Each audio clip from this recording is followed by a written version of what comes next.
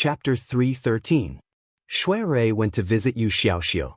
When he was free the next morning, he asked the steward to prepare a visiting gift and took some time to visit that uncle of his.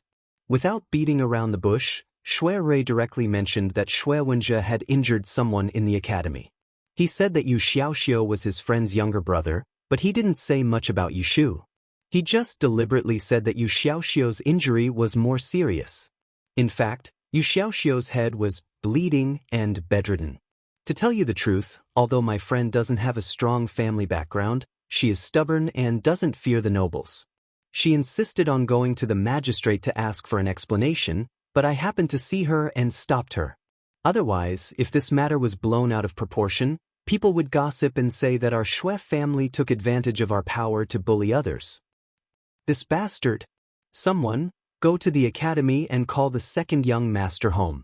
Just as Shui had expected, this cousin uncle of his that had a bad temper exploded into rage, and he sent people to the academy to get Shui Wenjie back on the spot. Shui tried to persuade him, "Don't be angry. Wait for him to come back and ask him. Maybe he will hurt someone." Shui knew the reason why Shui Wenjie fought with Yu Xiaoxiu, but he didn't say a word. Baichuan Academy was not far from the mansion, so a carriage was sent to pick him up. Shui sat down and drank 2 cups of tea before he came back. "Master, the second young master is back. Let him in." Shui turned around to look outside the door, and he saw a young man around the age of 15 or 16 walking in. The young man wore a pair of bright red boots, and he wore a brown and gold-colored cotton shirt. His complexion was white like jade, and his appearance was extremely good. However, his expression was impetuous, and he didn't seem to be someone great. Seeing this good-looking cousin, Shui vaguely felt that he was familiar, as if he had seen him before, but he couldn't remember where. "Father, are you looking for me?" Shui Wenjie was in the middle of class when he was called back.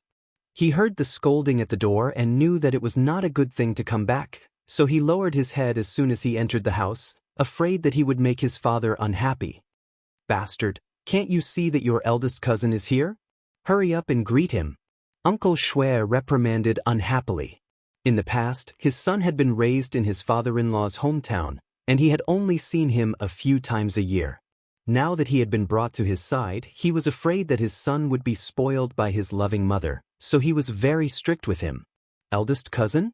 Shui Wenjie stared blankly for a moment, then his face stiffened.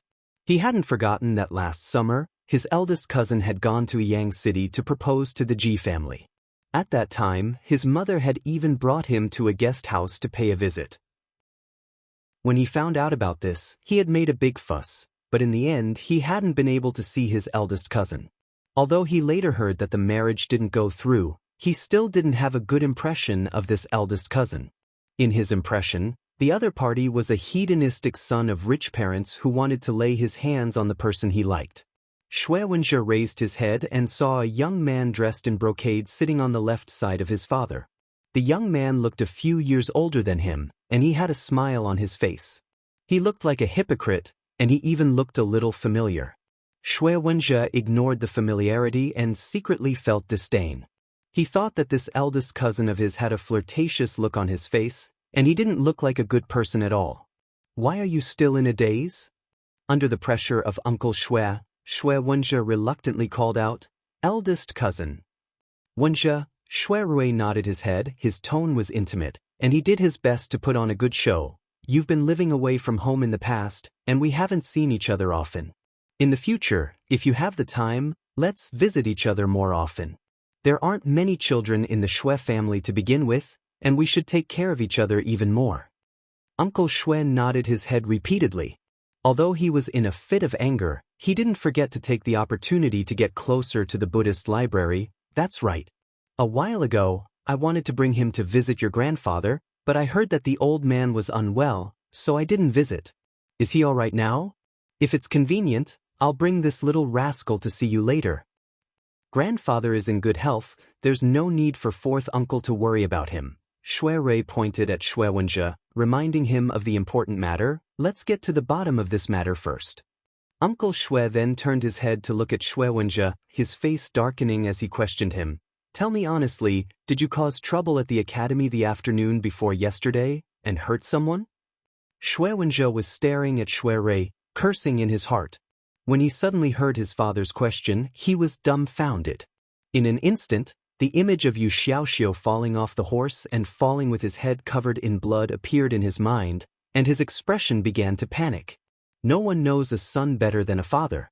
Looking at his son's expression, Uncle Shui knew that it was true and angrily slammed the table. "You dare not say a word after hurting someone? How dare you? Do you know that you almost killed someone? He's lying unconscious on the bed right now, and he's about to report you to the authorities to arrest you. Do you know that?" Shui Wenjie was frightened by these two sentences, and his face turned pale. He stammered, Father, I didn't do it on purpose. He fell off the horse himself. It has nothing to do with me. I didn't push him." Shui Rui frowned. Yu Xiaoxiu would not lie about this matter. It was clearly this Shui Wenjie who pushed him off the horse, and now he's still trying to quibble. Why does fourth uncle have such a disappointing son? Fourth uncle, I heard from that child's classmates that many people saw with their own eyes. It was Wenjie who hit him first and pushed him off the horse, Shui Rui said to Uncle Shui with a face of embarrassment. On the surface, it was obvious that he was worried for Shui Wenjie, but in reality he was trying to expose his lies. "You're talking nonsense." As soon as Shui Wenjie saw Shui Rui, his fear disappeared, and he said angrily with a red face, It was he who fell off the horse himself." "Shut up," Uncle Shui roared, and he glared at Shui Wenjie. "You unfilial son, you have no respect for your elders. Not only did you hurt someone, but you also dare to lie in front of your father. If I don't teach you a lesson today, sooner or later, you'll do evil things like murder and arson. Go get the family punishment. I'm going to teach this bastard a good lesson today." Shui Wenjie had seen the power of the family punishment. Seeing that his father was going to get serious, he was so scared that his legs softened, and he almost knelt down, but because Shui Rui was present, he didn't want to lose face in front of his rival in love, so he braced himself to resist. Fourth uncle, calm down, don't get angry." Shui Rui pretended to persuade a few words, but in fact, he was waiting for Shui Wenjie to be beaten, so that he could report to Yushu later. Not long after, the steward came with the family punishment, a horse stick as thick as 2 fingers. At the same time, Shui Wenjie's mother, Lu, also rushed over. "Master, why are you so angry? If there's anything, can't we talk it out? Why do you have to beat a child? Wenjie, quickly kneel down and apologize to your father." Lu must have known the temper of her uncle Shui, who cried as soon as he came over, so she hugged Shui Wenjie, hit him twice, and pushed him to kneel down. However, Shui Wenjie was stubborn, and he didn't lower his head no matter what, and he even said with grievance, "What kind of father is he? He left me outside for more than 10 years, and as soon as he came home, he beat me and scolded me. If he wants to beat me, then he can beat me. If he beats me to death, I want to see how he can have another son." His attitude was tantamount to adding fuel to the fire. Uncle Shui was originally putting on a show in front of Shui Rui to teach his son, but at this moment, he was truly enraged. He took 2 steps forward and grabbed the riding stick before hitting Shui Wenjie's body, and he cursed as he hit Shui Wenjie. Mrs. Lu cried as she tried to stop him, and the servants were at a loss of what to do. They didn't dare to pull their master back, and the room was instantly in a mess. Unfilial son. Master, please stop." "Mother, don't stop him, let him beat me to death." Seeing the situation, Shui Rui didn't rush forward to stop Shui Wenjie. He silently counted how many times Shui Wenjie was hit by the stick, and after he fell to the ground, he coughed and went forward to pull Uncle Shui back. He used a bit of strength to take the horse stick away, and gave it to the steward to take away, lest he really hurt someone, and that would be boring. Under Shui Rui's dissuasion and Lu's tears, Uncle Shui angrily stopped, and looked at his only son with love and hate. "Tell me, why did you hurt people?" "Wenjie, hurry up and tell me, don't make your father angry." Lu pushed his son and urged him. Shui Wenjie sat on the ground, clutching his shoulder in pain. His eyes were full of tears, and he said tremblingly, It's their fault, I didn't do anything wrong. They killed Xingxuan's grandfather and made her suffer." After listening for a long time, Uncle Shui still didn't understand what he meant, but Lu somewhat understood. A few days ago, the old master of the Ji family passed away, and someone was sent to their mansion to inform them. She remembered their old friendship, and the day before yesterday, she took Xue Wenjie to the right magistrate's residence to mourn. She also heard some inside information. It seemed that the Ji family was in trouble today, and they were framed. His son also liked the fourth miss of the Ji family, so he must have gotten into an argument with someone because of this. Stop talking, Lu was quick-witted, and quickly interrupted Xue Wenjie, lest his feelings for Ji Xingxuan be revealed, so she wiped her tears and said, "Master, it's this child's fault. Tomorrow, let him go to the family to apologize and apologize. It's my fault for not disciplining him strictly. If you want to punish him, I will listen. But nephew Gu is here, don't let him laugh at you." Xue Rui also said, "Fourth uncle, don't be angry, I have already persuaded my friend not to report to the authorities. As long as Wenjie apologizes to the family and prepares a generous gift, this matter will be over." Uncle Xue glared at Xue Wenjie fiercely and sighed to Xue Rui, "Thank you for coming here, otherwise I would have been kept in the dark. If this matter is blown up, it will be shameful. Tomorrow, I will let this bastard go to apologize to the family, of course. It will be the best if it can be reduced to a small matter." It wasn't that this cousin Uncle Xue was afraid of trouble.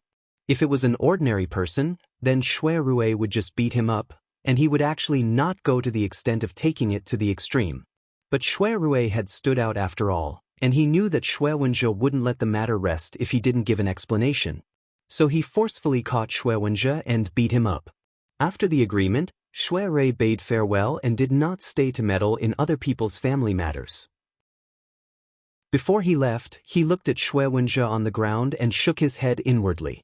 With this temper and style, even if he used the name of the Xue family, he would still be at a disadvantage when he walked in Ling City in the future. He could only hope that he would learn a lesson this time. After Xue Rui left, Uncle Xue sent him out, leaving only Xue Wenjie and his mother in the room. Lu called for servants to carefully help Xue Wenjie up and back to the room. She called for someone to call for a doctor, and after dismissing the servants, Lu Shi asked her son alone, "Wenjie, tell mother, the day before yesterday evening, mother brought you to the Ji family to mourn. Who told you that old Master Ji was killed by someone? Was it that girl Xingxuan who told you?" Xue Wenjie avoided the wound, grimacing in pain as he lay on the bed. He said unhappily, "Mother, it was not Xingxuan who said it. She doesn't like to speak ill of people behind their backs." Chapter 3:14. On the morning of the 27th day of the first lunar month, Lu took Xue Wenjie and followed Xue Rui to the Yu family to apologize. Uncle Xue didn't show up in person for the sake of his reputation, but he warned Xue Wenjie to apologize to them before he left. Xue Wenjie was beaten yesterday. Although he was very unwilling, he knew that he had to go, so he could only go with Lu with his head drooping. Yushu had received a notice from Xue Rui yesterday afternoon. Knowing that someone would come during the day, she put off the matter of picking up Aunt Cui and specifically waited for Xue Wenjie. He Fangji went to the medical center early in the morning. Zhao Hui went back to her room to sleep after breakfast. Yu Xiaoxiu drank his medicine and lay in bed. At this time, Yu Shu was in charge of the family alone. She didn't tell Zhao Hui and her husband about the inside story of Yu Xiaoxiu's broken head, so she could solve this matter without them. The sun had just risen, and a ray of light shone through the door of the north-facing south living room. Yu Shu was wearing a loose robe and her hair was tied up in a bun. She sat on the master seat and looked coldly at the mother and son standing in front of her. Xue Rui, on the other hand, stood at the side and acted as a peacemaker. He stated the purpose of his visit today, and Mrs. Lues pushed Xue Wenjie's shoulder and asked him to apologize and admit his mistake. Xue Wenjie's eyes reddened the moment he saw Yu Shu, and there wasn't a trace of guilt on his face. Instead, he looked like a fierce dog that couldn't wait to pounce and bite her. Her son refused to speak, so Lu said awkwardly, "Miss Yu, Wenjie didn't hurt your younger brother on purpose. It was a mistake. He is still young and ignorant. I hope you don't take it to heart. I heard that your younger brother was seriously injured. How is he now? Is it convenient for me to see him?" Yu Shu stood up and glanced at Xue Wenjie. She said in a deep voice, My younger brother was lucky to escape this disaster. Now he is lying in bed and can't move. If Madam wants to see him, please come with me. After that, she took them to Yu Xiaoxiu's room in the backyard. Lu was originally doubtful about Yu Xiaoxiu's injury, but when he saw Yu Xiaoxiu lying on the bed with a pale face and the shocking red gauze on his head, his face turned pale on the spot. He thought that his son almost died, so he was shocked and scared. Shui Wenjie also had a guilty look on his face. Yu Shu only let them look at the door for a while, and then she took them out to the outer room to talk. She didn't want to disturb Yu Xiaoxiu's rest. Madam, you can see that my younger brother has been unconscious and bedridden since he was sent home the day before yesterday. If it wasn't for my godfather's proficiency in medicine, he might have died. I won't hide it from Madam, I am very angry. I originally wanted to go to the officials to seek justice. Your Shui family is a big and powerful family, and I can't afford to offend them. However, I lost my father when I was young, and I only have this younger brother to rely on. If something really happens to him, I won't have anything to live for. What's there to be afraid of? Although he knew that Yu Shu was putting on an act, Shui Rui couldn't help but frown when he heard the end of her story. As a woman, Lu was naturally more soft-hearted. When she heard Yu Shu's sorrowful words, she felt a bit of sympathy. She blamed herself even more. She reached out and hit Shui Wenjie twice and scolded, "You evil creature, you still haven't apologized to Miss Yu." Shui Wenjie stammered and reluctantly said, "I didn't mean to hurt him. I'm sorry." Seeing his attitude that was asking for a beating, Yu Shu's eyes flashed and she coldly snorted, "My younger brother is lying in bed right now. Do you think you can get away with just an apology?" Shui Wenjie's face stiffened. Just as he was about to get angry, Lu hurriedly interrupted, "Miss Yu, I brought a lot of medicinal herbs and tonics today. I hope you can take them and take care of your younger brother's body. If you need anything in the future, just send someone to our residence to get them." Yu Shu had a disdainful expression. "Madam, you look down on our family too much. My godfather is a doctor and has been given the title of Magical Hands and Loyal Heart by the Emperor. My maternal uncle is the deputy manager of the Tai Heng Chamber of Commerce. Our family doesn't lack medicinal herbs. Hurry up and take the things you brought. Our family doesn't lack these things." When Lu saw how stubborn Yu Shu was, he awkwardly turned his head and cast a pleading look at Shui Rui, indicating for him to help. If it was an ordinary person, as the wife of the Shui family, she wouldn't beg others in such a low voice. However, on the way here, she had heard Shui Rui talk about Yu Shu's background.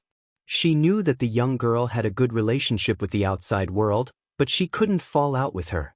She could only use the soft approach and not the hard approach. Shui Rui coughed and persuaded in a timely manner. "Shu, Big Brother knows that my little cousin brother is in the wrong in this matter. With little Xiu's current state, it's natural for you to be angry and hateful in your heart. But can you give me face and not pursue this matter any longer? We'll deal with it as we should in private." Yu Shu looked at him and said to Lu, "For the sake of my eldest brother, I cannot argue with you. However, there is something that Madam must tell me today." Seeing that she had relented, Lu hurriedly said, "Miss Yu, please speak." Yu Shu turned her gaze to Shui Wenjie and asked with a frown, "I heard from Xiaoxiu's classmate that your son had an argument with my younger brother the other day. He claimed that we were ungrateful and that I was the one who killed Lord Ji of the Right Magistrate's estate. I want to ask your son who was the one who talked nonsense in front of him and urged him to seek revenge on my younger brother." Yu Shu dared to guarantee that this matter had something to do with Ji Xingxuan. Otherwise, how could an outsider like Shui Wenjie know about the private affairs of the Ji family? Shui Wenjie kept a straight face and didn't say anything. Lu was annoyed that his son was muddle-headed. After a moment of hesitation, he said, "Miss Yu, please don't blame him. Wenjie grew up in the south. Because his maternal grandfather's family has a good relationship with the Ji family, they usually get along better. 2 days ago, I went to the Ji estate to pay my respects and brought this child with me. He probably heard the gossip of the servants in the estate, which is why he had this misunderstanding." This Lady Shui's words were watertight and Yu Shu couldn't find any flaws. However, at this time, Shui Wenjie muttered, "What misunderstanding?" She was obviously the one who framed the good guy. His voice wasn't loud or soft, so both Shui and Yushu heard it. The latter immediately pulled a long face and sneered, "What is Sir Shui saying? Why don't you speak louder? I didn't see you being polite when you were hurting people, but now you're acting like a turtle hiding in its shell." Shui Wenji's face turned red. After enduring for a long time, he finally broke down because of Yushu's insult. "I said that you were the one who killed him. You're an ungrateful person. What's wrong with that?" After Shui Wenji shouted, the room became quiet. But before Mrs. Lu could reprimand Shui Wenji, she raised her hand and fiercely slapped his face. Slap. Slap. One slap wasn't enough, so how could Yushu let go of this opportunity? While they were still in a daze, she slapped Shui Wenji's face again. She had a lot of strength in her hands, so the two sudden slaps stunned Shui Wenji. He tilted his head and covered his burning cheek, not knowing how to react. The corners of Shui Rui's mouth twitched a couple of times as he helplessly looked at Yushu. He knew that she wasn't willing to suffer even the slightest loss. "Wenji!" Lu cried out in alarm and hugged his son. As he looked at his son's face, he turned his head and angrily said to Yushu, "Miss Yu, what are you doing? You've gone too far." Yushu shook her numb hand and looked at Shui Wenji's cheek, which had instantly become red and swollen. She felt a lot better in her heart and bluntly said to Lu, "Compared to what your son has done, the 2 slaps I gave him are light. He hurt my younger brother first and then slandered me. How can I tolerate him? These 2 slaps are for my younger brother. Although it's not as painful as what he has suffered, I won't pursue the matter of him hurting my younger brother for the sake of Madam's concern for your son. I hope that Madam will teach him well when you go back, so that he won't cause trouble in the future and harm others and himself. You can leave now. I still need to take care of my younger brother, so I won't see you out." Yushu reached out with one hand to the door and impatiently began to chase them away. She had slapped someone's son's face in front of their mother and still spoke in such a righteous and magnanimous manner. It was likely that only Yushu would do something like this. "You dare to hit me?" Shui Wenji finally reacted. His face and ears were red as he glared at Yushu with a pair of ox eyes that were spewing fire. "Wenji, shut up." Lu gritted his teeth and scolded. He grabbed Shui Wenji and glanced at Yushu with a dark expression. Then he led the servants outside the door and dragged the furious Shui Wenji away. Shui Rui didn't leave with them. He stood at the door and watched them leave. Then he turned his head and said to Yushu, "Why did you do this?" He originally wanted to let this matter be resolved amicably, but she deliberately offended someone, as if she did it on purpose. Yushu sat down and took a sip of tea. Her angry expression changed and she calmly said, "You also saw it. He asked for it. It's not like you don't know my temper." If it wasn't for Shui Rui's face, she wouldn't have let Shui Wenji off so easily. She only slapped him twice. Shui Rui shook his head. He didn't know what to do with her. He walked to sit opposite her and said, "My cousin is very insensible. He must have been instigated by someone. That's why he made things difficult for Xiaoxiu." Shui Rui didn't say who it was. Yushu already knew who it was. She sneered, "I was still hoping that he would be peaceful for 2 days. Who would have thought that he would find trouble for me so soon? It seems that if I don't let him go, he won't let me go either." It's not like Yushu didn't suffer from Ji Xingxuan. She was always caught off guard. It really made her angry. Today, she slapped Shui Wenji twice. Half of it was because of Ji Xingxuan. Shui Wenji deserved to hit the muzzle. Shui Rui didn't want to see her angry because of this matter. So he changed the topic. "Oh, right. Didn't you say that you found a house for your mother? Is it ready?" Yushu said, "I want to go and have a look today. When it's ready, I will bring my mother in." "Right.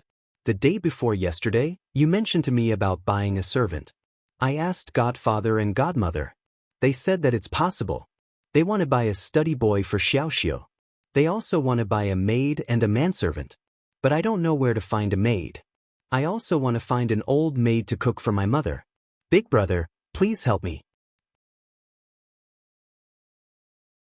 Chapter 315.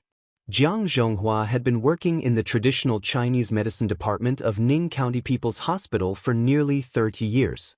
Now that he was an associate chief physician, he was a bit tired. Ning County People's Hospital mainly focused on Western medicine. Due to the relevant regulations, they had to set up a traditional Chinese medicine department, but they didn't pay much attention to it. So the patients who came to see the doctor were basically the old, weak, and disabled who couldn't afford the expensive medical fees. After all, the price of the common medicinal materials of traditional Chinese medicine was much lower than those who used intravenous drips, chemotherapy, and surgery.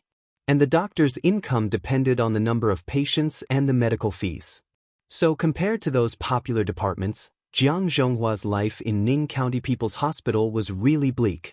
So he always hoped that he could be transferred to Ning County People's Hospital or Guan City People's Hospital, but he didn't have a strong connection. Although Ning County People's Hospital was under the jurisdiction of the health system, and Luo Han didn't have a strong backer in the health system, Luo Han's backer was the current secretary of the provincial party committee, who was also a senior official in the health system of the province. Therefore, Jiang Zhonghua had every reason to believe that if he took good care of Grandpa Xian this time, he could successfully build a connection with the Xian family and further gain Luo Han's favor. Maybe Luo Han would be happy and use his own connections to transfer him from Ning County to Guan City?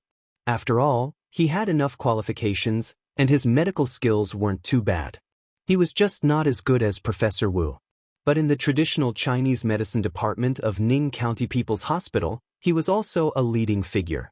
Moreover, Jiang Zhonghua clearly remembered that when Luo Han came in, he said that Grandpa Xian's illness would only be treated by Professor Wu from tonight to tomorrow morning, but after that, he still had to rely on Jiang Zhonghua.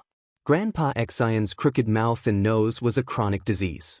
When Professor Wu came, he only carried out the first and most important emergency treatment to suppress the symptoms. But as the saying goes, getting rid of diseases is like pulling silk. This kind of disease couldn't be completely cured in a day or two. After all, Professor Wu was a professor in Shanghai Chinese Medicine Hospital, and he had to see a lot of patients, so he couldn't stay in Ning County for too long. Therefore, Grandpa Xian's recuperation still depended on Jiang Zhonghua. Therefore, as long as he took good care of Grandpa Xian and successfully made friends with Luo Han, there would be hope for him to advance. At this moment, traditional Chinese medicine Dr. Jiang was incomparably glad. He was glad that in front of Brother Bao just now, in order to protect Uncle Liang who stole the immortal spirit spleen wine, he had done his duty as a doctor and also boldly proved Luo Han's explanation, slightly gaining Luo Han's favor and laying a good foundation for him to get closer to Luo Han. Therefore, after making a promise to Luo Han, traditional Chinese medicine doctor no longer had any scruples. After turning around, his footsteps were more powerful and brisk than before. His old face also became lively, positive, and confident from the original calmness. Sure enough, it didn't take more than 8 minutes. Jiang Zhonghua medicine doctor led 2 beautiful female nurses to bring the 2 bowls of black, steaming medicine that Professor Wu had ordered. Only then did Luo Han knock on the inner door, informing Uncle Liang that the danger had passed. Perhaps Uncle Liang had already heard the commotion outside from his room, so he immediately opened the MDF door, which wasn't very thick. An embarrassed smile appeared on his face. "Xiao Luo, Xiao Chen, I've really troubled you too this time." Then, Uncle Liang glanced at the 2 young men who were still standing at the door. His eyes suddenly lit up. "Oh, I didn't expect you to have such a unique skill, Xiao Luo." Luo Han felt that Uncle Liang's way of doing things was a little different from Uncle Xian and Uncle Xin. He was quite free and unrestrained, so he immediately smiled modestly. "It's nothing. In fact, it's mainly because they were too careless." He then looked into the room and saw Dr. Wu, who was calmly putting the golden needles into the needle bag. "Uncle Wu, the medicine is ready. Do you want to drink it now?" After putting away all the golden needles, Dr. Wu calmly turned around and nodded with satisfaction. "The patient's physical condition is good, so the most dangerous moment has passed." Luo Han subconsciously looked at Big Boss Xin who was lying on the bed. Sure enough, the crooked mouth, nose, and eyes on the old face had returned to their original positions. There was a serene red color on his face, and his breathing was quite stable. There was no sense of urgency or difficulty like when he first saw him. Last time, when Luo Han delivered medicine to Hu Baifeng's father-in-law, he didn't go to the ward after Dr. Wu's treatment, so he couldn't compare. However, just from the serene face and the steady breathing, Luo Han felt that the medicine should be good. However, Dr. Wu looked at Uncle Yang approvingly. "You're quite fast. Let the patient drink the bowl of medicine first, and after a quarter of an hour, when the medicine takes effect in the patient's body, pour a cup full of immortal spirit spleen wine into a small porcelain cup and feed it to him. Then, every 6 hours, drink it according to this method. If there are no accidents, he can be discharged in a week." Hearing this, whether it was Uncle Liang, Uncle Xian, or second Uncle Xin, they all showed a bit of joy on their faces. Aunt Xin couldn't help but exclaim, "Oh, this is really amazing. I heard that there were people in our village who had this disease before, and it would take at least a few days for them to get better, and 2 weeks for them to be discharged. Just now, Dr. Jiang also said that it would take about a month." Dr. Jiang smiled at the side. "In fact, if the medicine is right, the normal crooked mouth and nose will obviously get better in a few days, and basically, he can be discharged in 2 weeks. However, your father is a little old and he has been stimulated, so there are other hidden dangers in his body, so I just said a few more days. However, Professor Wu's medical skills are superb, so it's normal for him to be cured in advance." Chen Xiao glanced at him with a faint smile. "I understand what you mean, Dr. Jiang. Logically speaking, a month's recuperation is actually not too long. However, my grandfather is not used to staying in the hospital, so we are naturally happy that there is a better way." Chen Xiao naturally knew that Dr. Jiang must have made a false statement about a month's time. However, when Dr. Jiang was facing the 2 young men, he still did his duty as a doctor, so Chen Xiao only vaguely pointed at him. The Xian family was not a rich family, and their financial situation was just average, even in the village. They were also used to being diligent and thrifty. A month's hospitalization fee in the People's Hospital of Ning County was at least tens of thousands. Even if Grandpa Xen could really afford it, how could he be willing to pay so much? Dr. Jiang just smiled embarrassedly. In the early morning, Yu Shu sat beside Yu Xiaoxiu's bed, holding a bowl to feed him medicine. Yu Xiaoxiu had been lying in bed for 3 days, and his face finally had some color. Except for the occasional dizziness that he couldn't move, it was not a big deal. "Sister, are you still going to see Mother today?" Yu Xiaoxiu asked.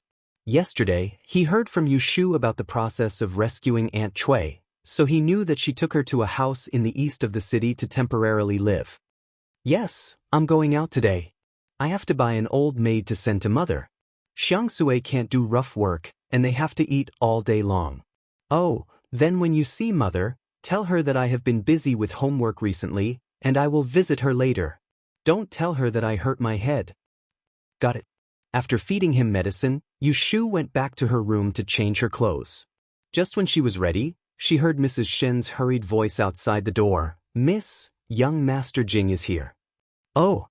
Yu Shu stroked her collar and turned around. She walked out with some surprise and went to the front yard to meet someone. She thought that Jing Chen had come at the right time. She was about to ask him for some knowledge on Yi Shui. When she arrived at the door of the living room, Yu Shu looked inside and saw the person sitting in the living room. Her eyebrows trembled slightly. Jing Chen didn't come alone, and he brought someone with him. "Xiaoyu." As soon as Jing Chen saw Yu Shu, he stood up from the chair. Shui Yun, who was looking around the living room, turned her head and smiled at Yu Shu with him. "Miss you." "Miss Shui." Yu Shu nodded at the little junior sister Shui Yun and said to Jing Chen, "Why did you come to see me today? What's the matter?" Jing Chen said, "I came to tell you that I will be moving to the princess estate tomorrow. There will be a banquet at the princess estate the night after tomorrow, and I invite you to attend."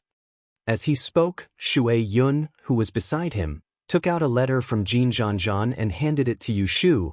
"This is the invitation to enter the estate that day. Miss, you must be there." Yu Shu looked at the invitation that was handed to her, and the corner of her mouth twitched. She didn't know why, but she felt a little uncomfortable.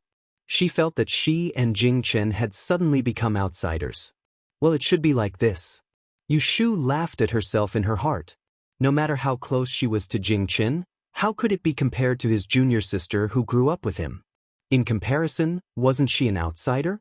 Yes, I will be there. Yu Shu accepted the invitation. The group of thieves who murdered Jing Chen hadn't found any clues yet. Although Jing Chen now had the protection of the imperial family, she was still worried. There must be a lot of people attending the banquet at the princess estate. She had to go and take a look. Maybe there were people who wanted to harm Jing Chen among them. Does Miss Yu have anything else to do later? Shui Yun suggested. If you're not busy, let's stroll around the capital together. Last time we went on a night trip, you couldn't come because you had something to do. You should be free today, right? Yu Shu looked at her, and then looked at Jing Chen. Seeing the latter's expectant face, she couldn't bring herself to refuse. She had a lot of things to do here, so she didn't have the time to go out and play. Moreover, it would be awkward for the three of them to go together. Jing Chen could see that Yu Shu was in a dilemma. He also saw that she was neatly dressed and looked like she was about to go out, so he asked, "Do you have something else to do?" Yu Shu nodded. "There aren't enough servants at home, so I need to buy a few servants. I can't go shopping today.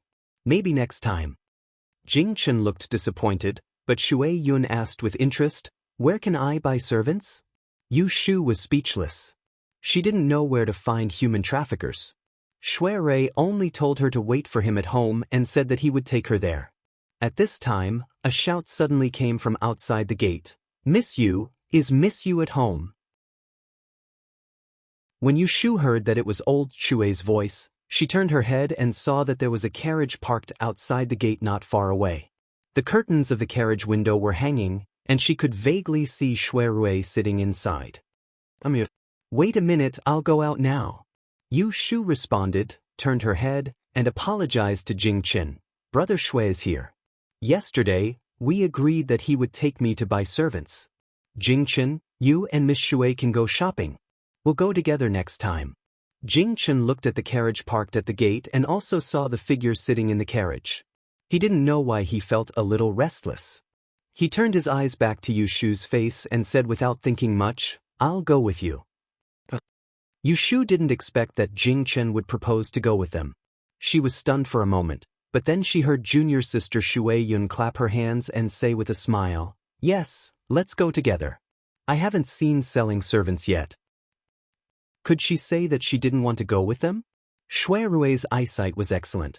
Sitting in the carriage, his sight passed through the small open space in the front yard and directly saw the movement in the living room. He saw that Jing Chen and the junior sister from Dragon Tiger Mountain were there. He didn't know what they were talking about with Yu Shu. After a while, the three of them walked out together. "Big brother." Yu Shu stood under the window, pointed at the two people behind her, and winked at him secretly. "Jing Chen came to send me an invitation. Where are we going later? If it's convenient, can we take them with us?" Yu Shu's original intention was to let Shui find an excuse to refuse. She was going to do business, and she didn't want to play with junior sister Shui. She didn't know whether Shui understood her meaning or not. He looked at Jing Chen and smiled gently. "Greetings, Daozi. How are you these days?" Jing Chen nodded and greeted Shui. He was not good at saying polite words, so he just said, "N." Shui used one hand as a pillow on the windowsill and said intentionally or unintentionally, "Shu and I are going to the offering house in the west of the city to pick some servants.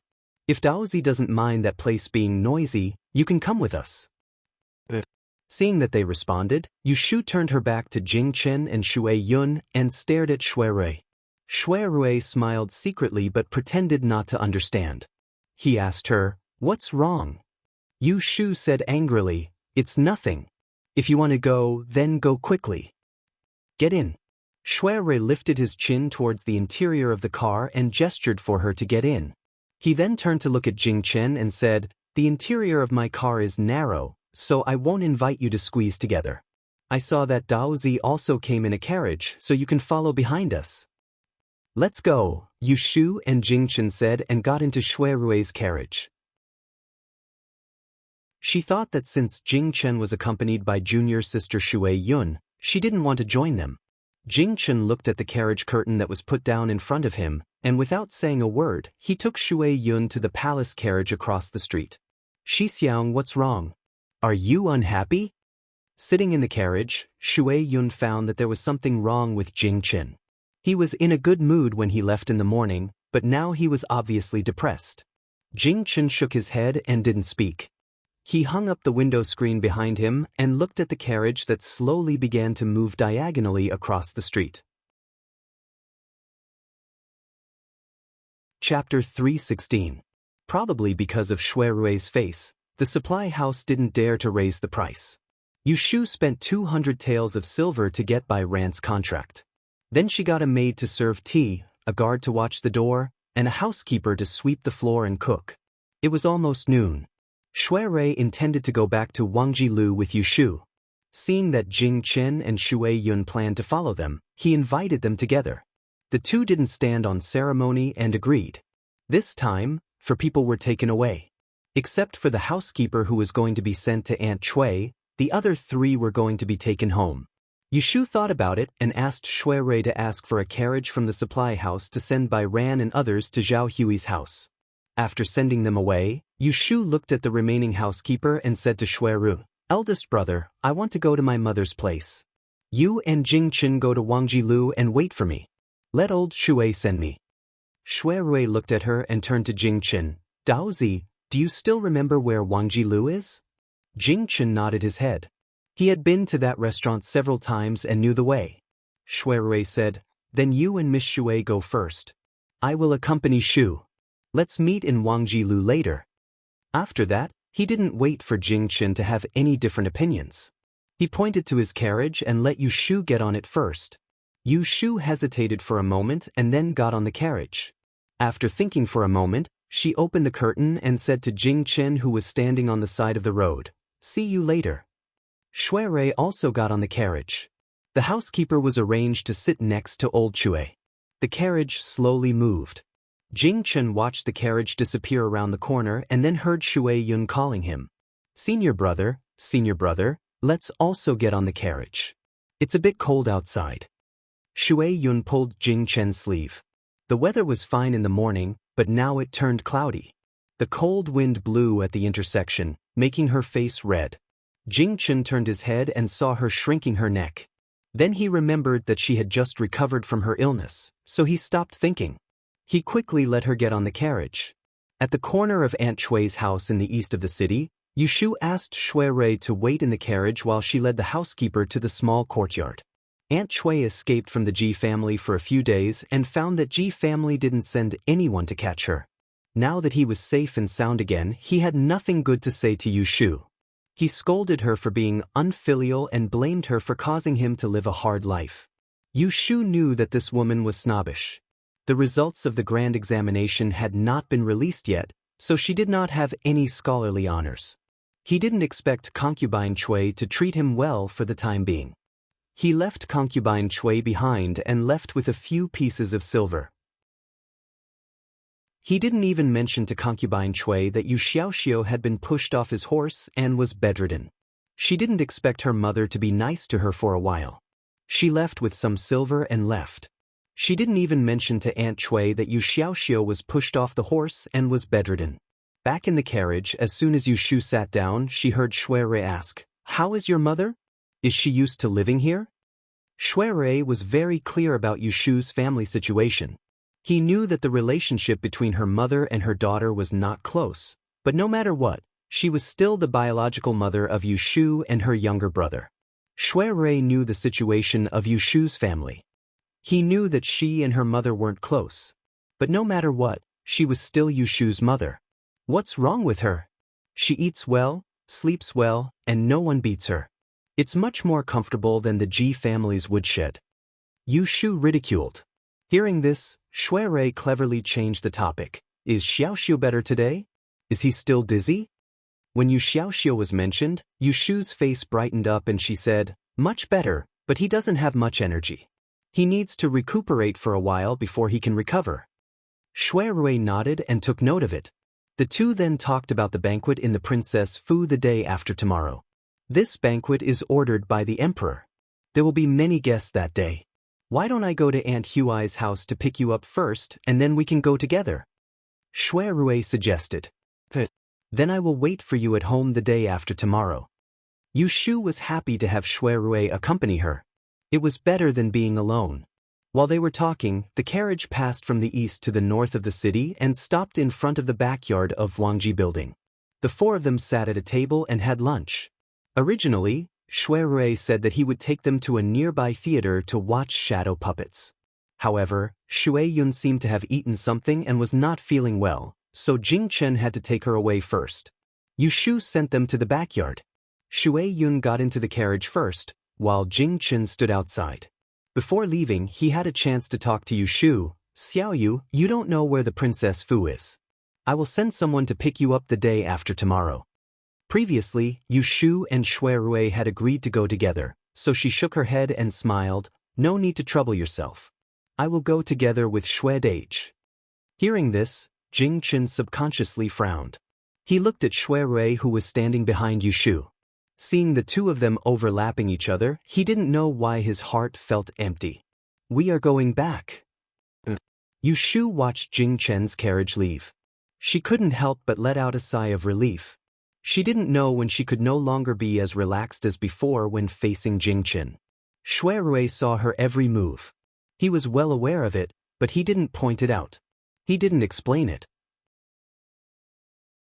He was waiting for Yu Shu to look down on their relationship and wait for the best time to make a move again. Let's go in. Since we are here, I will check the account. She turned around and said to Shui Rui. The two of them went back to the restaurant one after the other. Shui Rui slowly followed her to the second floor with his hands behind his back. Shui Rui planned to have dinner with Yu Shu and then send her back. But in the middle of the afternoon, his subordinates came to Wangji Building in a hurry. Shui Rui was not a person who would forget his private affairs for the sake of public affairs. He immediately said goodbye to Yu Shu and went back to the Supreme Court with his subordinates.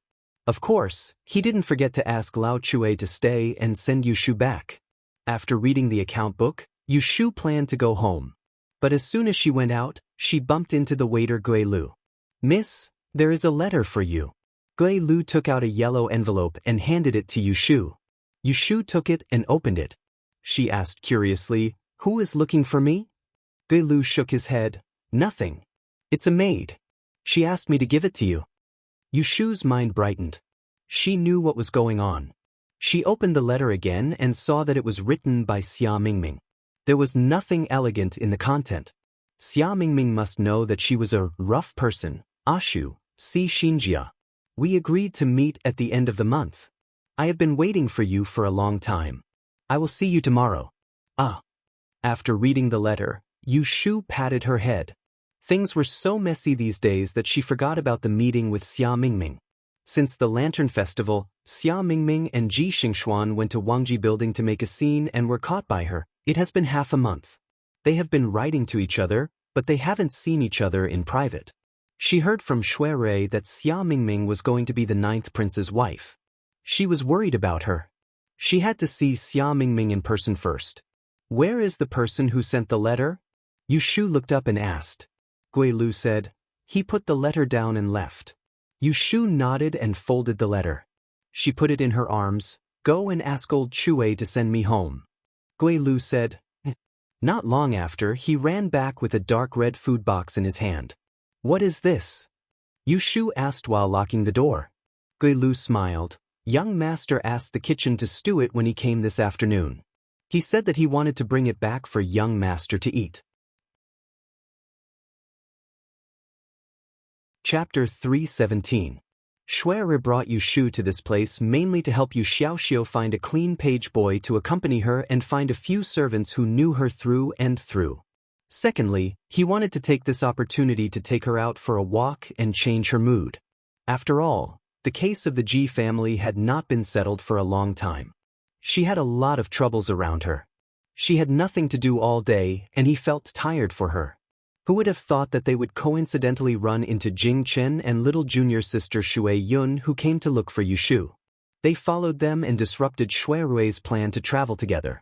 But at the very least, she was now in his carriage and sitting in front of him. Is the princess mansion repaired? Shui Rui held his arm and pointed at the banquet invitation in Yu Shu's hand with his eyes. It was the one that Shui Yun had just given her in the living room. Without asking, he could guess what kind of banquet it was. Yu Shu nodded absent-mindedly and said, Jing Chen will move from the palace to the princess mansion tomorrow. The banquet will be held the day after tomorrow. Why didn't you receive the invitation? As the only biological son of Yun Hua Yi and the late Princess Royal, Jing Chen had gone through many difficulties to reach the capital city. Ever since he entered the palace and met the emperor, he had been showered with love and care. The huge mansion that Princess Liyue had left behind was bestowed to this nephew of hers. Some time ago, it had been renovated and was only waiting for its master. Shui Rui smiled and said, I wasn't able to trouble Daoist disciple to personally come and invite me. I presume the invitation was sent to the estate early this morning, but I wasn't able to obtain it because I slept in the Forgotten Opportunity Pavilion last night. As he spoke, he reached out his hand and pressed the cuffs of his sleeves, which were embroidered with gold thread, until they were smooth, revealing a small portion of the snow-white lining. Yu Shu understood and gave him the banquet invitation. She came to her senses and asked, By the way, you haven't told me where we are going today. Shui Rui opened the invitation and answered, There is a residential house in the west of the city. I think you must have heard of it before. After listening to Shui Rui's general explanation, Yu Shu asked curiously, According to what you said, this residential house is opened by the imperial court. Although it was said that when in Rome do as the Romans do, Yu Shu had only been an ancient person for a year. She hadn't started from scratch yet. She was still a stranger to the world. She was still very unfamiliar with the world. Otherwise, she wouldn't have been unable to find a servant. Shui Rui nodded. Thinking of what happened in the residential house, he just smiled and didn't elaborate. Yu Shu saw that he didn't want to say more, so she didn't ask again. She turned to care about other things. Eldest brother, what kind of study companion do you think I should find for Xiaoxiu? Is it someone older or younger? In Yu Shu's view, this servant was not only a nanny for Yu Xiaoxiu, but also a playmate. She must pay attention to it, so as not to lead the only child of the Yu family astray. Of course, it was better to find someone older and sensible. Yu Xiaoxiu was 12 years old this year, so finding someone 13 or 14 years old was enough. Don't worry, when we get there, you can choose one that you like. Shui Rui took a look at the time written on the banquet card and returned it to Yu Shu. He then turned around and took a glance through the window that was covered with green muslin at the back of the carriage. A horse carriage was following closely behind them. It wasn't far from Zhao Hui's house to the residential house. It was only a short distance, but Yu Shu hadn't been here before. On the way, they passed by several bustling streets and saw people selling snacks on the roadside. When the fragrance floated into the carriage, Shui Rui would ask the coachman Lao Chue to stop. He would bring 1 or 2 dishes for Yu Shu to taste. They also passed by Willow Bank Lake. There were spring flowers. Shui Rui would ask the carriage to slow down for Yu Shu to see, which wasted a lot of time. The journey that was supposed to take less than an hour had not even arrived after 2 hours. It was unknown whether Shui Rui did it intentionally or unintentionally, but he did not pay much attention to the people following behind him. Thus, along the way, the 2 carriages were separated by each other. Jing Chen only sat sideways next to the window, relying on his hearing ability to faintly hear a few conversations and laughter in front of him, but he did not see anyone. Xixiang, the weather is getting warmer and warmer. It's a good time to go out and explore the spring. I heard from Chong Yun that there are several Taoist temples outside the city. Why don't we find a day to visit them? Jing Chen answered. Shui Yun held her snow-white face with her hands and looked at the scenery outside the window. She then looked back at Jing Chen and smiled brightly. Now that you have the Ode of Longevity to protect you, you don't have to be careful anymore. You don't have to be afraid that Kate Xing will attack you all the time. Hee Xixiang, it's so good to sit face to face with you like this. These words inadvertently revealed Jing Chen's strange and unknown secret. This sister apprentice who had been looking for him all the way from Dragon Tiger Mountain actually knew it. Hearing her sigh and thinking of the time in the mountain, a smile appeared on Jing Chen's handsome face. He turned his head to look at Shui Yun and slowly said, Shu allows you to go down the mountain to cultivate. Don't always think about playing around. After the banquet at the Princess Fu, I will ask His Majesty to send you to the Celestial Commissioner. Cultivating is the right thing to do. I know. Shui Yun pouted. Her black and white eyes turned half a circle. She whispered, "Of course I remember the right thing." As they were talking, the group finally arrived at the Celestial Commissioner's courtyard. The two carriages stopped on the opposite side of the street. Jing Chen got off the carriage and turned his head to see the carriage in front. Shui Rui was standing outside the carriage with one hand protecting the side of the carriage. Yushu didn't need anyone to help her. She jumped down and stood firmly. She raised her head and said something to Shui Rui before turning to look at him. There was still a smile on her face. It was obvious that she was in a good mood. The main gate of the Celestial Commissioner's courtyard opened to the north. There was a row of old poplar trees in front of the gate. Two neat and tidy manservants stood inside the gate, welcoming people in and out. "Is it here?" Jing Chen and Shui Yun walked forward and asked. Shui Rui nodded and led the three who had not seen the world into the main gate. He waved to a manservant who followed and walked towards the east courtyard with familiarity. The outside of the Celestial Commissioner's courtyard looked like an ordinary luxurious residence. There were no pavilions on the inside. There were long corridors that led to flower halls and tea rooms. Along the way, Yushu saw several people dressed as stewards leading 2 or 3 or 5 clean and tidy people into different rooms. But because there were flower curtains hanging in front of the doors, she couldn't see what was going on inside. At the corner, there was a tea room with a bamboo curtain hanging in front of the door. It seemed different from the room they had seen along the way. Shui Rui stopped and reached out to push the curtain open. He first invited Jing Chen and Shui Yun to enter before walking in with Yushu. There was no one in the tea room. It was spacious, but the windows were bright and clean. There were no furnishings except for tables, chairs, and 2 paintings on the wall. Shui Rui gestured for them to sit down. Shui Yun sat next to Jing Chen. Yushu walked around the room before sitting on the empty armchair next to Shui Rui. She asked in confusion, "We are just sitting here. Don't we need to call someone to greet us?" Chapter 3:18. Yushu's group of 4 sat and waited for a while in a tea room in the consecrator courtyard. 2 cups of tea were exchanged before a middle-aged manager with hair and a brown fur collar walked in hastily, and he swept the room with a calm and collected expression before wiping off the sweat on his forehead. He felt strange in his heart that there were so many people here, yet he didn't know that the other 2 were here to join in the fun. He bowed toward Shui Rui and apologized. "I'm late, Lord Shui, please don't take offense."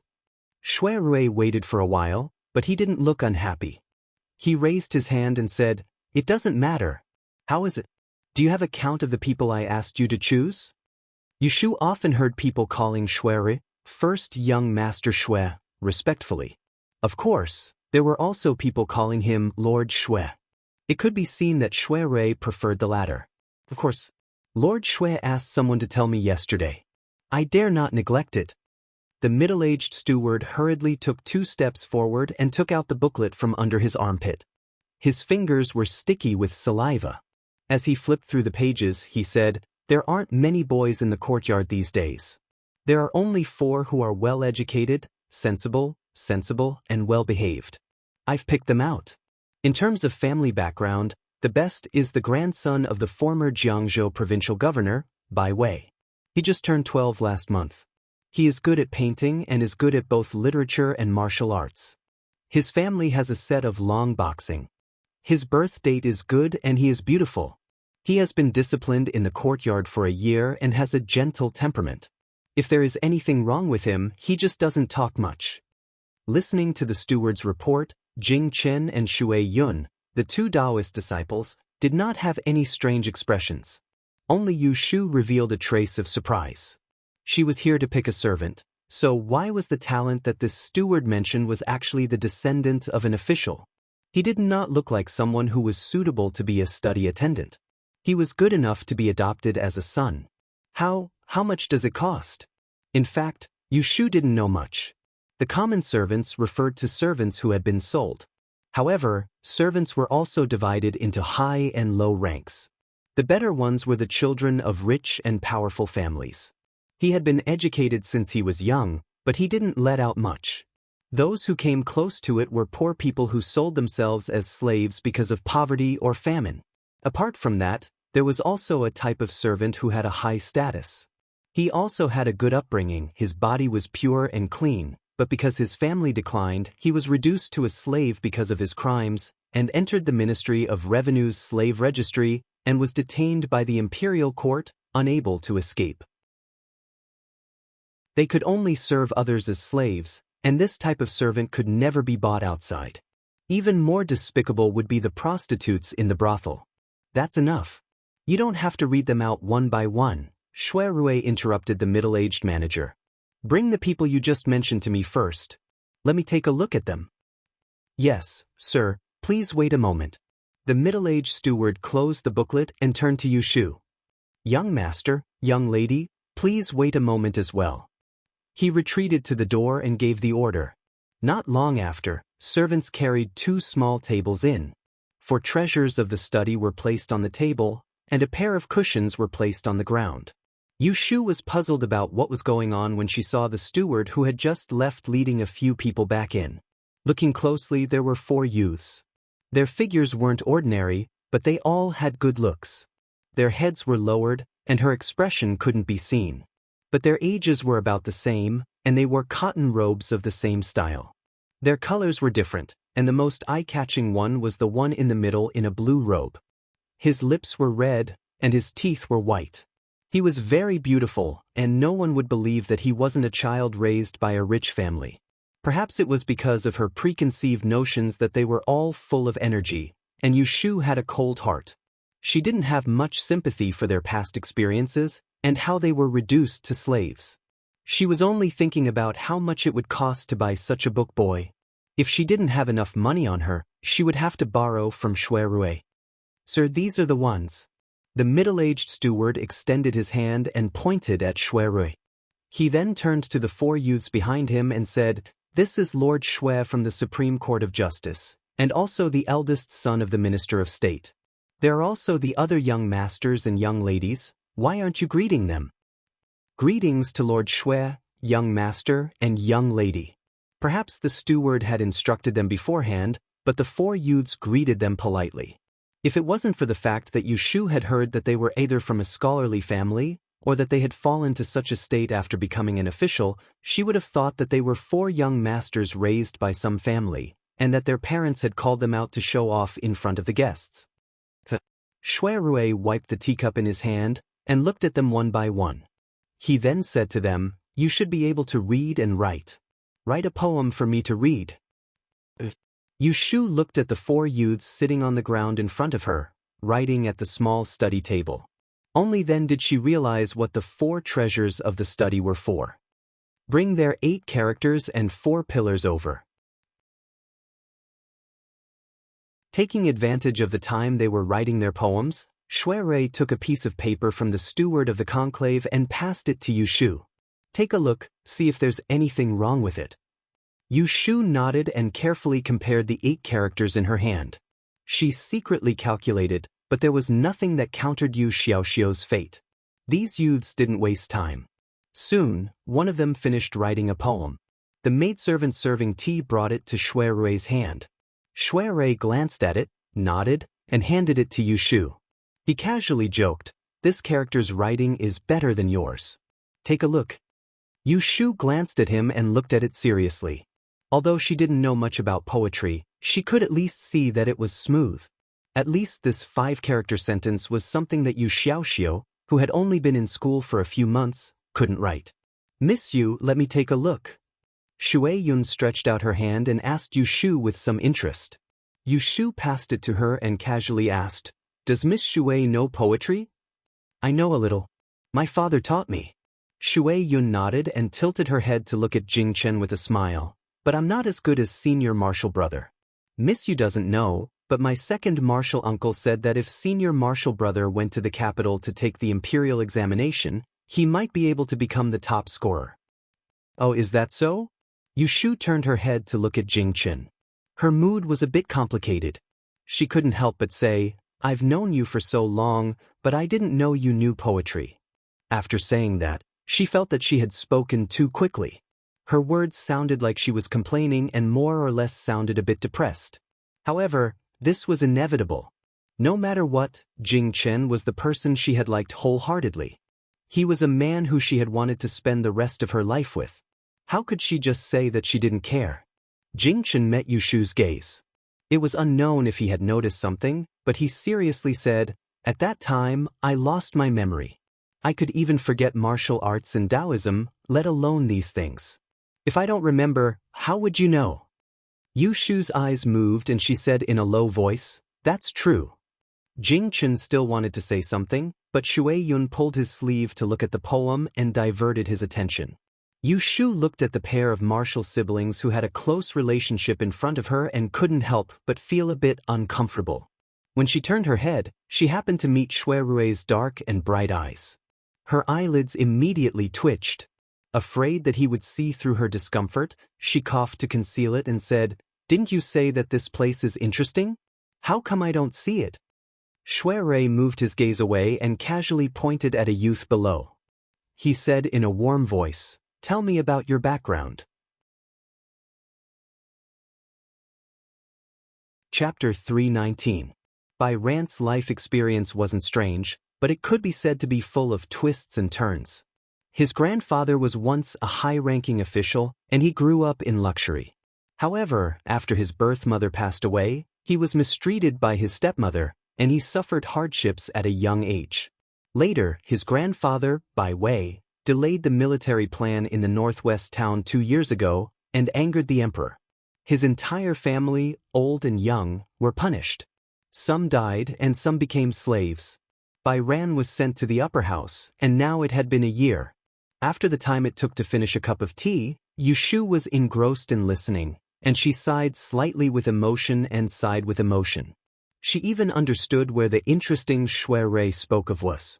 Presumably, every single one of these young masters that had met with misfortune had a story to tell, and these stories of real people and events were much more interesting than those fake dramas fabricated by storytellers in tea houses.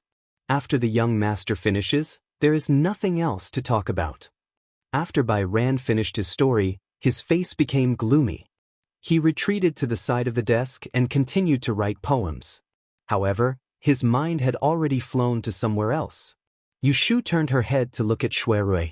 Shui Rui commented, "Bai Weiwu was a wolf in the imperial court in the past. However, he was overconfident and stubbornly acted on his own accord. Due to a moment of carelessness, our imperial court was defeated by Wala in the battle at Wang City 2 years ago. His crime cannot be forgiven and brought disaster to his descendants." Yushu always thought that the Dan dynasty was rich and the people strong. This was the first time she heard about the war in the surrounding areas. Only then did she know that the world was not completely peaceful. The whole country should not start a war. Winning or losing is heaven's will. Why should we blame people? Shui Yun suddenly said. Her words were very disrespectful. She said that the people who led the army should be blamed for the defeat. Wasn't that referring to the emperor? Everyone in the room turned their heads to look at her in surprise. However, she was calm and composed, as if she did not know that her words were shocking. At the same time, Jing Chen, who had not spoken much, did not change his expression. He, Miss Shui is a person of Taoism. Naturally, you are weak and do not fight. All right, let's not talk about national affairs. Let's listen to the other people's life experiences. Shui Rui smiled and changed the topic. This also made the people in the room calm. A look of understanding appeared on her face. Yushu touched her chin and secretly glanced at Shui Yun again. She didn't know much about her junior sister in the Celestial Master Taoism. But from what he had said just now, perhaps he was a straightforward person. Following that, the remaining 3 boys each told their own personal experiences, but none of them were as euphemistic as Bai Ran's. Yushu compared their handwriting and always felt that Bai Ran's was definitely better, and his temperament was better. He had a good image and she liked him. If she brought him back, not only would he be Yu Xiaoxiu's study boy, he would even be able to teach him how to read and write. but it was because he was too good that Yu Shu felt something was wrong. She tilted her body and whispered to Shuirui, "Big brother. What's wrong?" Shuirui tilted his ear and heard her whisper. "In my opinion, this consecration courtyard was frequented by guests. With Bai Ran's character and appearance, why hadn't anyone taken her away for a year? Will there be any problems?" Yu Shu's worry was not unreasonable. After all, she bought him to accompany Yu Xiaoxiu. She didn't want to bring any trouble back. Shuirui also had this little doubt. Bai Ran had been taken care of very well in the consecration courtyard. It was reasonable to say that she should have been taken away long ago. There must be something fishy about keeping her until now. So he thought for a moment and put down the tea. He called the middle-aged steward to him and pointed at Bai Ran. His face was slightly cold. "Is this person clean?" Seeing his serious face, the steward hurriedly replied, "Clean, of course clean. What are you talking about? I'm scared and don't dare to deceive you. I won't hide it from you. This person is personally taken care of by me. Since last February, she hasn't even left the gate of the consecration courtyard. How could she cause trouble?" Shuirui's complexion improved. He waved his hand to let the steward retreat to the side. Then he asked Yu Shu, "Have you seen him? Which one do you think is suitable?" When Yu Shu heard what the manager said just now, she felt a lot more at ease. She didn't waste any time and immediately raised her chin towards Bai Ran. She said, "Let's choose him. Based on his character, he should be compatible with little Xiu." After seeing good people, who would pick a bad one? The middle-aged steward had long seen that the person who wanted to buy the person was not Shuirui. But he didn't care about anything. After all, in the consecration courtyard, the person who came was the master. If you can afford the price, you can take the person away. Shuirui nodded and said to the steward, "Bring me his list and the indenture contract." The steward happily said, "Wait a moment, I'll go." Bai Ran, who stood below, heard their conversation, and her beautiful face suddenly went grim. She swiftly raised her head to glance at Shuirui, and she shuddered without anyone noticing. Her lips trembled as she suddenly spoke in a low voice. Her voice wasn't loud, yet it was heard by everyone in the room. I'm not willing to sell." The corners of Shuirui and Yu Shu's brows raised at the same time when they heard this.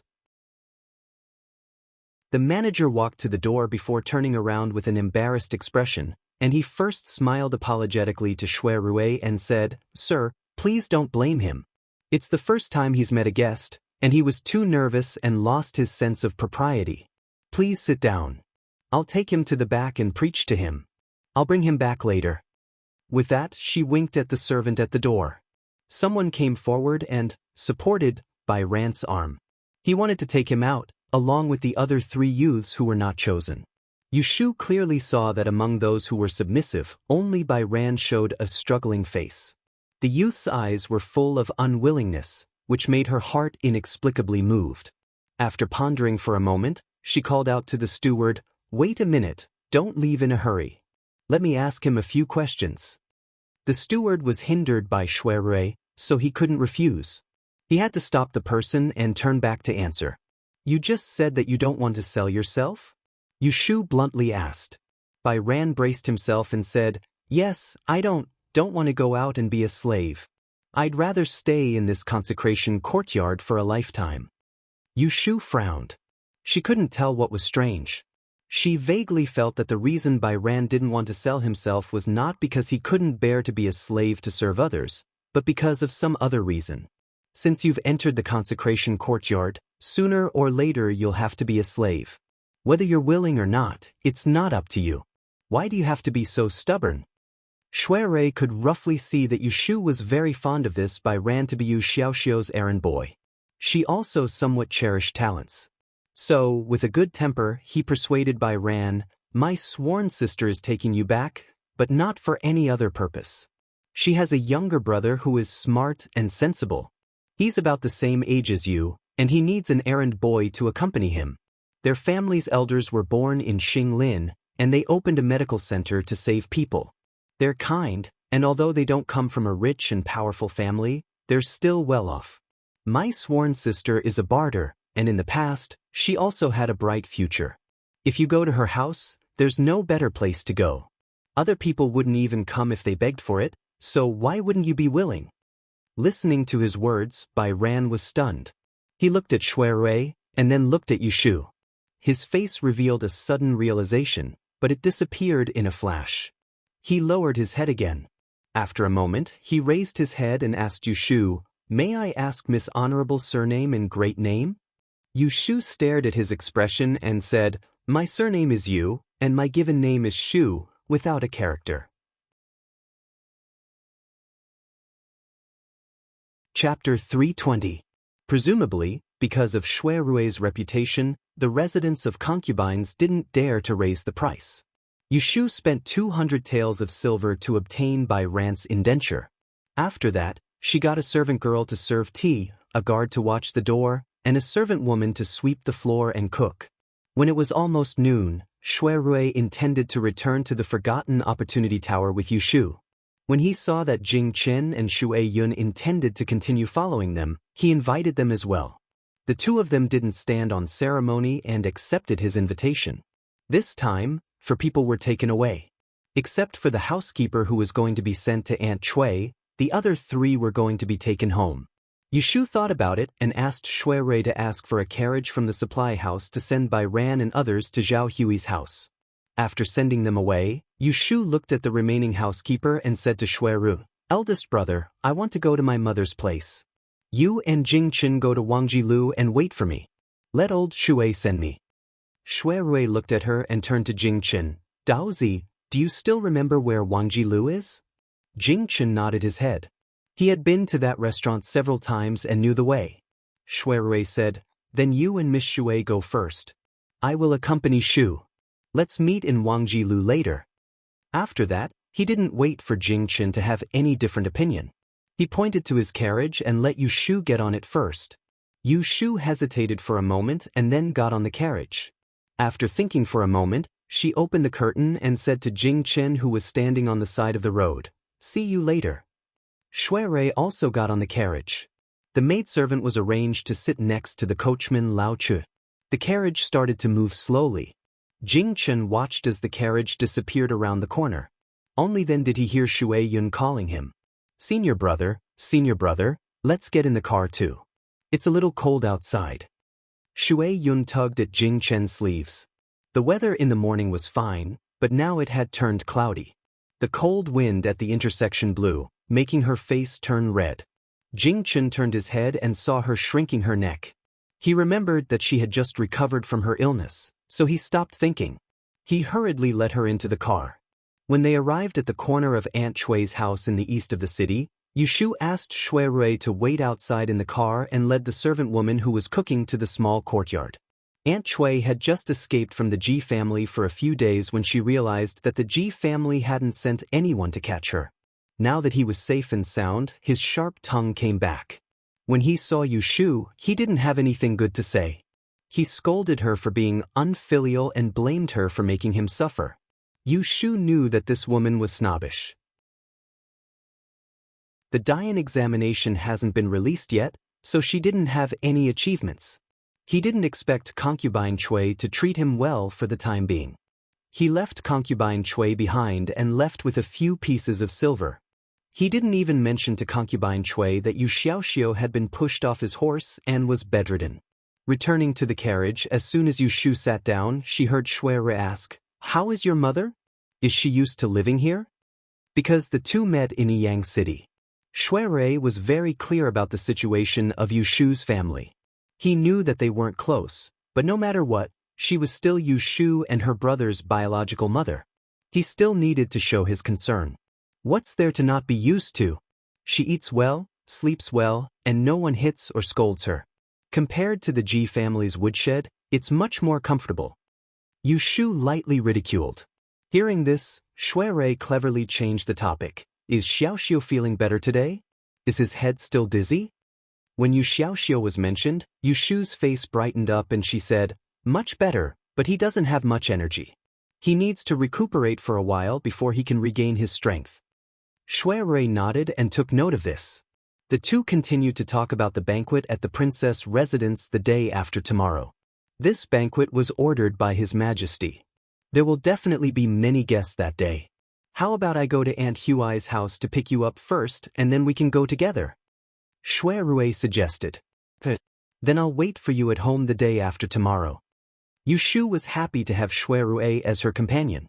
It was better than being alone. While they were talking, the carriage passed from the east to the north of the city and stopped in front of the backyard of Wangji restaurant. The four of them sat at a table and had lunch. Originally, Shui Rui said that he would take them to a nearby theater to watch shadow puppets. However, it seemed that Shui Yun had eaten something and was not feeling well. So, Jing Chen had to take her away first. Yushu sent them to the door of the backyard. Shui Yun got into the carriage first while Jing Chen stood outside. Before leaving, he finally had a chance to speak to Yushu. Xiaoyu, you don't know where the princess residence is. I'll send someone to pick you up the day after tomorrow. Previously, Yushu and Shui Rui had agreed to go together. So, she shook her head and smiled. No need to trouble yourself. I'll go with Shui Dage. Hearing this, Jing Chen subconsciously frowned. He looked at Shui Rui who was standing behind Yushu. Seeing the two of them overlapping each other, he didn't know why his heart felt a little empty. We're going back. As Yushu watched Jing Chen's carriage leave, she couldn't help but inwardly let out a sigh of relief. She didn't know when it started, but she couldn't be as relaxed as she used to be when facing Jing Chen. Shui Rui saw her every move. He was well aware of it, but he didn't point it out. He didn't explain it. He was waiting for Yushu to look down on their relationship and wait for the best time to make a move again. Let's go in. Since we're here, I'll check the account. She turned around and said to Shui Rui. The two of them went back to the restaurant one after another. Shui Rui clasped his hands behind his back and slowly followed her to the second floor. Shui Rui planned to have dinner with Yushu and then send her back. But in the middle of the afternoon, his subordinates came to Wangji restaurant in a hurry. Shui Rui was not a person who would forget his private affairs. He immediately greeted Yushu and went back to the Supreme Court with his subordinates. Of course, he didn't forget to ask Lao Chui to send Yushu back. After reading the account book, Yushu planned to go home. But as soon as she went out, she bumped into the waiter Gui Lu. Miss, someone sent a letter to you. Gui Lu took out a yellow envelope and handed it to Yushu. Yushu took it and opened it. She asked curiously, Who is looking for me? Gui Lu shook his head. Didn't say. It's a maid. She asked me to give it to you. Yushu's mind lit up and she knew what was going on. She opened the letter again and saw that it was indeed Xia Mingming's handwriting. There was nothing fancy about the content. It seemed that Xia Mingming also knew that she was a rough person. Ashu, see Xinjia. We agreed to meet at the end of the month. I've been waiting bitterly, but I've been waiting for so long. After reading the letter, Yushu patted her head. Things were so messy these days that she forgot about the meeting with Xia Mingming. On the day of the Lantern Festival, Xia Mingming and Ji Xingxuan had caused a ruckus at the Wangji Tower and were caught by her. It had been half a month since then, and the two of them had been communicating through letters, but they hadn't met in private once. She heard from Shui Rui that Xia Mingming was going to be the 9th prince's wife. She was worried about her. She had to see Xia Mingming in person first. Where is the person who sent the letter? Yushu looked up and asked. Gui Lu said, He left the letter and left. Yushu nodded and folded the letter. She put it in her arms. Go and ask old Chue to send me home. Gui Lu replied with an Not long after, he came back with a red food box. What is this? Yushu asked as she locked the door. Gui Lu smiled. Young master asked the kitchen to stew it when he came this afternoon. He said that he wanted to bring it back for young master to eat. Chapter 321. In the evening, when Yushu returned home, Yu Xiaoxiu had already met Bai Ran. From Bai Ran's mouth, he found out that Yushu had bought him a page boy. After dinner, Yushu called the people she bought today to Zhao Hui. Zhao Hui kindly recognized them and assigned them detailed tasks to do. She also arranged a place for them to eat and sleep. Then, Yushu pretended to be a black face and reprimanded them a few words before letting them go with Shen Mama. After they left, Zhao Hui asked her about Bai Ran. Yu Shu said that Bai Ran was a scholarly son who had fallen on hard times. In the morning, when she took him out of the senior's courtyard, she told Bai Ran not to tell the family about his life. She was afraid that Zhao Hui would feel uncomfortable knowing that he was the son of the provincial governor's family. So, Bai Ran was very obedient and didn't say anything. Zhao Hui was a woman and couldn't read many words. When she heard that Bai Ran was literate and could read, she had a much higher opinion of him. She discussed with Yu Shu, "This child, I think he is a sensible child. His life is also pitiful. Since he is found to accompany Xiaoxiu, I think we shouldn't arrange for him to live in the servant's room. Let him sleep in the same room as Xiaoxiu. Boys also have something to talk about, so that Xiaoxiu won't have to lie in bed for a few days. What do you think?" Yu Shu nodded and agreed, as long as godmother thinks it's good. Yu Xiaoxiu's room was spacious. There was a small room opposite the hall, which was originally empty for the page boy. There was a set of simple furniture in the room. Zhao Hui asked Shen Mama to add 2 more quilts so that the bed could be made to sleep. Suddenly, there was a boy who was about the same age as him in the room. Yu Xiaoxiu did not have much resistance. This was inseparable from Bai Ran's gentle and quiet temperament. Of course, it was mainly because he was brought back by Yu Shu. In Yu Xiaoxiu's view, no matter what his sister did, it was for his own good. In the evening, Yu Shu looked after Yu Xiaoxiu's room for an hour and then went back to her room. She had been running outside during the day and was a little tired. She leaned against the headboard of the bed and read for a while with the classics. Then he fell asleep. On the other hand, Yu Xiaoxiu slept a lot during the day and couldn't sleep well at night. He supported his tightly wrapped head and sat up from the bed. He put on his clothes and got out of bed. Just as he was about to find a book on the table to read, he heard a soft voice outside the door. "Young master, have you rested?" After hesitating for a moment, Yu Xiaoxiu walked over to open the door and saw Bai Ran standing in the dim light. Bai Ran was looking at him with some embarrassment. The boy had not grown up yet, and he was at most 2 fingers taller than him. "Young master, did I disturb your rest?" Hearing such a polite boy call himself a villain and respectfully call him young master, Yu Xiaoxiu scratched his neck and shook his head uncomfortably. "No. I haven't slept yet." "I haven't slept yet, what do you want?" Bai Ran bowed her head and said, "I just got up to check the door and window. I saw that the light in your room was still on. So I asked about it. Young master is injured. Don't stay up late. It's better to rest early. If there's anything, just call me. I'm sleeping opposite you. I can hear you." Yu Xiaoxiu was the same as Yu Shu. "If you respect me, I will respect you tenfold." After listening to his caring words, he immediately had a good impression of Bai Ran. Just as he was bored and couldn't sleep, he moved sideways to make way for him and called him in. "I have been sleeping during the day. This will make me dizzy lying in bed, so I got up to find a book to read. Come and accompany me." When Yu Xiaoxiu was in Yang City, he was often bullied by others. Because his family was poor, he was often bullied by others. His temperament was eccentric and he had an inferiority complex. When he was a teenager, he was still a little gloomy. After he followed Yu Shu to the capital, his personality gradually became more cheerful. A boy of his age loved to make friends. He felt that Bai Ran was a newcomer and sold herself as a slave. She didn't even have a relative. "Yes, young master." Bai Ran followed Yu Xiaoxiu's intention and entered his room. He looked around the room. He had been here during the day. The size of this room, compared with his residence when he was a young master in Jiangzhou's Bai mansion, was really small. However, even though the house was small, it had everything it needed. There was a desk, a bookshelf, a vase, calligraphy, and paintings. It had everything it needed, and it was clean and tidy. There was even a brand new short bow hanging on the wall. For a family like this, it was quite rare. It could be seen that Yu Xiaoxiu was very spoiled at home. "Don't stand, sit down."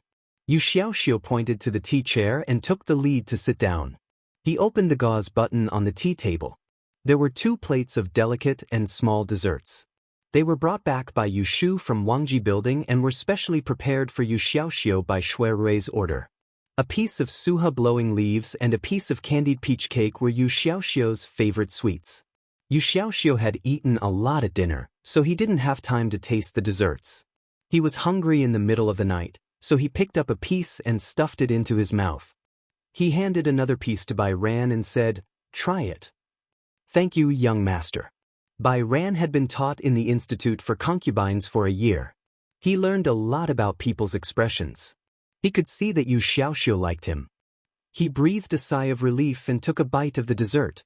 The faint fragrance of lotus spread in his mouth. It was so sweet that he was stunned and triggered a vague memory. This dessert, well, what? Yu Xiaoxiu didn't understand what Bai Ran said, so he looked up and asked him. Bai Ran came to his senses and smiled implicitly. "This dessert is really delicious." Yu Xiaoxiu didn't think much and generously pushed the plate in front of him. "If it's delicious, you can eat more. Wait here, I'll go pour some tea." Then he stood up and walked to the bedside to pick up the teapot. Bai Ran saw this and hurriedly stood up to stop him. "Young master, don't move, let me do it." Seeing that he was flustered, Yu Xiaoxiu touched his head and sat back. When he came to pour tea, he stared at him for a while and suddenly said, "That, Bai Ran, right? My sister said that you should study with me in the future and see each other all day. Don't call yourself a villain in the future. I feel uncomfortable. What do you think?" Bai Ran, who was pouring tea, paused and raised his head to look at Yu Xiaoxiu. Under the light, his eyes met with Yu Xiaoxiu's simple and pure eyes. He couldn't help but grin and nod. "All right." Yu Xiaoxiu felt comfortable. He felt that he was a little closer to this fair and clean boy in front of him. He stretched out his hand and patted him on the shoulder with a smile. "My sister said that you can read. Did you go to school before?" Yu Xiaoxiu asked curiously. "Yes, I went to homeschool for 2 years." Bai Ran replied modestly. "That's good. I've only studied in textbooks for a few months. There are many words that I don't recognize." Yu Xiaoxiu said enviously. "There are words that I don't know either. Young master, where are you going to school now?" "In Baichuan Academy. Have you heard of it? It's in the north of the city. When my injury is healed, I'll take you to the academy." "Oh, right. Do you know how to ride a horse?"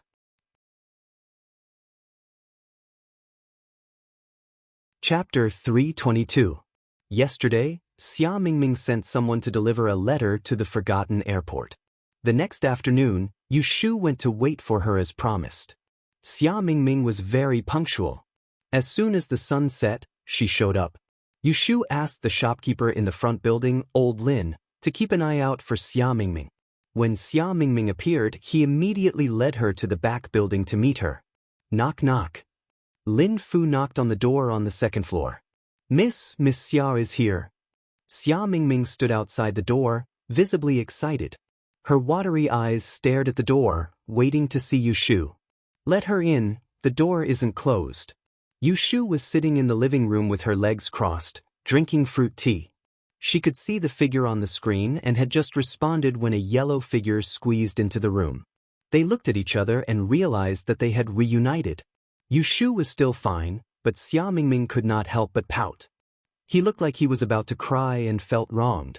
Yu Shu was the most annoying person who made people cry. She frowned when she saw this scene. She didn't open her mouth to greet him, nor did it sound like she hadn't seen him for a long time. Instead, she sounded a little impatient. "Why are you still in the capital? Didn't you say that you wanted to go back to the south and find a remote mountain or forest to seek immortality?" What Yu Shu mentioned was a secret of Xia Zhang's family. It had been passed down by Xia Mingming himself.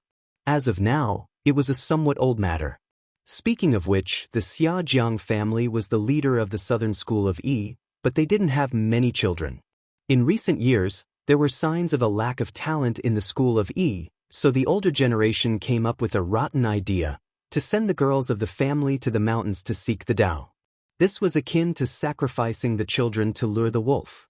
As the Xia Jiang family's fifth miss, Xia Mingming was originally the Xia Jiang family's candidate for this generation to seek the Tao. However, Xia Mingming heard the news in advance and was unwilling to accept the fate of the rest of her life, so she ran away from home. She wanted to participate in the triennial de Yen examination in the capital to escape. Who would have thought that she would suffer along the way? She became acquainted with Yushu and the others, forming a friendship through trials and tribulations. However, Xia Mingming dreamt that her fourth sister was murdered. After she contacted someone to warn them, the one who should die still died. The young lady of Xia Zhang's family was murdered in Taisher Library. This case caused a sensation in Anling City for a while. When Xia Zhang's family received the news, someone in charge quickly came to the capital, so Xia Mingming was naturally arrested. After that, Yushu went to look for Xia Mingming, but Xia Mingming's father seemed to be quite wary of her. Yushu stopped her from seeing him. After not seeing him for a few times, Yushu also calmed down. Originally, she thought that the two of them would never see each other again. Who knew that they would meet again on the opening day of the Wang Ji building half a month ago? What made Yushu feel even more uncomfortable was that at that time, Xia Mingming and Ji Xingxuan, that girl, looked like two sisters. If she didn't know that Xia Mingming didn't know about her grudge with the Ji family, it was understandable that she would be won over by Ji Xingxuan, who was good at money and power. Just based on this point, Yushu would definitely not pay any attention to this former friend in trouble, no matter what Xia Mingming was secretly planning. She didn't want to make friends with an ungrateful wolf. Shu, I'm sorry for making you worry about me these days. Xia Mingming walked in front of Yushu with red eyes. Her two white and tender little hands were placed in front of her, not knowing where to put them. She was like a child who had made a mistake. She couldn't be blamed for this. From a moral point of view, she was indeed the one who had let Yushu down. Speaking of how Yushu treated Xia Mingming, there was nothing to say. They met by chance. She saved her life in the past and took care of her later. Coupled with their friendship, perhaps in Xia Mingming's eyes, except for her father, there was no one else in the world. Yushu was the one who was closest to her. What did I worry about? Don't flatter yourself. Yushu pursed her lips. She didn't want to admit that at the beginning, she was indeed worried about Xia Mingming's situation. But after she used the time of calamity to divine for him and knew that he was safe, she gradually put him at the back of her mind. Xia Mingming didn't mind Yushu's cold words. It was probably because she had written some things about herself in the letters she had sent to Yushu. It wasn't hard for her to speak now, but she was careful. Looking at Yushu's expression, she said, Shu, it's right for you to be angry at me. You treated me so well, but I left that day and didn't even send you a message. I've heard that you came looking for me, but you were chased away by my father. Don't blame my father. That's just his temper. He always thinks that others covet the benefits of our Xia Jiang family. I've told him many times that you're not that kind of person, but he doesn't listen. As she mentioned it, Yushu remembered that day when Qiu Biao and Bai Qing bumped into her in the capital and wanted to kill her. She went to the Xia Jiang family for help, but was rejected by the Xia Jiang family. She couldn't help but snort and say in a bad mood, "You're wrong. I'm that kind of person. The few hundred taels of silver that your father asked someone to give me as a reward is still in my cabinet. Since I've accepted the gift, we're even."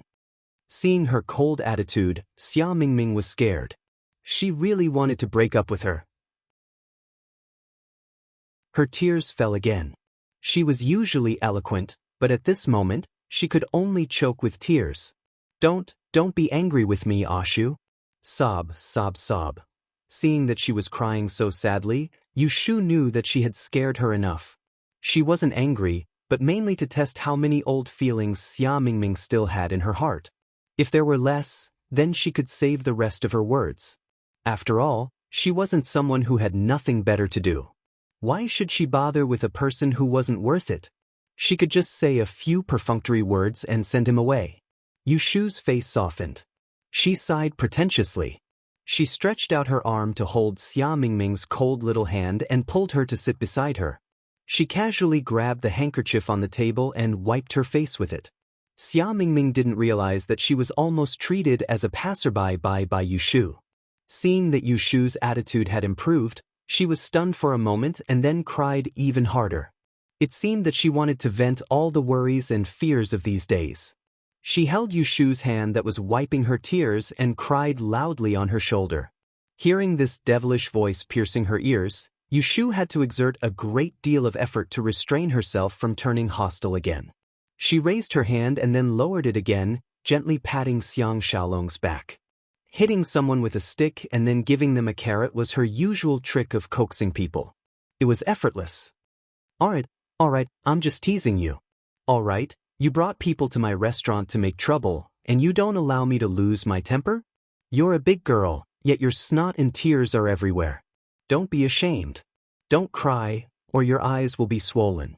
If your father sees it when you go home, he will be suspicious. Did you sneak out today? Xia Mingming raised her tear-stained pear-blossom head from her shoulder. It wasn't as embarrassing as Yu Shu said. Instead, she was beautiful. She nodded and sniffled, and, last time I made trouble in the restaurant, my father punished me to not go out. Shu, you really don't blame me?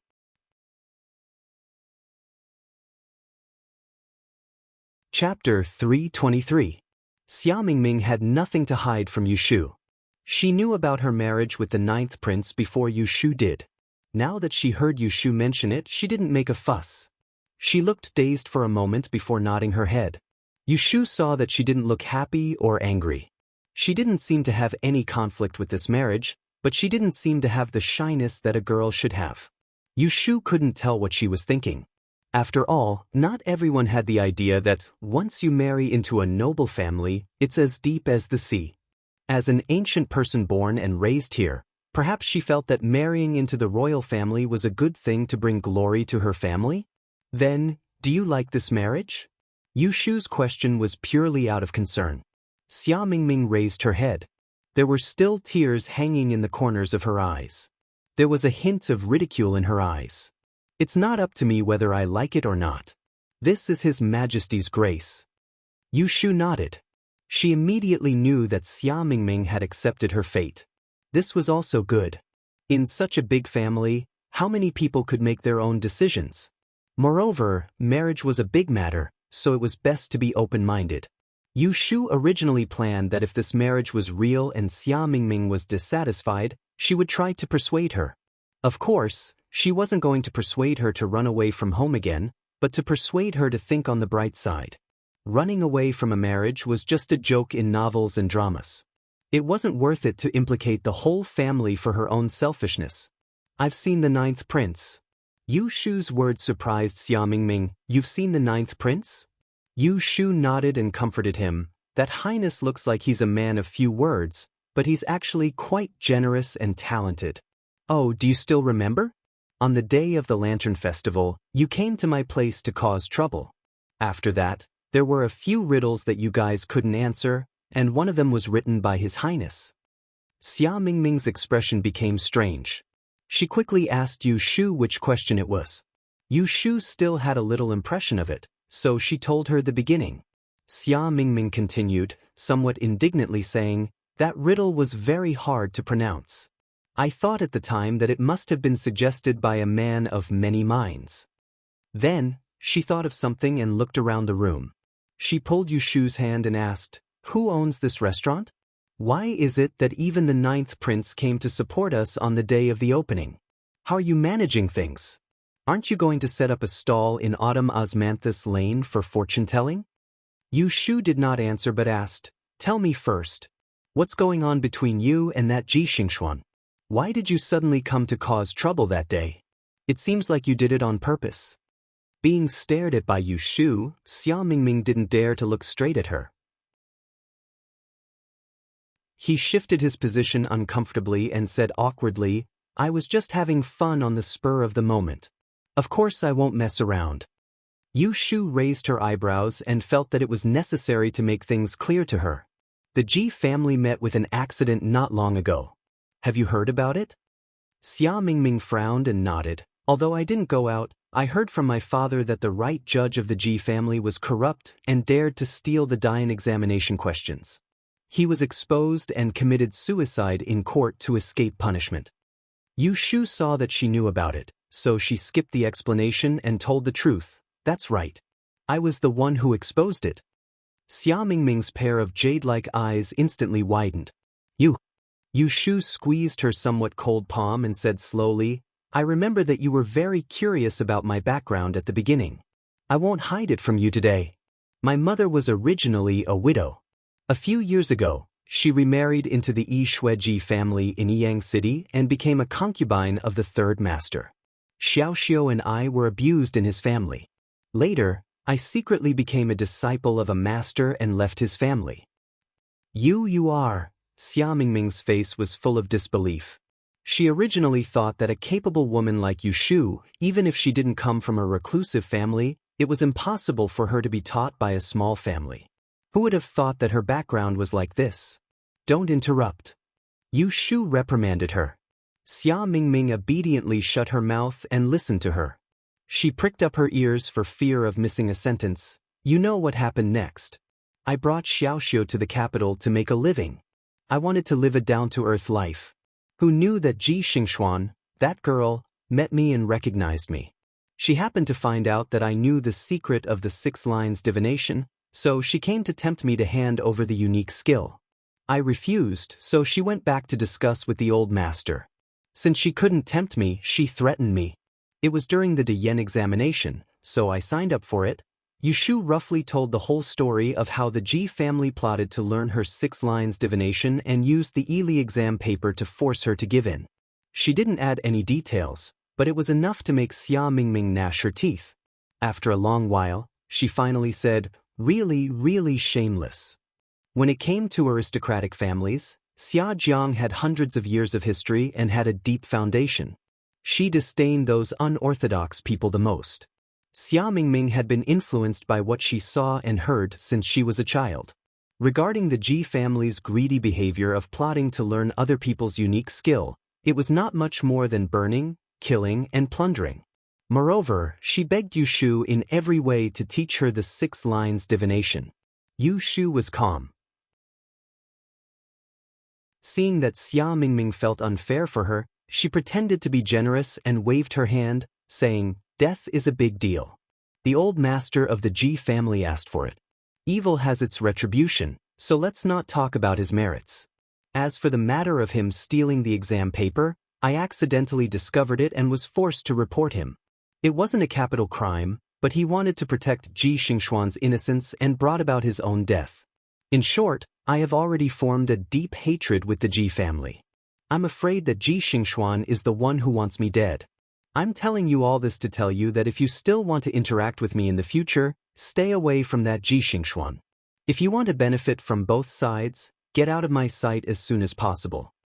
Yu Shu's words were too harsh. She knew clearly that Xia Mingming was nervous, but she didn't soften. How could she not know what this girl was planning? It was because Xia Jiangying's murder case was too strange.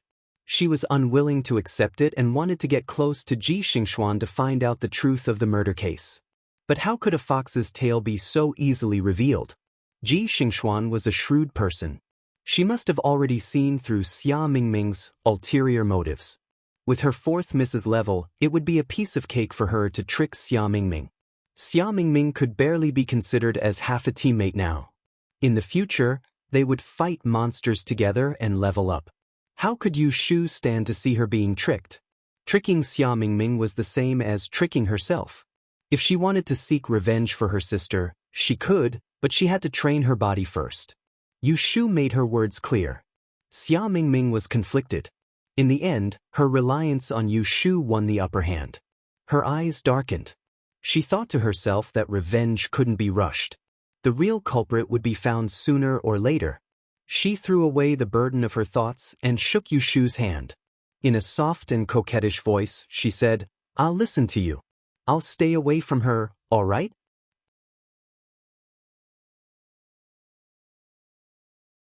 Chapter 324. Xia Mingming was surprised when she heard from Yu Shu that Jing Chen was the famous Taoist in Anling City not long ago. Yu Shu told her about the friendship between Jing Chen and the 9th prince. She told her everything she could.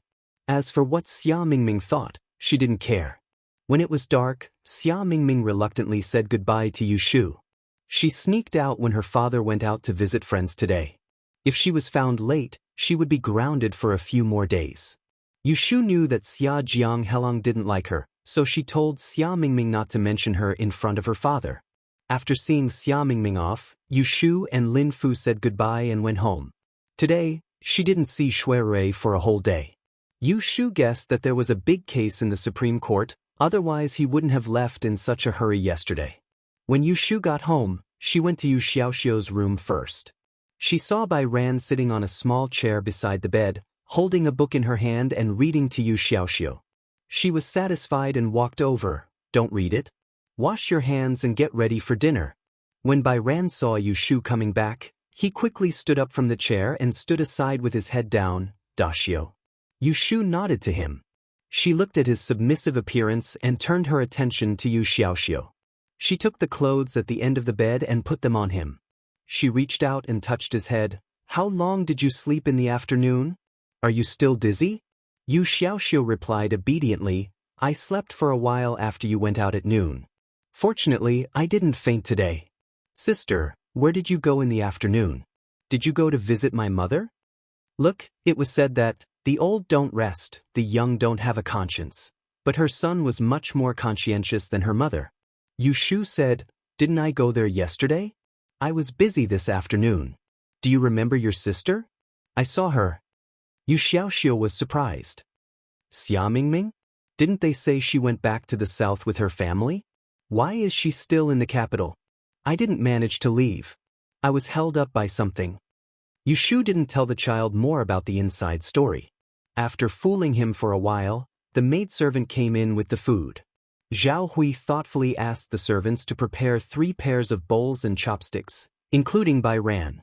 Under Yu Shu's invitation, Bai Ran sat next to the brother and sister in a somewhat reserved manner, eating without saying a word. Yu Shu was quite satisfied with his behavior. She didn't like to follow the rules, but that didn't matter. She liked people who followed the rules. The next day at dawn, it was rare for Yu Shu to sleep in. Zhao Hui's little maidservant, Yun Do, stood outside her window. She knocked on the window lattice and softly shouted a few times, asking if she wanted to eat breakfast. When she didn't hear any movement inside, she went back to report. Zhao Hui was distressed that she had to run back and forth every day, so she didn't let people call her again. She asked Yun Do to prepare a portion of breakfast and put it on the stove to keep warm, waiting for Yu Shu to sleep. Who knew that she would stay in bed until noon? Yu Shu slept too much. When she got up, her head was dizzy. After washing up, she walked around the courtyard. She walked to the door of the small courtyard in the west wing, hesitated for a moment, and then lifted her foot to enter. After a winter, the courtyard was no longer the same as when Jingchen lived here. The trees in the courtyard had a layer of new buds, giving off a faint green color. The weeds in the corner had been cleared during the new year. The pair of red couplets in front of the door was still very new. She pushed the door open and entered. The furnishings in the room hadn't changed much. Since Jingchen left, no one had lived in this room. Occasionally, when Pei Jing got drunk and stayed overnight, he would stay in the room next door. Yu Shu walked to the window and looked at the thick stack of books on the desk. Although she had never read these books before, she could recognize the names of the books. These were the Taoist classics that she had picked out from the exchange store and bookstore. At that time, in order to help Jingchen recover his memory, Yu Shu had been scratching her head a lot. She casually flipped through the dusty books on the table, and it wasn't difficult to find the biography of Lu Yi.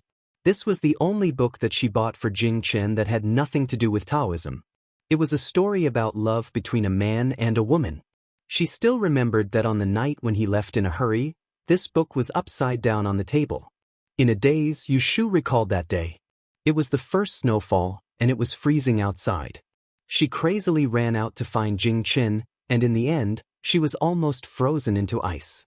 Now that she thought about it, she was really stupid. For a man, she even risked her life. Was this something stupid she would do? So stupid, so stupid. Yu Shu shook her head. Although she said so, she didn't regret it at all. She rearranged the books on the table, picked out the biography of Lu Yi, and put it in the drawer. After finishing all these, she went out of the room and closed the door. She took a deep breath, and her mind became clear. When the sun went down, Shui Rui came to Zhao Hui's house to pick him up. The coachman, Lao Chui, called the new gatekeeper to deliver the message. After a while, Yu Shu came out. Shui Rui had changed to another carriage today. It looked very gaudy from the outside, and it was spacious inside as well. It was enough to seat 7 or 8 people, but there were only 3 people in the carriage, so it was really a little empty. Oh, I have to mention that Shui brought a manservant with him today, and he was sitting at the corner of the carriage with the curtains drawn. He looked very smart, and he seemed to be 15 or 16 years old. Yushu had never seen the servant beside Shui before. She looked at him a little more. He was just a servant, so Shui didn't introduce his name. He looked at Yushu, who was wearing a beard and had her hair tied up. He touched his forehead and regretted that he didn't remind her to dress up the day before yesterday. Tonight was the banquet, which was appointed by the emperor. It was the first time that Daozi appeared in public. Maybe there would be an imperial edict. None of the female guests dressed so casually. What's wrong? Yushu looked at Shui. The way he looked at her was a little strange. Nothing. How is Xiaoxiu? Is he better? Shui saw that she didn't seem to be aware of it. He shook his head and thought, forget it. He didn't want to talk about her.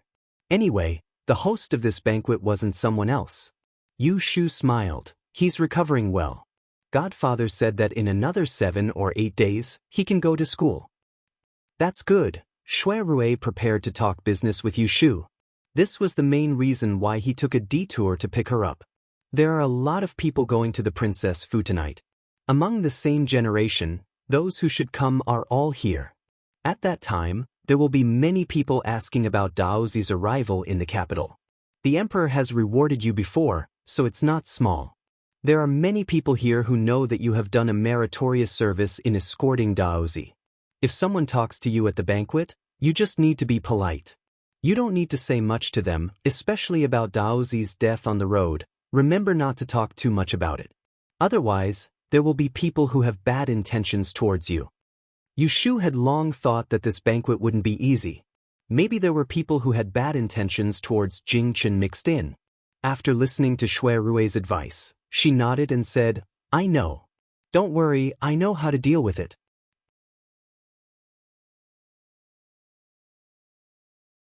Chapter 325.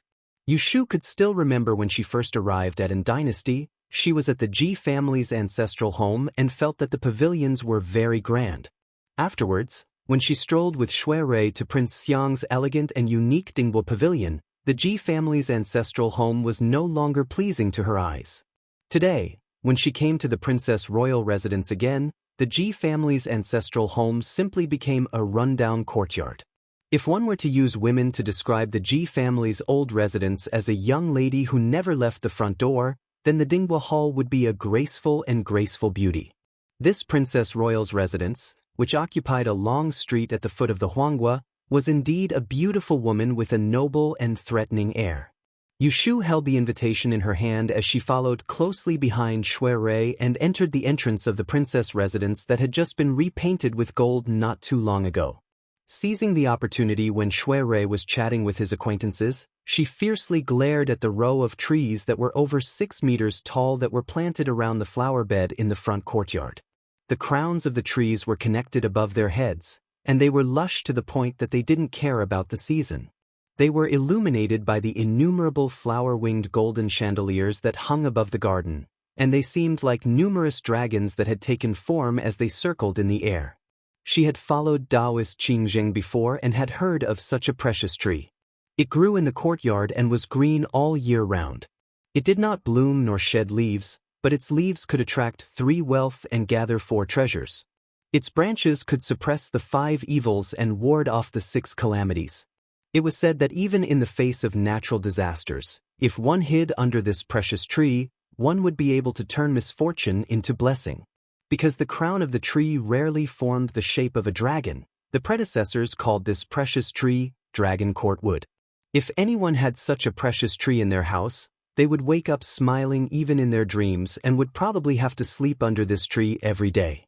Yushu concluded that the row of trees by the flower bed was most likely the Dragon Court Wood that Qingzheng spoke of. She couldn't help but swallow her saliva. She thought to herself, good heavens, such a rare treasure is actually placed here to guard the door. After Shui finished talking to the people, he turned around and saw that Yushu was staring in a direction. He looked over and did not see anyone, so he asked, "What's wrong?" Yu Shu pointed at the row of trees and asked him, "Do you know what kind of trees they are?" Shui Rui raised his head and looked at the huge canopy of trees, his face revealing a trace of admiration. Yu Shu was shocked when she opened her mouth. "It's the dragon court wood, isn't it?" You recognize it?" Shui Rui only glanced at her with a smile, and then followed the maidservant leading the way into the garden. Yu Shu rubbed her chin and followed. She wanted to ask him how he recognized this treasure, but then she thought about it. The Shui family was one of the wealthiest families in the capital. What kind of rare treasures had young Master Shui not seen before? Perhaps his family had one as well. "Brother Rui!" Someone shouted from behind. Shui Rui stopped with his hands behind his back. Yu Shu turned around and saw Feng Zhaomiao running after them. He was not surprised to see Yu Shu here. He grinned at her and said, "I haven't seen you for a while. How have you been? I heard from Brother Rui that you were injured. Have you recovered?" The young master of the general's mansion had some personal friendship with Yu Shu, so he was closer to her than ordinary people. Yu Shu saw him and was also very happy. She raised her hand and showed him her little finger that was wrapped with medicine. She said, "I haven't recovered yet." Feng Zhaomiao did not know that one of Yu Shu's fingers had been forcefully twisted off by the imperial astronomer's men. From the outside, he thought it was just a scratch on her skin, so he did not ask any questions. Inwardly he thought, girls are always so delicate. The three of them chatted and walked to the door of the banquet hall together. They handed the invitation with incense to the eunuch who bowed in front of the door. They followed the eunuch's loud voice and entered the door. "The Shaoqing of the Supreme Court, Lord Shui is here." The eunuch only read one of Shui Rui's invitation. This was the rule. Feng Zhaomiao was a young master and did not have an official position, so he did not need to read it. Yu Shu was a commoner and she was an examinee of the Dian examination. She could only use it to fool the common people. Here, she was not even worth a fart. Yu Shu squinted her eyes because of the dazzling splendor inside. She looked around and saw the main character sitting at the front and surrounded by a table of people, Jing Chen, who was wearing a white jade robe. She quickly looked at the guests at the other tables and was not surprised that none of them looked familiar. Jing Chen's table was big and could seat 11 or 12 people. There were still a few empty seats. As expected by Yu Shu, she and Shui Rui were led by a waiter to that table. Yu Shu finally got a clear look at the other people at the table when she was almost in front of them. She recognized a few of them here. Needless to say, the 7th Prince Lu Hao and the 9th Prince Lu Tan, the other two young men with golden hair coiled into a bun, were certainly of the imperial generation. Prince Xiang's youngest heir, Lu Jiong, and Princess Shiwen were sitting together. One was chatting with Jing Chen, while the other was pulling Jing Chen's youngest apprentice sister. Both of them had their palms open, as if they were reading palms or something. Since the beginning of the banquet, Jing Chen had been sitting like this, listening to their conversation. From time to time, he would look towards the door. When he saw Yu Shu enter the door, his face revealed a bit of a happy color. Just as he was about to stand up, he suddenly remembered Lu Tan's exhortations yesterday, advising him not to act too close to Yu Shu in front of others. Thus, he sat still and waited for her to come closer. "Shui Rui is late. Congratulations on Daozi's relocation." Shui Rui first bowed to Jing Chen before greeting the princes. He was indeed delayed by official business and came late. Fortunately, no one present wanted to make things difficult for him and didn't mention drinking as a punishment. They all nodded and intentionally or unintentionally glanced at Yu Shu behind him. Those who hadn't seen Yu Shu before could more or less guess who this unfamiliar girl was. Yu Shu and Princess Shiwen had some conflict. On the night of the Lantern Festival, they had pulled faces. Today, when they saw each other, Shiwen only shot a cold glance at Yu Shu. Yu Shu pretended not to see it. There were 2 empty seats next to Lu Tan. Shui Rui took Yu Shu to sit. Feng Zhaomiao scratched his head and looked left and right. He saw that the left side of Shiwen was still empty, so he moved over to sit. Yu Shu obediently sat down. When she raised her head, she could see Jing Chen. The two of them happened to be sitting face to face, separated by a large round table. When Jing Chen saw her raise her head, he cast his warm gaze over. Yu Shu pursed her lips and smiled at him. She then turned her attention to other places and didn't make eye contact with him. The banquet in the Princess Fu was more extravagant than Yu Shu had imagined. There were plates of delicacies and nectar on the table. If Yu Shu hadn't seen the world in Wang Jilu, she probably wouldn't have been able to recognize any of them. The small plates and bowls were all carved from white jade. They were so clear that people couldn't bear to dirty them. Yu Shu held the heavy jade bowl, afraid that she would accidentally break it. Behind her, there was a servant responsible for serving the dishes. She didn't need to reach out to pick up the dishes, so the servant added a small bowl for her. Unfortunately, she could only pick up one mouthful of each dish. It wasn't enough for her to taste. The chatter in the banquet hall didn't stop. The guests took advantage of the banquet to drink and ask each other about some news. Their eyes were all fixed on the main table on the east side, waiting for a chance to curry favor and become familiar with each other. Now in Anling City, there were few people in the court who didn't know that the emperor doted on this nephew who had just been found. Even the Princess Fu, which had been empty for more than 10 years, broke the rules and gave it to someone to live in. This Taoist master's background couldn't be underestimated. Not only was he a relative of the emperor, but he was also the descendant of Ezi. He cultivated in the mountains since he was young and learned a lot of skills.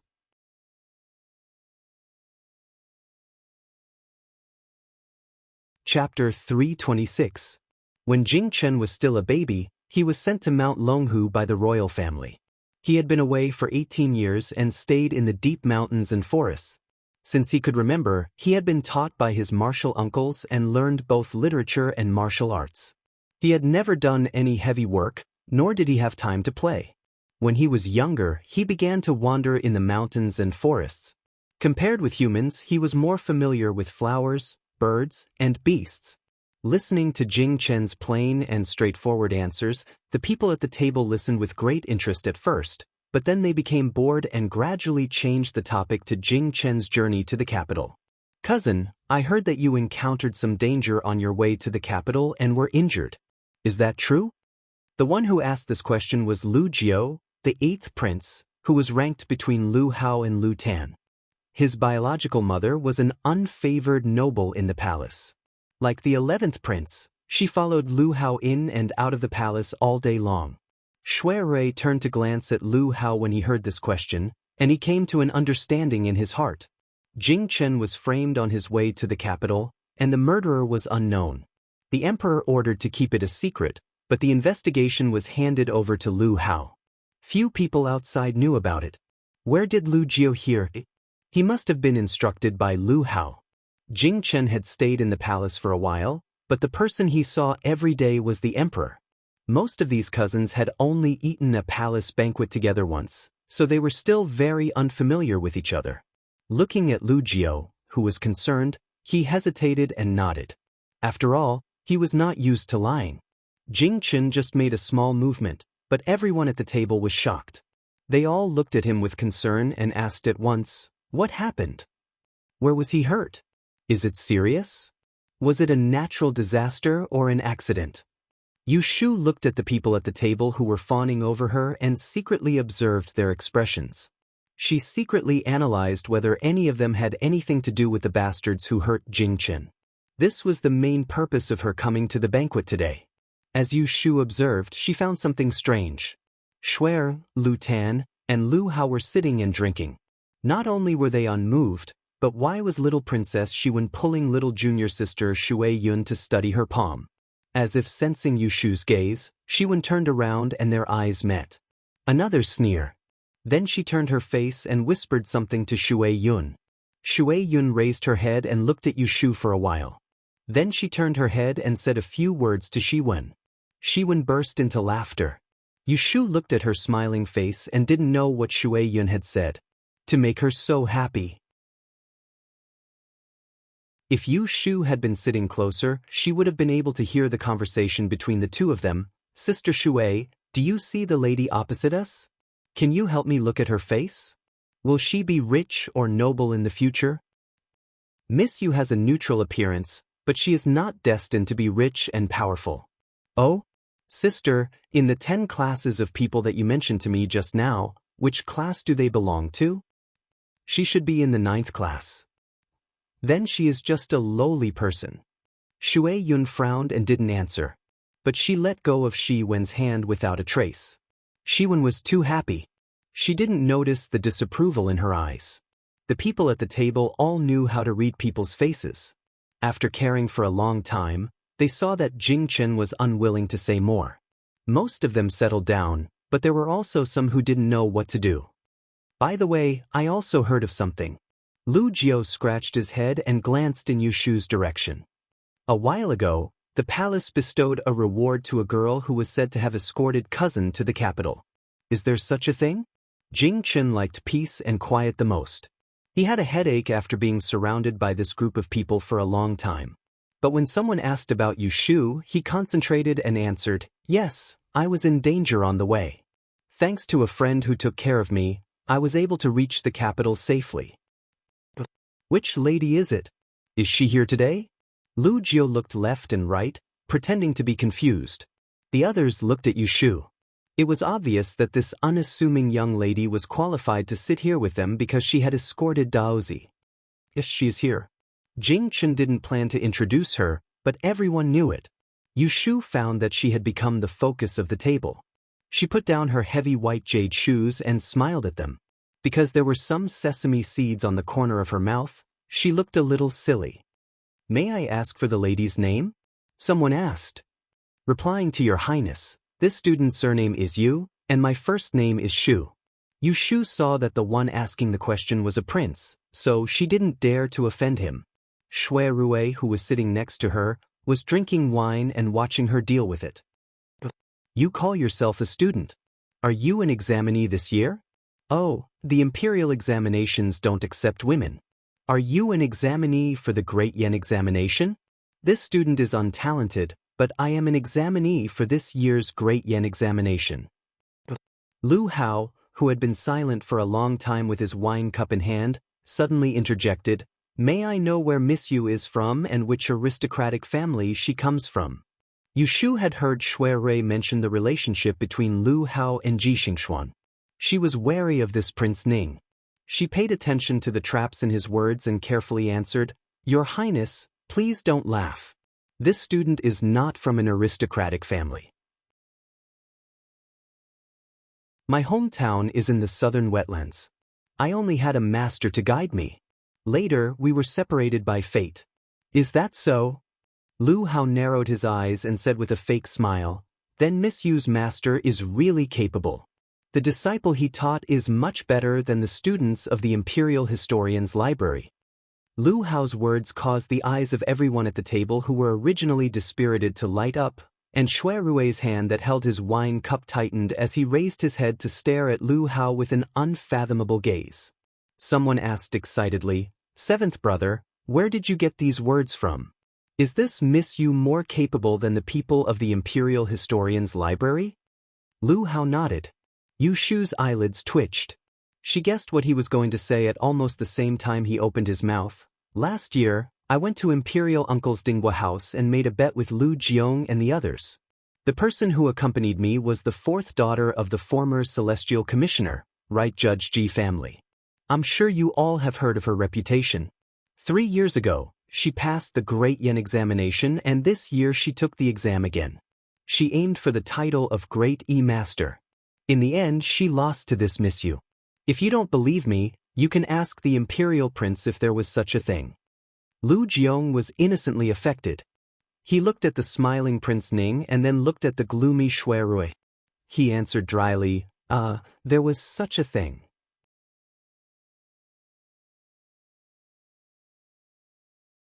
Chapter 327. Miss Yu, this prince invites you to attend the Double Sun Gathering next month. What do you think?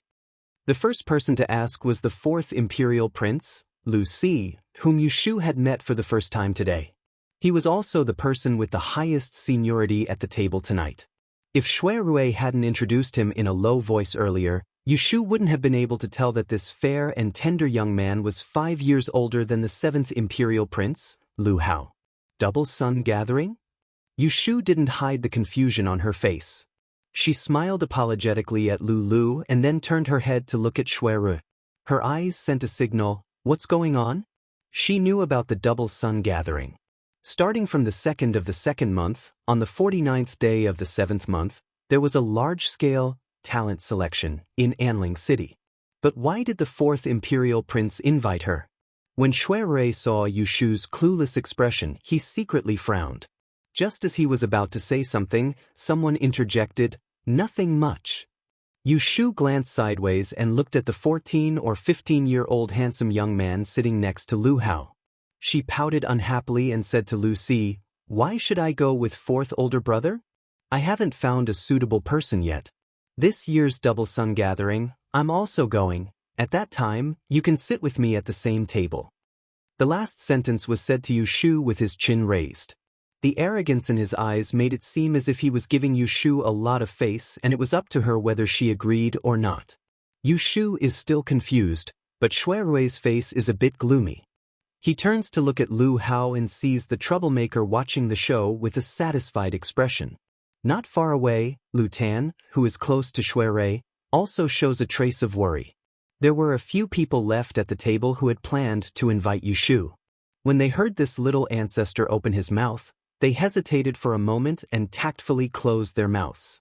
As for the excellent King Lu Si, who had been choked, his face revealed an awkward expression. In front of everyone, it was not good to show weakness.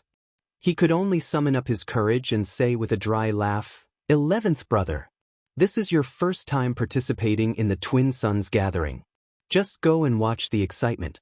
Even if you bring people along, they might not be of any use." He addressed him as 11th brother. This allowed Yushu to guess the identity of this young man. He was the 11th prince, Lu. After hearing Lu Si's words, Lu Yi's face darkened. He squinted his slender eyes and said to Lu Si in a strange tone, "If I don't need them, will you need them?" She did not know if it was an illusion, but Yushu felt as if the entire banquet hall had quieted down. Turning her head to look, she saw that more than 10 tables of people were all staring in their direction. Lu Si's expression could not hold back. He seemed to want to explode in anger, but when he saw Lu Hao beside Lu Yi, he suppressed his anger. His face quickly turned red. This deadlock continued. Jing Chen suddenly spoke, "What's wrong with the Twin Suns Gathering? Why did you invite Xiaoyu along?" It was Jing Chen's words. Just as he voiced Yushu's doubts, everyone at the table looked at each other. Only then did they think of this Taoist who had only recently appeared in the capital. He had always lived in the mountains and probably did not know the crux of this matter. "It's like this," everyone looked towards the source of the voice. Seeing that it was Crown Prince Lu Jiong, they waited for him to speak. "I believe that Taoist has heard of the Twin Suns Gathering. This gathering is held once every 3 years.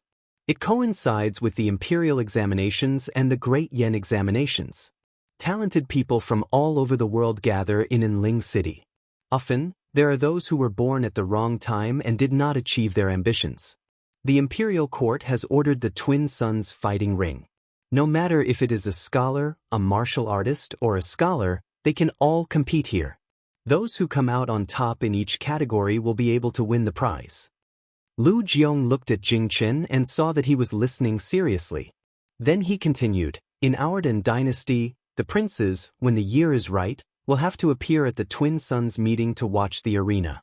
Before the curtains fall, from the people who are participating in the arena, a few people who are most likely to win the prize will be chosen.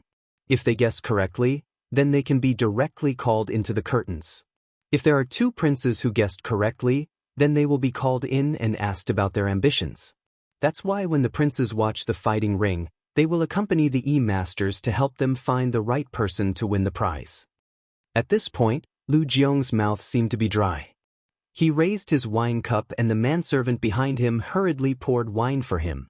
As he was moistening his throat, someone at the banquet naturally took over the topic. It is also because of this reason that when the princes attend the Twin Suns Gathering, they will always be accompanied by a large entourage. They will be accompanied by many E-Masters who will give them advice. 2 dynasties ago, there was once a prince who invited 4 masters to give him pointers. In the twin sons gathering, one person won the 8 prizes, causing the others to return disappointed. The former emperor used this as an excuse and ordered that during the twin sons gathering, the princes will only be allowed to sit. There will only be 2 seats, one qian and one kuan. Shui Rui's voice paused for a moment as he intentionally glanced sideways at Yu Shu, and then he said, only men are allowed to sit at the qian banquet, whereas only women are allowed to sit at the kuan banquet. Moreover, those that occupy these 2 banquets can't be officials of the Directorate of Astronomy or officials of the imperial court. Hearing this, Yu Shu suddenly understood why Lu Si and Lu Yi invited her to the twin sons gathering. They heard what Lu Hao said and thought that she was stronger than Ji Xingxuan. So they wanted her to sit at the Kuan banquet and help them look at the faces. This was not surprising. The Qian banquet and the Kuan banquet could only bring 2 people. In addition, there were many restrictions.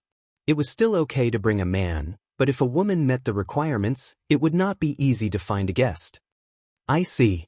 Then you guys want to invite her to sit at the banquet, right?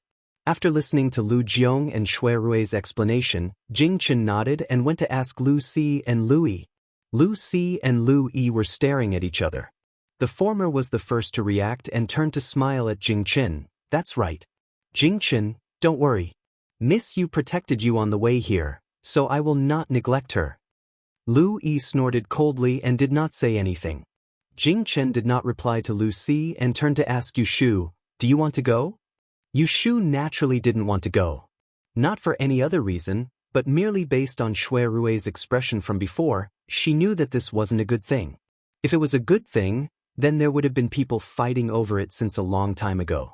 How could a nobody like her have a chance? The Twin Sons meeting is held once every 3 years, so there are very few opportunities to see the arena up close. Miss, you might as well go and take a look. Lu Hao seemed to be calculating the time to speak, so he stopped Yu Shu from saying no. He swirled the wine cup in his hand and said to Lu Si with a faint smile, didn't 4th older brother already invite Miss Zhuge from the Imperial Historian's Library to take charge? Let's not fight with 11th brother and let Miss Yu sit with him.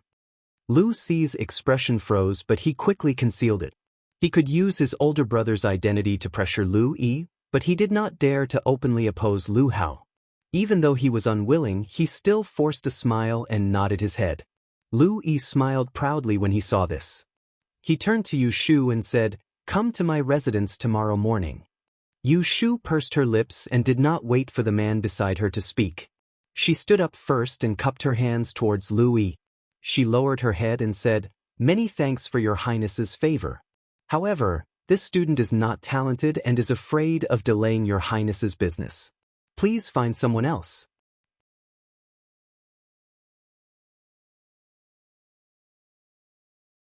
Chapter 328. Many thanks for your highness's favor, but this student is not talented and is afraid of delaying your highness's official business. Please find someone else. At the banquet, when Yu Shu was faced with Lu Yi's invitation to the Twin Yang Society, she had tactfully declined because she had sensed the depth of the situation. Even though her attitude was respectful, her unhesitant refusal in front of everyone still hurt the young and spoiled 11th prince's face. Most people saw Lu Yi's unfriendly expression and sat up straight, waiting to watch a good show. Of those who were able to attend the banquet at the Princess Fu tonight, who did not know in their hearts that the Daozi, who had lived in seclusion since childhood, had suddenly returned to the capital. He was greatly favored by the emperor and would inevitably gain some power in the future. Logically speaking, he should be the target that the princes who were about to leave the palace and start their own manners would fight to win over. However, it was rumored that the 9th prince, Lu Tan, had been cultivating in a Taoist sect deep in the mountains due to his illness these past few years and was in the same sect as this Daozi Jing Chen. There were also people who heard that Jing Chen had been staying in the palace to accompany the monarch these past few days. Every time he left the palace, he would travel with Lu Tan. From this, they knew that the rumors were not false and that the two were already close friends. Although the princes who had originally wanted to win over Jing Chen were wringing their hands, most of them did not give up on the idea of befriending Jing Chen. Before they came, they had investigated this Daozi in detail, wanting to curry favor with him. However, they knew very little and were worried about where to start. When Ning Wang had mentioned that Yushu had once defeated Ji Xingxuan of the Grand Historian's Library in the Art of Yi, they had all sent out invitations. It was all because they valued the relationship between Yushu and Jingchen and wanted to use her to get close to Jingchen. Otherwise, with just a nameless minor character like Yushu, even with a few good words from Ning Wang and Lu Hao, these shrewd geniuses would not treat her differently. Just now, when Lu Yi had snatched the initiative, the people at the banquet were dissatisfied, but because of some fear, they could not say anything. Who would have thought that this little examinee would dare to not buy Lu Yi's words and throw away Lu Yi's face? If it was someone else, perhaps they would have given face to the host of the banquet and not bicker with Yushu. But the one who had been rejected was Lu Yi. How could he be someone who would swallow insults? As expected, Lu Yi slammed the wine cup in his hand down heavily on the table, making a ping sound. He turned to look at Yushu and coldly said, "You are full of empty words. You are a woman. If you do not have any outstanding abilities, how could you have escorted Daozi safely back to the capital? I heard that Daozi had met with danger on the way and was only able to escape because of your rescue. Imperial Father had issued an edict to reward you. Now that I am inviting you to the Twin Yang Association, you are saying that you do not have the ability to do so. Could it be that the matter of you escorting Daozi is false? Could it be that you are deceiving the emperor?" As he said the last few words, Lu Yi's eyes shone with a murderous light. He did not care about Jingchen, the host, and directly attacked Yushu. Jingchen frowned. Seeing Lu Yi's aggressive attitude towards Yushu, he was about to say something when Shui Yun, who was sitting next to him, touched his elbow under the table. He couldn't help but turn his head to look at her. In this moment of distraction, Yushu had already respectfully bowed in the direction of the distant imperial city and left without waiting for anyone else. She said, "This commoner is terrified. To be able to assist Daozi on the way to the capital was due to luck. I do not dare to claim credit for this. However, His Majesty is benevolent and generous and bestowed a reward. If your Highness has any doubts, then—" She raised her head and looked at Lu Yi with a cautious attitude. Half of her face was respectful and the other half was embarrassed to speak. There was also a trace of craftiness hidden in her eyes. She stammered, That is not something this commoner dares to casually discuss." Lu Yi had used the emperor's favor to find fault. Yushu did not stop him. If he wanted to find fault, then let him. As long as he had the guts to question his emperor, if he said that she was deceiving the emperor, then he would undoubtedly be offending his superior. This move of borrowing force to attack force, Yushu could not be said to be lacking in eloquence. Just looking at Lu Yi's frozen expression, it could be seen. Everyone present heard Yushu's words and couldn't help whispering. Lu Yi's expression was dark and he was momentarily speechless. He glanced sideways at Ning Wang, Lu Hao, who was sitting on his left.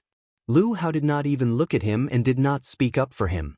He minded his own business and drank as if the person who had just started this matter was not him.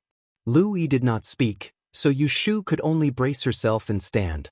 She had just offended an imperial prince. Although she could handle it, she was actually very nervous. She, this fake ancient person, did not have much respect for the imperial family, but she would not think that she, a commoner, would be able to challenge an imperial prince. Before coming to the banquet, she had done a divination for herself and knew that tonight would not be smooth sailing. She needed to be accompanied by a noble person in order to be safe from danger. Yushu's eyes slanted and she glanced at the youth sitting beside her. Coincidentally, that person's gaze also turned over and their eyes met. Shui Rui held the exquisite and small magnolia wine cup in his hand. Because he was sitting close to her, he was able to see the minute changes on Yushu's face more clearly than the others. He saw the shrewdness in the depths of her eyes. Earlier, when he heard about the invitation to her, he was still a little gloomy. Now that he shook the clear wine in his cup, his face became handsome again in the blink of an eye. Since she has no intention of accepting the invitation, there is no need for your Highness to force her. If we continue to pursue this matter, it will be unbecoming of us.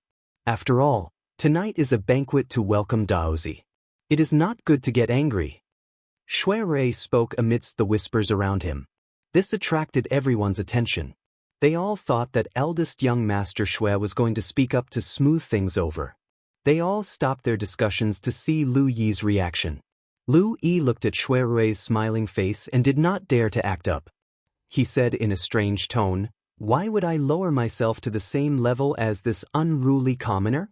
Shui Rui smiled and turned to signal to Yu Shu, who was still bowing with her head bowed. "There is no need to stand. Sit down." Yu Shu understood and did not foolishly sit down. Instead, she bowed to Lu Yi, regardless of whether he paid her any attention. "This commoner has been rude.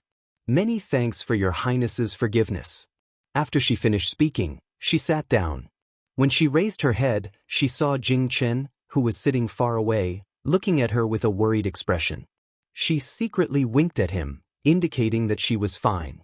After calming the small disturbance at the banquet, Shui Rui cleared his throat and said, "It is rare for us to gather together. On such a good occasion, why don't we talk about some interesting things?" Prince Xiang's heir, Lu Jiong, and Shui Rui were cousins. The two of them had always been good friends. When he heard Lu Jiong's voice, Lu Jiong grinned and continued, "This Anling city is only so big. Throughout the year, there are only a few interesting things. Everyone's ears are tired of hearing it. Since Brother Rui said this, you must have something interesting to talk about. Don't keep us in suspense. Quickly tell us." Shui Rui shook his head and declined, saying, "You know that I am currently working in the yamen and do not go to the tea houses and restaurants much. How can I have anything interesting to talk about? If I want to talk about it, I can only talk about some cases. It is boring to talk about, so it is better not to talk about it." Unexpectedly, Lu Jiong became spirited and said with great interest, Don't. Just talk about cases. I like to listen to this. You are afraid that we will be bored. Do you not know how to pick strange things to talk about? For example, unjust and false cases. Is there any?" Shui Rui pretended to think and said in a low voice, "There really is a case that can be brought up to talk about. However, it is not a case in Jing City. It is in Gan Province, outside of Baili City. Official Shui is really well informed. You can know about the matters in Gan Province just by sitting in Anling." Ning Wang suddenly interrupted with a laugh. Shui Rui paused as if he did not hear this joke.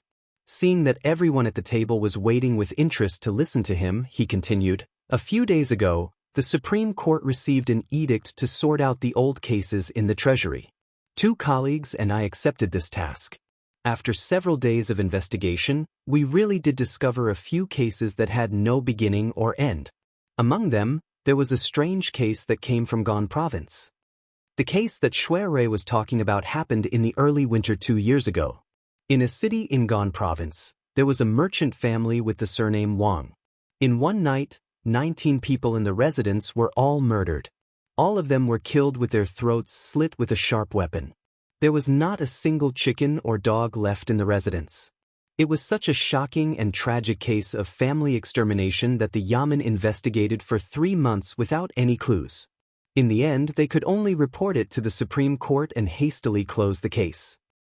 From the case files, when the 19 people of the Wang family were murdered, most of them died on their beds. They lost their lives in their sleep and did not even have the chance to struggle. Not a single cat or dog in the residence was spared. They were all dead. If it was robbery, there was not a penny missing from the family. If it was revenge, old Master Wang was a kind person and close to the villagers. He did not have any enemies. From anyone's point of view, the annihilation of the Wang family in one night was an undeserved calamity. After half a year, the Yamen's investigation was fruitless. Unfortunately, the murderer is still at large. Shui Rui finished narrating the case in detail. He ordered the servants behind him to refill the wine and tea. He sighed lightly and did not speak anymore, leaving everyone to speculate and discuss. Ning Wang silently tightened his grip on the wine cup in his hand. He expressionlessly swept across Shui Rui's cultured face and a thread of wariness appeared in his heart. Yushu saw that the attention of the crowd had shifted away from her. She finally turned her stiff neck and wiped away the sweat at the tip of her nose. She poured herself a cup of thick wine and slowly drank it. It was so spicy that she narrowed her eyes. She felt much better and was about to take another cup when the place where the wine pot had been placed had been replaced by a purple silk teapot. When she touched it, there was a layer of heat that burned her fingertips. She stared at the teapot that had appeared out of nowhere for a moment, and her brows gradually relaxed. Just as Yushu was sipping on a cup of hot tea, Princess Shiwen, who was at the same table, was looking at her and secretly gritting her teeth. The two of them had quarreled during the Lantern Festival. This little princess of the Xiang Wangfu was also on good terms with Ji Xingxuan and naturally could not bear to see her live a good life. Not long after, the imperial edict was delivered. Following the loud announcement outside the door, a group of eunuchs and servants from the palace rushed into the banquet hall. The person at the front was holding a bright yellow banner. Everyone stood up. Jing Chen and the princes left their seats and went forward to kneel to listen to the edict. The late emperor's eldest daughter, Princess Lu Yu, was filial and kind, virtuous and wise. When she was on her deathbed, she entrusted her only son with her mother's wish and sent him to cultivate in seclusion. He worshipped the three pure ones for more than 10 years. Today, he has returned. Zhen will take good care of him and announce it to the world. He will be conferred the title of Daozi and be bestowed the name Zhuoran.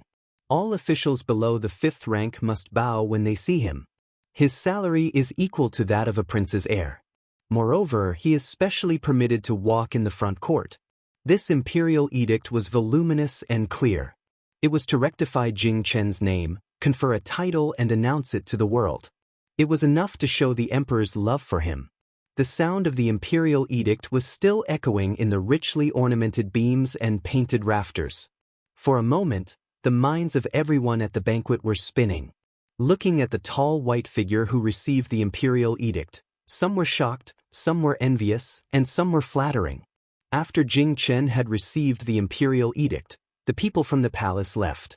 Following that, a group of guests swarmed forward and surrounded Jing Chen, congratulating him generously. In the distance, Yushu stood behind the crowd and looked at Jing Chen, who was surrounded by people and was getting further and further away from her. Not only did she feel a sense of loss, but she also felt a sense of worry.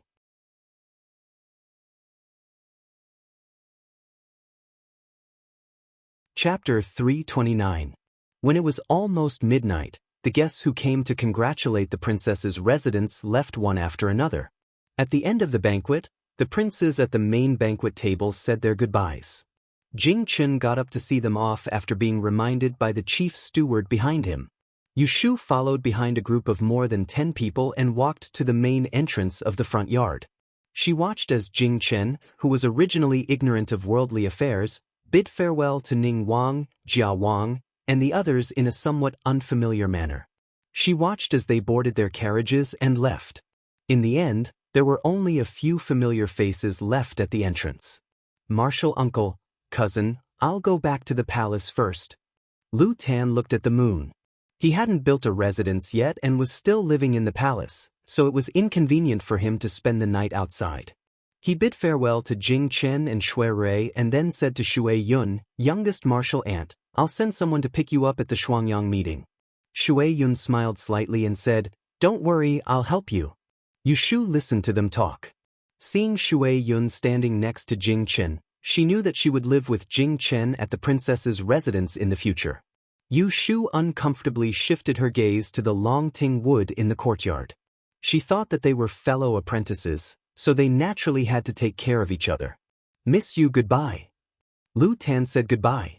Yushu turned around and saw him nod at her. She quickly cupped her hands and bowed back. Take care, Your Highness. Now that it was quiet in front of the door, Jing Chen finally found the opportunity to talk to Yushu. Xiaoyu, I don't need to live in the palace now, so it'll be more convenient in the future. Don't you want to learn astrology from me? How about I start teaching you tomorrow? Yushu's eyes lit up and she happily said, that's great. Then I'll come and find you tomorrow? Jing Chen nodded, then I'll send someone to pick you up tomorrow morning. Seeing that they were going to meet again, Shui Rui calmly reminded the two of them, today, the Taoist was conferred the title of Taoist. There are many spies outside. If Shu frequently goes in and out of the princess's residence, it's hard to guarantee that she won't be targeted and get into trouble again. How about this? Why don't you arrange to meet at the Forgotten Machine Tower? That's our own place, and it's convenient for us to act. Yu Shu thought that it was reasonable and agreed with Jing Qin. She didn't think as much as Shui Rui, so she naturally didn't have any objections. The two of them then changed from the Princess Mansion to the Wangji Tower. What he didn't know was that Shui Rui was thinking, it seems that Shu hasn't given up on Jing Chen yet. If I let them continue to get along, they might rekindle their old feelings. Since it's inconvenient to stop them, I might as well put them under my nose and watch them. Lao Chue drives the carriage to the door, jumps off the carriage and hangs up the curtain. Shui Rui urges Yu Shu, who is still talking to Jing Chen, it's late and it's cold outside. Let's talk tomorrow when we meet. Get on the carriage first, I'll drive you back. And Jing Chen, then I'll be leaving. Come find me at the Forgotten Opportunity Tower tomorrow. Okay, be careful on the road. Yu Shu walks in front of Shui Rui and gets into the carriage. After sitting down, she opens the window and looks outside. On the high gate of the Princess Mansion, there is a row of bright lanterns, which clearly illuminates everyone's faces. Jing Chen and his junior sister are standing side by side under the lanterns. As the carriage moves, their figures gradually get further and further away, blurring into a group. That faint feeling of sadness comes up again. Yu Shu thinks unhappily, does this count as a successful retreat? Close the window, the wind is blowing in. A big hand reaches over and puts down the curtain. Yu Shu rubs her nose, which has turned red because of the cold wind outside. She turns around and looks at Shui Rui. She smiles embarrassedly. She is afraid that he will notice something, so she hurriedly lowers her head and pretends to play with her clothes. She murmurs, just now on the table, I have to wash it. Shui Rui notices that Yu Shu is acting strangely, but he doesn't expose her. He just looks at her quietly. He remembers that when they reunited a few months ago in Autumn Osmanthus Lane, she was still doing fortune-telling at a roadside stall. She was dark and skinny, and anyone would think that she was a tomboy. Since Zhao Hui's family moved from Yang, she lived with her elders. Her food and drinks were all taken care of. Her skinny and dry body just gained a few pounds of flesh. Later, when Jing Chen disappeared, she lost weight again. This happened repeatedly. It was not until the end of the Dian examination and the closure of the Ji family's case that her cheeks slowly became round again. It was not in vain that he secretly asked the Forgotten Opportunity Tower to give her a special meal with tonic soup. He is not a young man who has his first awakening of love, but other than his mother and younger sister, this is the first time that he is so interested in a woman. He definitely likes her. Although it is not to the point that he must have her, this little girl who is stubborn and competitive and has someone else in her heart, makes him feel pity and worry about her. In the carriage, both of them have their own thoughts. After a moment of silence, the carriage turns around the corner. Yu Shu thinks of something and clears her throat. She curiously asks Shui Rui about tonight's banquet. The princes are unusually enthusiastic in inviting her to go with them to the Shuangyang group. Shui Rui says with a smile that is not a smile, they have ulterior motives. They are not targeting you, but Daozi. Finishing, he sees that Yu Shu's face is still a little confused, so he explains a little more clearly, although not many people know that you were mistakenly taken to the Celestial Commissioner's office that night, but the Ji family's case has caused such a stir. After the incident, the palace has also sent out rewards. Daozi's danger on the road is no longer a secret. He has just arrived and does not have anyone close to him. You, an examinee without any scholarly honors, can sit at the main table tonight with a group of nobles. How can it not be eye-catching? Naturally, there will be people who want to use you to get close to Daozi, or feel indignant, or take out their anger on you. Fortunately, you are clever tonight and no one has any information that can be used against you. Yu Shu furrowed her brows and thought back to tonight at the wine table. that 11th prince who had turned against her after failing to invite her. The person sitting next to him seemed to be Ning Wang Lu Hao, who is also Ji Xingxuan's flower protector. Yu Shu thought of something and asked, Ning Wang and the 11th prince are from the same mother? Shui Rui shook his head. The 11th prince was born in Yanfu Palace and is the son of consort Lu Xian.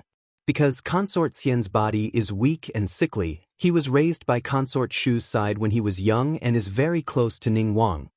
Shui Rui only spoke up to this point and did not point out the crux of the matter. Since Yu Shu knew that the two princes were from the same nostrils, how could she not know that Lu Yi's treatment of her was due to Ning Wang's orders? She thought about it and was still puzzled. Tonight, it was I who refused to attend the meeting with him, so he took the opportunity to make things difficult for me and almost accused me of deceiving the emperor. If I were to listen to them and agree to go with him to the Shuangyang group, what would they do? Could it be that they really want me to give them advice at that time? A cold expression flashed across Shui Rui's face and his tone was chilly. If you agree, then your future will be ruined. Yu Shu asked in astonishment, is it that serious? Shui Rui did not reply. There were some dirty things in this that he was not willing to tell her in case it dirted her ears. Actually, tonight, it was Yu Shu who had refused early. If she had spoken up a step later, he would have stood up for her and not allowed her to be taken to Lu Yi's fu. Yu Shu saw Shui Rui's expression and was silent for a moment. She said in annoyance, I think that the 11th prince is not someone to be trifled with. I embarrassed him tonight and he must bear a grudge. Do you think he will do something in secret? Should I be on my guard, lest one day I get caught again and break another finger? Shui Rui detected her uneasiness and his expression relaxed. His voice was steady. There is no need to worry about this. Ning Wang is cautious in his conduct. Right now, Daozi is in the limelight. He will not allow the 11th prince to act against you. Shui Rui was half lying. It was true that Lu Hao and Lu Yi would not act against Yu Shu, but there was another fate. The corners of Yu Shu's lips jerked. Because of Shui Rui's reassurance, she was much more at ease, but she did not lower her guard. At the corner of the street not far from the main entrance of the Princess Fu, a carriage was parked in the darkness. Watching from afar as the carriages and horses left, the window was pulled down with a schwa sound. Lu Yi turned his head with a cold expression. His two hands were in the golden fur sleeves. He said to the man drinking tea in front of him, we really underestimated Lu Tan in the past. We only thought that he lived in the mountains and cultivated a pure heart and few desires. We didn't think that he was also ambitious. It hasn't been long since he returned to the capital and he has already found two good helpers. Who would have thought that the only son of the eldest princess would be sent to Jiangxi to cultivate, allowing Lu Tan to get involved so early? That's fine. But that two-faced Xueqingbi. A few years ago, he was still with seventh brother. Who would have thought that after 2 years of fooling around, he would turn his back on us? Lu Hao held a cup of hot tea with his brows slightly furrowed. He appeared to have a lot on his mind. He did not know how many of Lu Yi's sarcasm had entered his mind. And that stinky girl who came out of nowhere. Just because she has someone backing her, she dared to humiliate me in front of everyone. Who does she think she is? The more Lu Yi spoke, the angrier he became. He slapped his thigh and said fiercely, she isn't even fit to warm my bed. Tomorrow I will have her tied up. Lu Hao raised his brows and finally had some reaction. He said in a low voice, don't be impulsive. Lu Yi said disapprovingly, seventh brother, you are too cautious. Lu Hao knew that this brother of his was impetuous. He was afraid that Lu Yi would not listen, so he put on a stern face and lectured, the double yang group is coming. You better behave yourself. Don't spoil things for a woman. Do you understand? Lu Yi nodded reluctantly and said gloomily, I know. I won't touch her. TSK, I really don't know what you are worried about. Even if I really kill a little girl, will that Daozi fight me to the death? Lu Hao shook his head and narrowed his eyes. He was not afraid of that Daozi who had the heart of the dragon. It was just that there was another person, Gan Province. Lu Hao's lips moved and he silently murmured. His eyes gradually became gloomy. He was thinking about the tragedy that occurred in Gan province that Shui Rui had mentioned tonight at the banquet, and he didn't know if it was intentional or unintentional. Seventh brother, what's wrong? Are you feeling unwell? Lu Yi looked at Lu Hao's changing expression and asked in confusion. Lu Hao waved his hand and took a deep breath. He said softly, I am fine. I drank too much and have a headache. Let's go. Stay at my residence tonight and don't go back to the palace.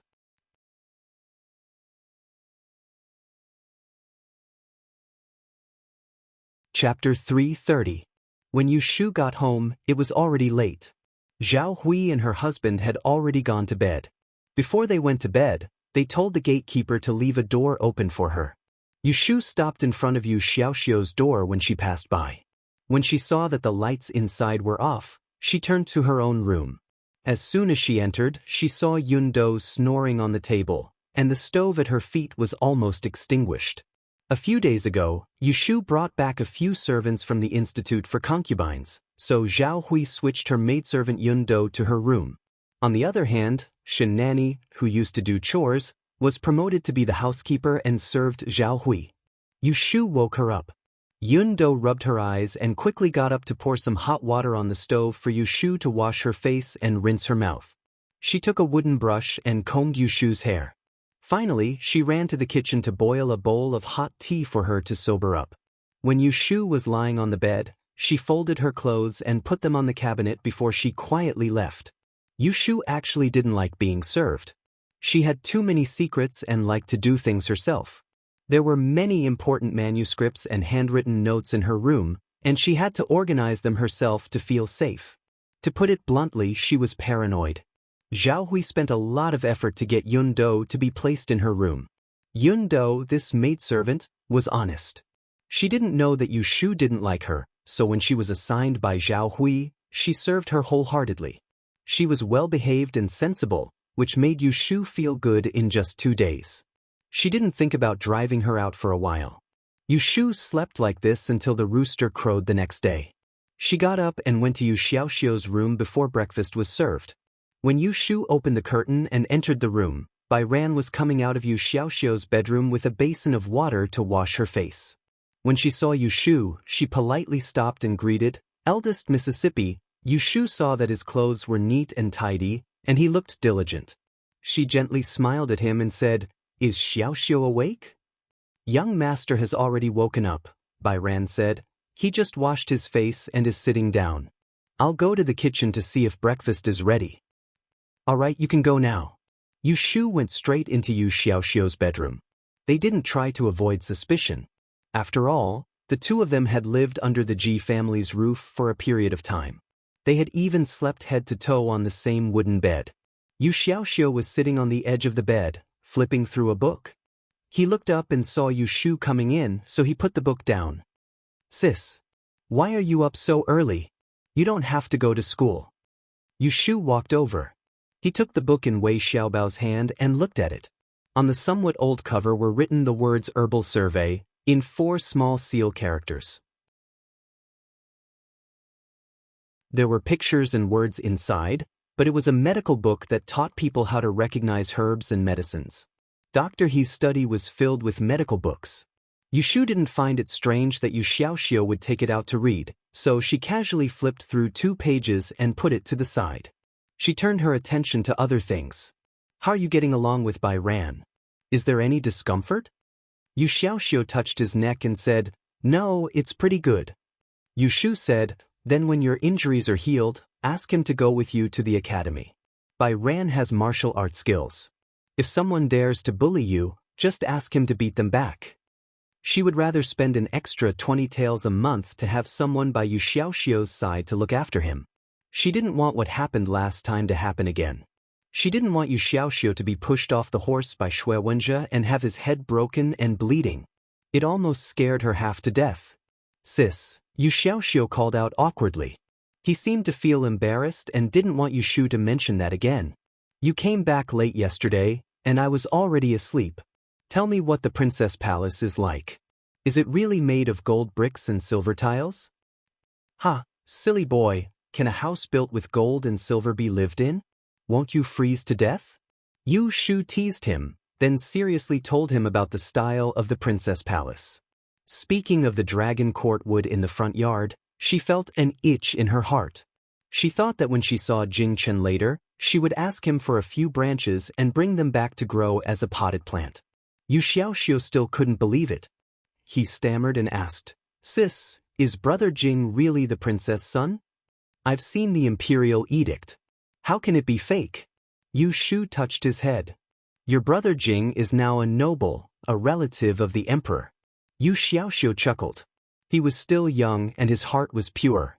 He only felt happy for Jing Chen and didn't have any other messy thoughts in his mind. The siblings chatted for a while. Then Yun Do was called by Zhao Hui to ask Yu Shu to eat breakfast. Bai Ran brought food into the room for Yu Xiaoxiu. Yu Shu ate breakfast with Zhao Hui and then went out with He Fangji. One was going to the clinic and the other was going to meet at Wang Jilu. At dawn, Jing Chen practiced a set of sword techniques in the princess palace's backyard. His complexion was ruddy, but he was slightly out of breath.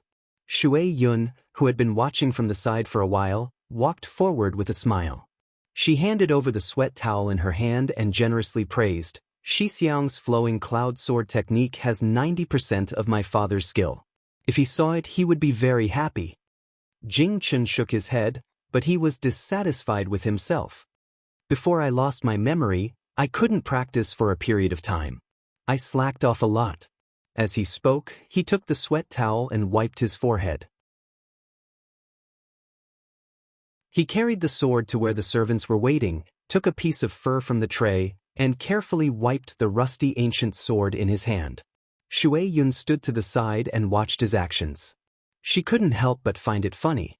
This sword does have spiritual energy, but it has no edge. What's wrong with you treasuring it so much? Why don't you find a blacksmith to polish it? Shui Yun's suggestion was good, but Jing Chen was unmoved. "This is something that was given to me, so I should cherish it. What's more, when we practice the sword, we comprehend the Tao. Why do we need an edge?" Shui Yun saw that he had a reason, so she didn't try to persuade him anymore.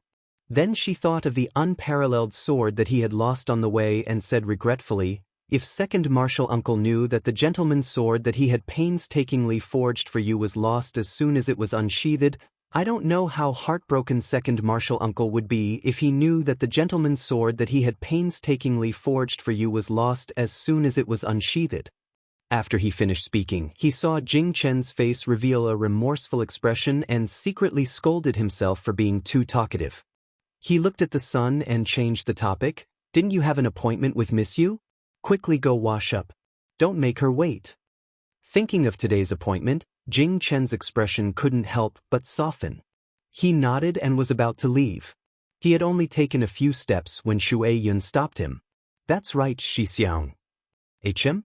Shui Yun wanted to say something but hesitated. She knew that Jing Chen had the intention of passing on the teachings of their celestial master Taoist school to Yu Shu. She wanted to advise him, but she felt that he might not listen. The words were on the tip of her tongue, but she didn't blurt them out. She waved her hand and said, "It's fine. You should go quickly."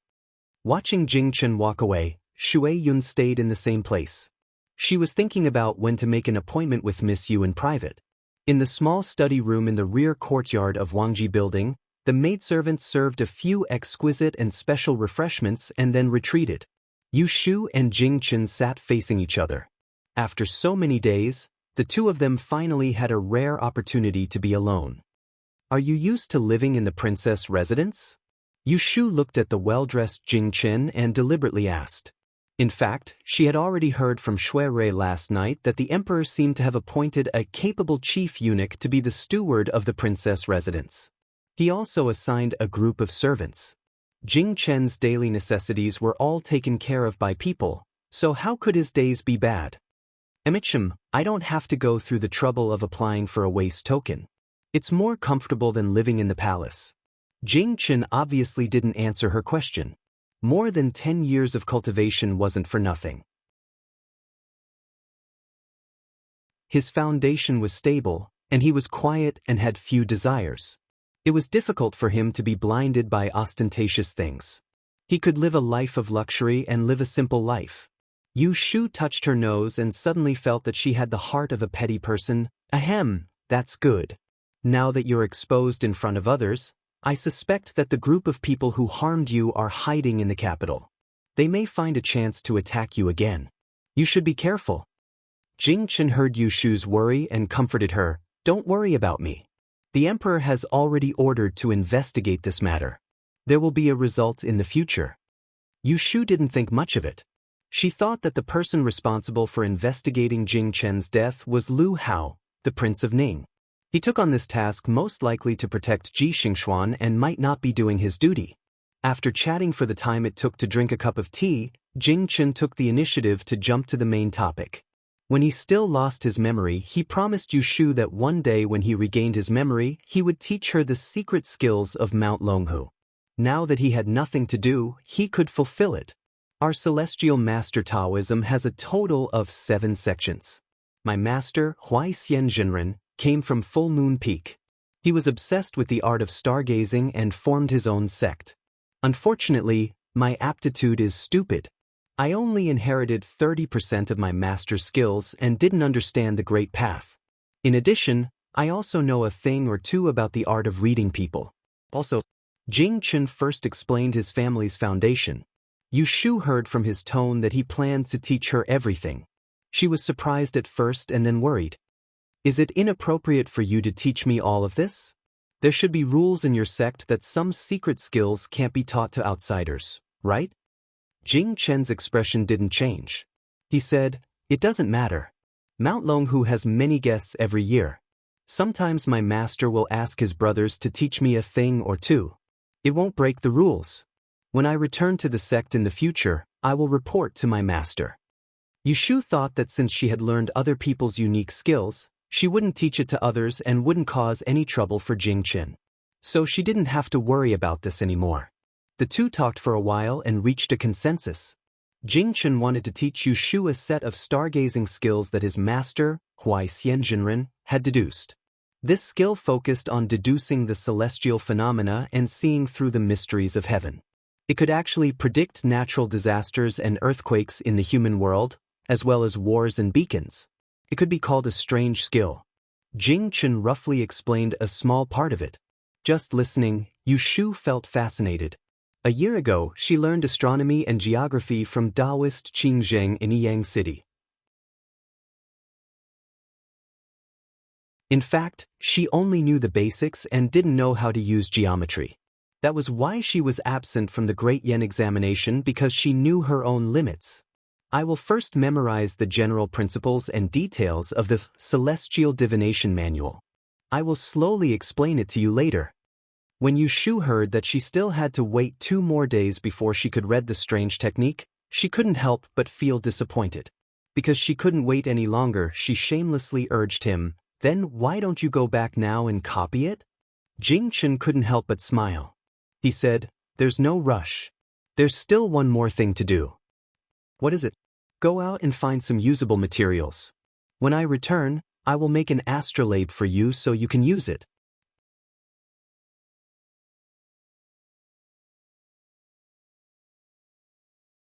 Chapter 331. Jing Chen said that he wanted to make an astrolabe, so Yu Shu followed him to buy it. On the way, she inquired about the use of this thing. It turned out to be a miniature star palace, which was used to simulate various star maps to calculate the stars. This was also created by Taoist Huai Xian. It was not difficult to make an astrolabe. There were ready-made carpenters in the princess residence, but they were missing a few materials and parts, so they needed to find them elsewhere. Thus, after the two of them left Wangji Tower, they took a carriage to the market. By the time they gathered everything, it was already late in the afternoon. After checking that there were no omissions, Yu Shu asked Jing Chen to send her home. The two of them talked on the way and knew that they would be busy in the next few days, so they made an appointment. After the astrolabe was made, Jing Chen would copy the chaotic sky divination and then send someone to inform Yu Shu. Tomorrow was the first day of the 2nd month.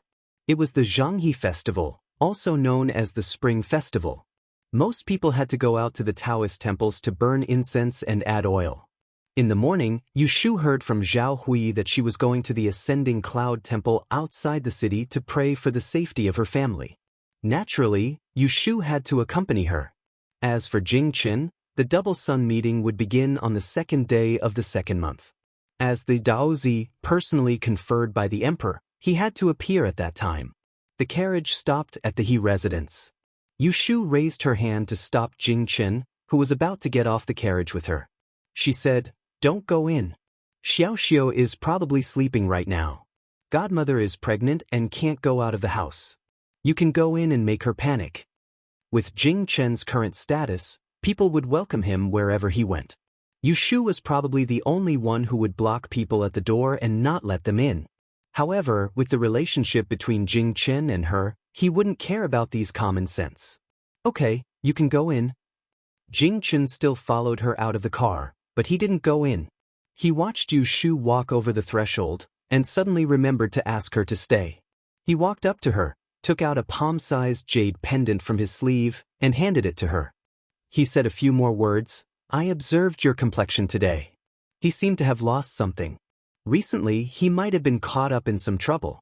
"If you run into any trouble, you must send someone to the princess mansion to find me." Yu Shu took it and played with it a few times. Nodding his head, he did not decline. The next day, before dawn, Zhao Hui urged He Fangji to wake up. She also called for the servant who was guarding the door to boil water for them to wash up. He Fangji only got a beautiful wife in his middle age, so he naturally cherished her. Therefore, when Zhao Hui was pregnant, the couple slept separately. However, they still slept in the same room. He checked her pulse 3 times a day and inquired about her well-being. This was to ensure that his beloved wife would be able to give birth naturally and suffer less. "It's still early. Fern, go back to sleep. I'll massage your hands and feet." Doctor He put on his outer robe. Sitting by Zhao Hui's bed, he rubbed her legs through the blanket and yawned. Last night in the middle of the night, Zhao Hui cried out a few times. He did not dare to close his eyes for the rest of the night. Zhao Hui was lying on her side. She had just woken up and her face was a little red. She lifted the blanket and covered his legs. She said gently, "Let's go out early. There will definitely be a lot of people going to burn incense today. If we go late, I'm afraid that the ancestors will hear too many wishes and won't be able to take care of us." Didn't eldest brother say? The results for the Diyan examination are about to be released. I have to go and ask for good luck for our daughter. If there's one subject on the list, then we'll burn incense. He Fangji smiled. When she passes, I'll prepare a few tables of wine to treat everyone. As the couple discussed in private, Yu Shu had already gotten up. She was sitting in front of the bronze mirror, letting Yun Do comb her hair. In her hand was a scroll of Song Tushue's Notes of Peace. She had spent more than 10 taels of silver to get it from a small shop, but it was just a copy. Song Tushue was the junior supervisor of the Celestial Commissioner 10 years ago. This book recorded the major events of the Yin dynasty in the past 300 years. It was analyzed from a scholar's point of view and was worth reading. "Miss, I'm done combing. Go and see if Master and Madam are awake." Yu Shu folded the book and placed it on the dressing table. She got up to change her clothes. She had been free recently and could read a few more books. She did not need this little bit of time. Just after breakfast, Pei Jing came to the door with 2 attendants.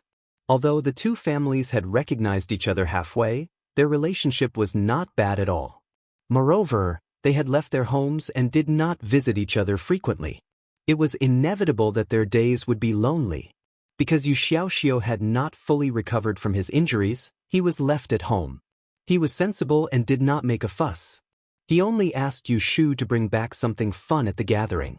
Needless to say, Bai Ran was included. Boys were easy to get along with, so in the past 2 or 3 days, Yu Xiaoxiu had accepted Bai Ran as his playmate. Whenever he had something good, he would share it with Bai Ran. As for Hu Tian, who he called a brother in the 100 Rivers Academy, he had completely forgotten about him. At dusk, Yu Shu came back from praying outside the city. She was exhausted. She brought some food and toys to Yu Xiaoxiu's room, then went back to her room and lay down on the bed. Because of the festival, there was a market near the Ascending Cloud Temple outside the city. People from the surrounding villages gathered together and the road was filled with people. Their carriage didn't move very fast. When they finally arrived at the entrance of the Taoist temple and got out of the carriage, there were people coming and going. Yushu was afraid that the people would crowd Zhao Hui, so she and Yifangji stood on the left and right to protect her. Pei Jing led the way in front. They lined up in the main hall to burn incense, donate money, kowtow to the 3 pure ones, and make a wish. No one knew how Pei Jing got them to stay in the backyard of the Ascending Cloud Temple for a meal. They rested for a while and only came back in the afternoon. Yushu lay down for a while and fell asleep. She dreamt that a group of people came to her house with drums and gongs, congratulating her for Dian Senior High School and asking for money. She searched all over her body but could not find a copper coin. She was so anxious that she stamped her feet and woke up. When she opened her eyes, it was already dark outside the window. She heard Yundo's clear voice outside the door. Miss, are you awake? Mr. Shui is here. Please get up. Yushu rubbed her head and turned over to sit up. She wrapped herself in the quilt and said in a muffled voice, I'm up. Go get a basin of water for me to wash my face. Yushu sat on the bed and sobered up for a while. She wondered why Shui Rui came to see her at this time. So she took a hot handkerchief to wipe her hair and tied it into a simple bun. Then she went to the front yard with her sleeves in her hands. It was early spring, and the thick curtains on the living room's door had been removed yesterday. Shui Rui was sitting and blowing on his tea when Yushu dragged her feet and walked in. She nodded at Shui Rui and greeted, Big brother Shui, you're here. Shui Rui heard her soft nasal voice. When she came closer, he saw 2 faint red marks on the left side of her face. At first glance, he knew that she fell asleep on the pillow. He couldn't help but smile and said kindly, Why are you sleeping at this time? Aren't you afraid that you won't be able to eat dinner? Yushu laughed dryly and sat on the chair opposite him. She said, I walked outside the city during the day. I'm a little tired when I came back. How come you have time to come here at this time? Is there something you need from me? Shui Rui's gaze stopped on the 2 red marks on her face. He said in a light tone, Have you forgotten? The double sun gathering is tomorrow. There will be a dragon boat dance on the bank of the Spring Wave River. The festival will be very lively. If you have nothing to do, you can go for a walk with me. I will bring third sister along. You two can keep each other company. Zhao will also come. Yushu's heart was moved. She had long heard that there were hidden dragons and crouching tigers in the double sun gathering. She really wanted to go and see for herself. Moreover, there was an annual festival to watch. She couldn't miss it. Third sister? Yushu didn't miss it. She asked curiously, Is it the sister you mentioned to me last time? Her name is Jinshuan? She remembered that Shui Rui didn't have many siblings in his family. He only had 1 biological sister. She was 1 or 2 years younger than him. She heard that her health wasn't very good. Shui Rui nodded with a smile. It's Jinshuan. My third sister is very obedient. You will definitely like her. When Yushu heard that she could meet Shui Rui's sister, she was also very happy. Okay, then I will definitely go. Will you come pick me up tomorrow morning? As Shui Rui answered, he was calculating in his heart. He'd wanted to let Yushu meet his 3rd younger sister since a long time ago. That child, Jin Sun, had a weak body, and he didn't have a temper. As the daughter of the Shui clan, he actually didn't even have a single friend that he could talk to normally. Moreover, Yushu had such a righteous heart, so it would be a good thing if the 2 of them could be on good terms. By the way, I was in the inner province yesterday and didn't go to Wangji Tower. Did you see Daozi? Shui Rui asked knowingly. Before he came to see Yushu, he passed by Wangji Tower and asked Lin Fu. He knew that Yushu and Jing Chen didn't stay in Wangji Tower for long before they went out together. He didn't know where they went. Yushu didn't think there was anything to hide, so she told him the truth. Jing Chen wanted to teach her the stargazing skill of Longhu Mountain. In order to make an astrolabe, they went shopping. Oh, what is an astrolabe? Shui Rui asked curiously, yet Jing Chen's actions towards Yu Shu without holding back in the slightest caused him to feel rather powerless in his heart. He didn't understand why a smart person like Yu Shu would be so stubborn towards a person like Jing Chen. It seemed that it was because of the other party's rare frankness. On the contrary, he couldn't be completely unreserved towards a person. Astrolabe, that's? Yu Shu roughly explained the usage of the astrolabe to Shui Rui, and in the end, she said in admiration, Jing Chen's master, that Taoist Huai Xian, is truly an exceptionally capable person. If I'm able to learn his ability to observe the stars, even if it's only 10%, it would be enough to benefit me.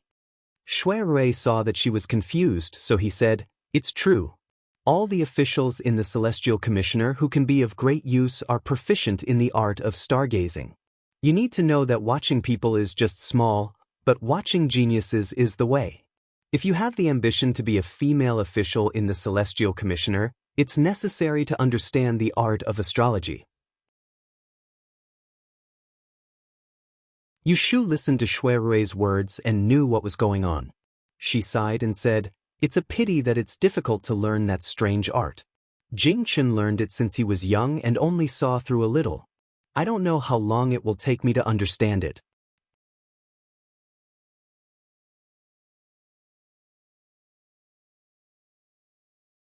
Chapter 332.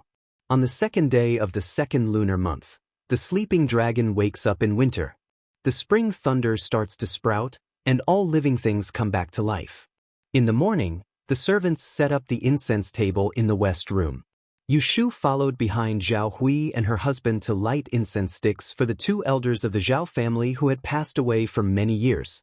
After paying respect to the ancestors, Yu Shu went back to her room to wash her hands.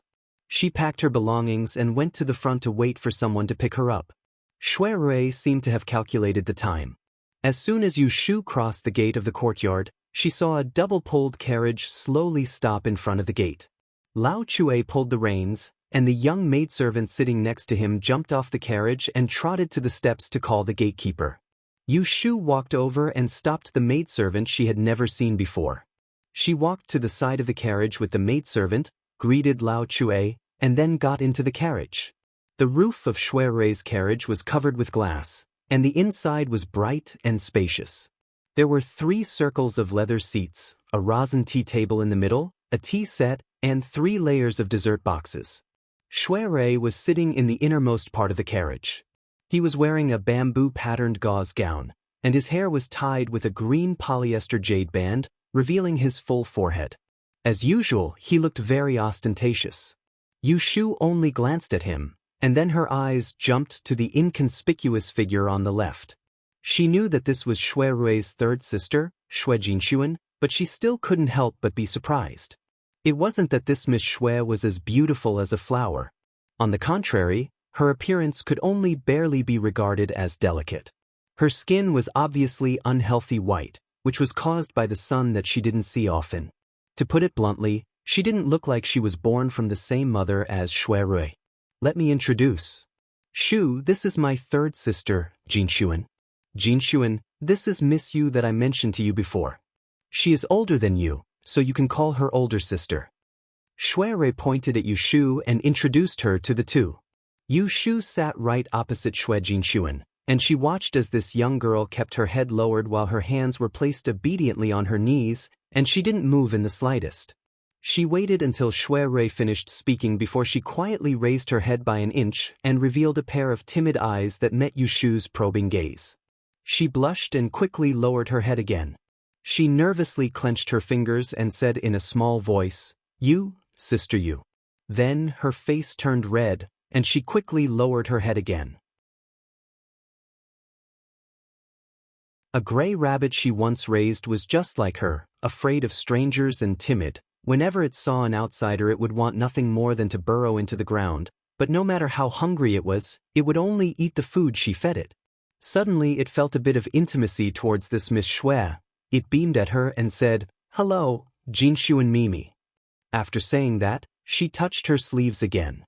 She took out a small colorful bag with 4 corners, stretched out her hand, and handed it to her. "I only knew that I was going to see you last night, so I didn't prepare any greeting gifts in a hurry." This is a little thing I made. I'll give it to you. Although it was a little thing, it actually took Yushu a lot of thought. Last night, she went to sleep in the middle of the night. She racked her brain to make this, and it might be too shabby to give it to others. But it might be just right for this sister Shui. Shui Jinshuan looked at the thing that Yushu gave to her. She first turned her head to look at Shui Rui. Seeing her brother nod, she reached out to take it embarrassedly. It was thin, and she didn't know what was in the bag. She curiously touched it. Shui Rui was also a little curious, so he directly asked Yushu, "What is this?" Yushu said with a smile, "It's for fun to pass the time." Then she said to Shui Jinshuan, "Open it and take a look. I'll teach you how to play." Shui Jinshuan placed the colorful bag on her lap and opened it, revealing a palm-sized, square-shaped paper that was folded with gold sprinkled on it. There seemed to be layers of something written inside, and the word East was painted in red cinnabar. It looked strange. Yushu saw that the brother and sister were at a loss, and she secretly snickered. She reached out for the folded paper, held it in her hand, and flipped it open until it turned into a larger quadrangle. She explained to them, "This thing is called East, South, West, and West. Do you see the 4 directions written on it? Put them vertically, and there are 8 sides hidden inside. Each side has a command hidden inside. You have to see if it's horizontal or vertical. Count it a few times, east or west, and the command will be different when you open it. For example, let me guess, count it horizontally 3 times, look at the east side, and follow the command."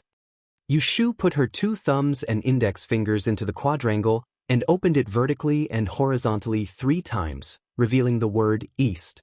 She looked at the command hidden inside and wrote, "Sing a song," in small regular script with cinnabar. She looked up at Shui Jinshuan and saw that the little girl's eyes were focused and her interest was aroused. She didn't hesitate to perform and coaxed her to be happy. "Look, I'm the middle command now, and I have to sing a song for you. Cough, then I'll sing a song." Yushu cleared her throat, and under the gaze of the Shui family's brother and sister, she began to sing shamelessly. Pig, your nose has 2 holes, and when you had a cold, you still had snot hanging on your nose. Pig, your ears are so big, and you can't understand what I'm saying. I'm calling you stupid. Yushu sang Pig's song, which was once very popular in her memory. The lyrics and music were hippie, and her pronunciation was clear and exaggerated. Poor Shui Rui and Shui Jinshuan, the 2 people who were born and raised in ancient times, had never heard such a straightforward tune. They were stunned after hearing her sing a few lines. When Yushu shook her head and hummed, "Pig's head, pig's brain, pig's body, pig's tail," they finally couldn't help laughing. Haha. Shui Rui was overjoyed. On a whim, he leaned over to take the lid of the tea on the table and gently tapped on the celadone plate to make a rhythm echoing Yushu's tune. The tinkling sounds were very in tune. With the accompaniment, Yushu became even more excited, and the lyrics that she couldn't remember clearly became fluent. "Pig, your skin is so white, you must have reincarnated in a rich family in your previous life. It is said that your ancestor had a rake, and the fortune teller said that he was destined to have a peach blossom. When he saw a beautiful girl, he would laugh and laugh, not blush, not be afraid." The younger sister of the Shui family couldn't hold back her laughter. She was afraid of making the singer unhappy, so she quickly closed her mouth. Her cheeks were red and puffed up, but her ears were pricked up. She listened shyly and timidly, and looked at the elder sister of the Yu family with curiosity. After the song, the atmosphere in the car was already very good. Shui Jinshuan even took the initiative to talk to Yushu. Although her voice was still not loud, it still surprised Shui Rui. After all, his sister usually didn't speak much, and when she was anxious, she would stutter a little. It was already good enough that she could reply with 2 out of 10 sentences. Sister Yu, what song is this?" She had never heard of it before. It was a strange tune, and she couldn't tell how interesting it was. Yushu casually said, "It's just a song sung by our children in the South. You can't take it seriously. Just listen to it and be happy." As she said this, she raised the 4 corners in her hand and said to Shui Jinshuan, "I've given the order, so it's your turn. Which side do you want to guess? The atmosphere was just right. Shui Jinshuan wasn't as shy as she was at the beginning. After all, she was still a little childish.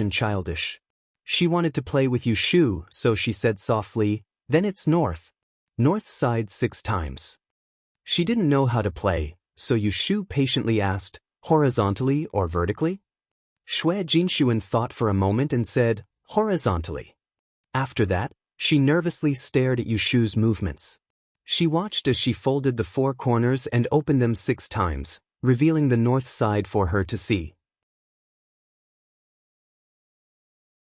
On it were the 4 words "divert trouble to others." Yushu laughed and pointed at Shuiru. "Jinshuan is lucky. This is an empty order. The person sitting on the east side wants to drink a cup in her place. It's you." As she said this, she poured a cup of tea and handed it to Shuiru. "There's no wine, so let's use tea instead." Shuiru raised his eyebrows and drank a cup of tea cooperatively. He looked at the 4 corners in Yushu's hand and said with great interest, "I'll also try. Vertically 3 times, south side." Yushu nodded. The 8 orders she wrote last night flashed in her mind. She quietly turned the 4 corners in another direction, so that the order was replaced by the other side. She counted 1, 2, 3, opened it, looked down, bit her lips, moved closer to Shui Jinshuan and showed it to her. Shui Jinshuan saw the words on the top and exclaimed, then she covered her mouth and lowered her head, as if she was trying to hold back her laughter. Shuiru was wondering why they were so happy all of a sudden. He saw Yushu stretch out her hand and showed 3 words behind the south side. "You're a pig." He was speechless. "Pig, your nose has 2 holes." Yushu intentionally teased him, and she started humming the pig song from before. She stretched out her hand and pushed up the tip of her nose to reveal 2 round nostrils, and it caused Shuiru to be at a loss whether to laugh or cry, whereas little sister Shui's face was filled with laughter instead. The 3 of them played for a while, and the carriage stopped on Fujing Street. Feng Zhaomiao got on the carriage halfway. Seeing them playing happily, she also joined in to guess the order.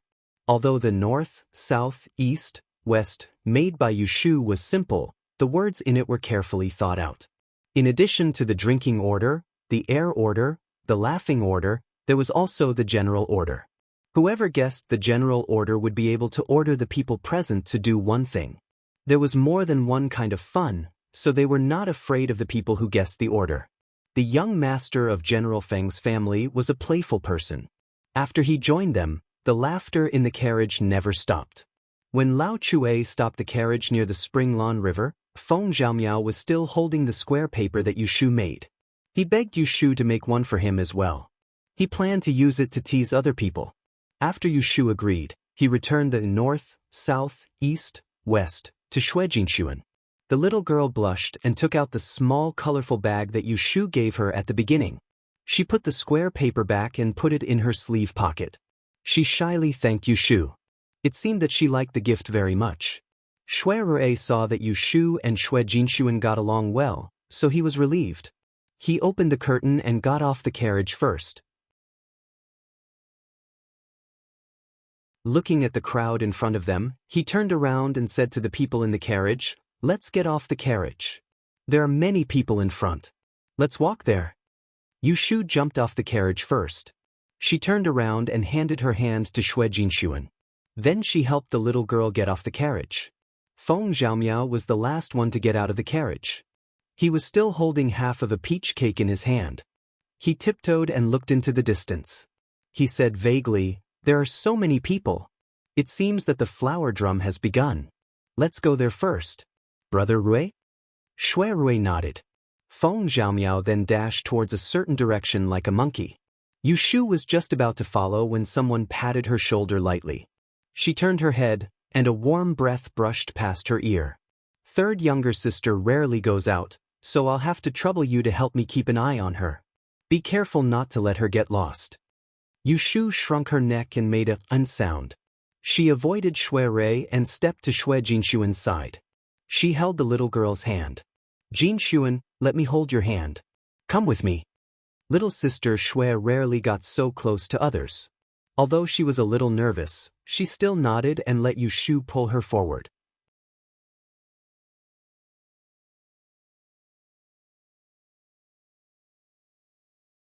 Chapter 333. Because of the festival, there are many celebrations on the Chunlan River. There are many folk customs, such as fighting for flowers and birds, and burning incense to drive away insects. The most eye-catching thing is the donation from the rich people in the city. On the long river, there are more than 100 dragon heads flowing in the shallows.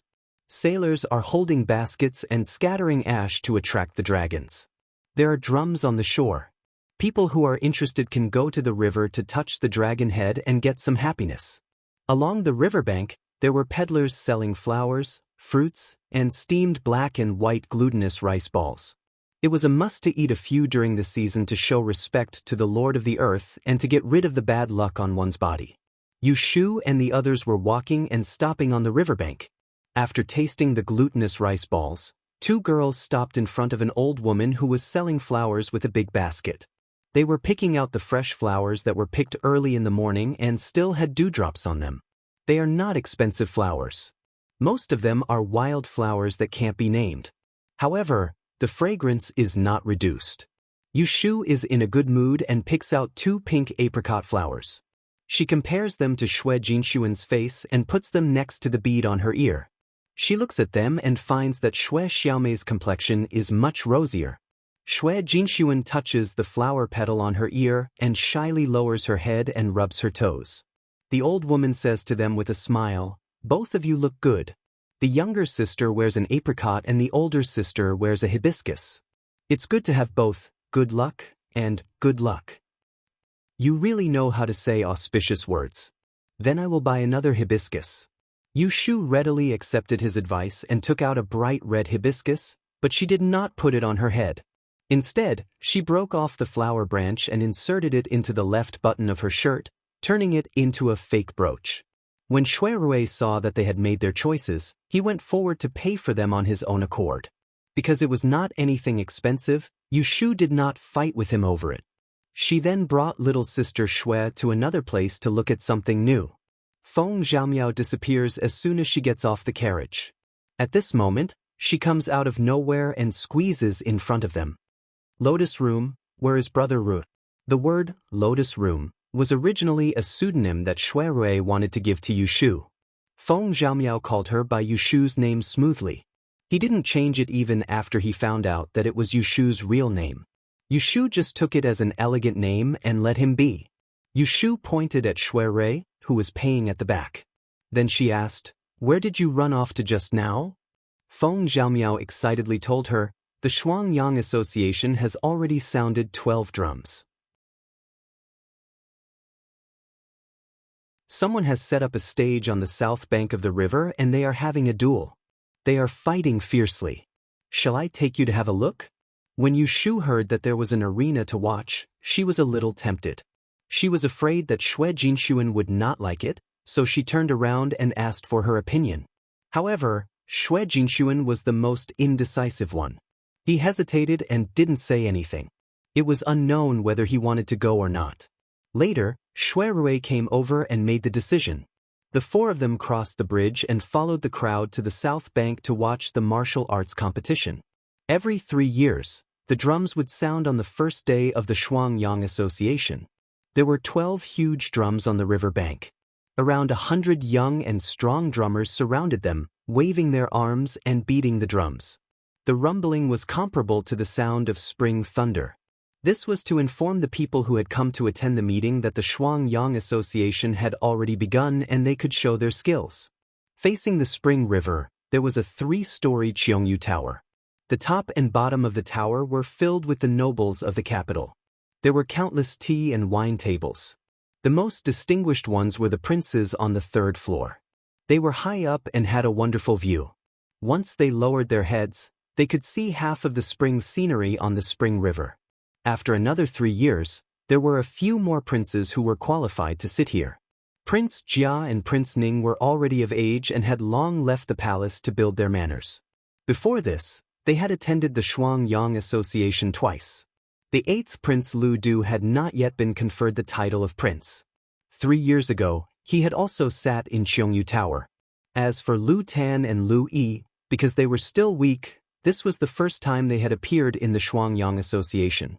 For more than 100 years, the Shuangyang Association had accepted all the scholars and martial artists from all over the world. As long as they had a skill, they could try their skills here. They had also set up a 49-day arena. There were literary and martial arts selections, not sticking to a single style.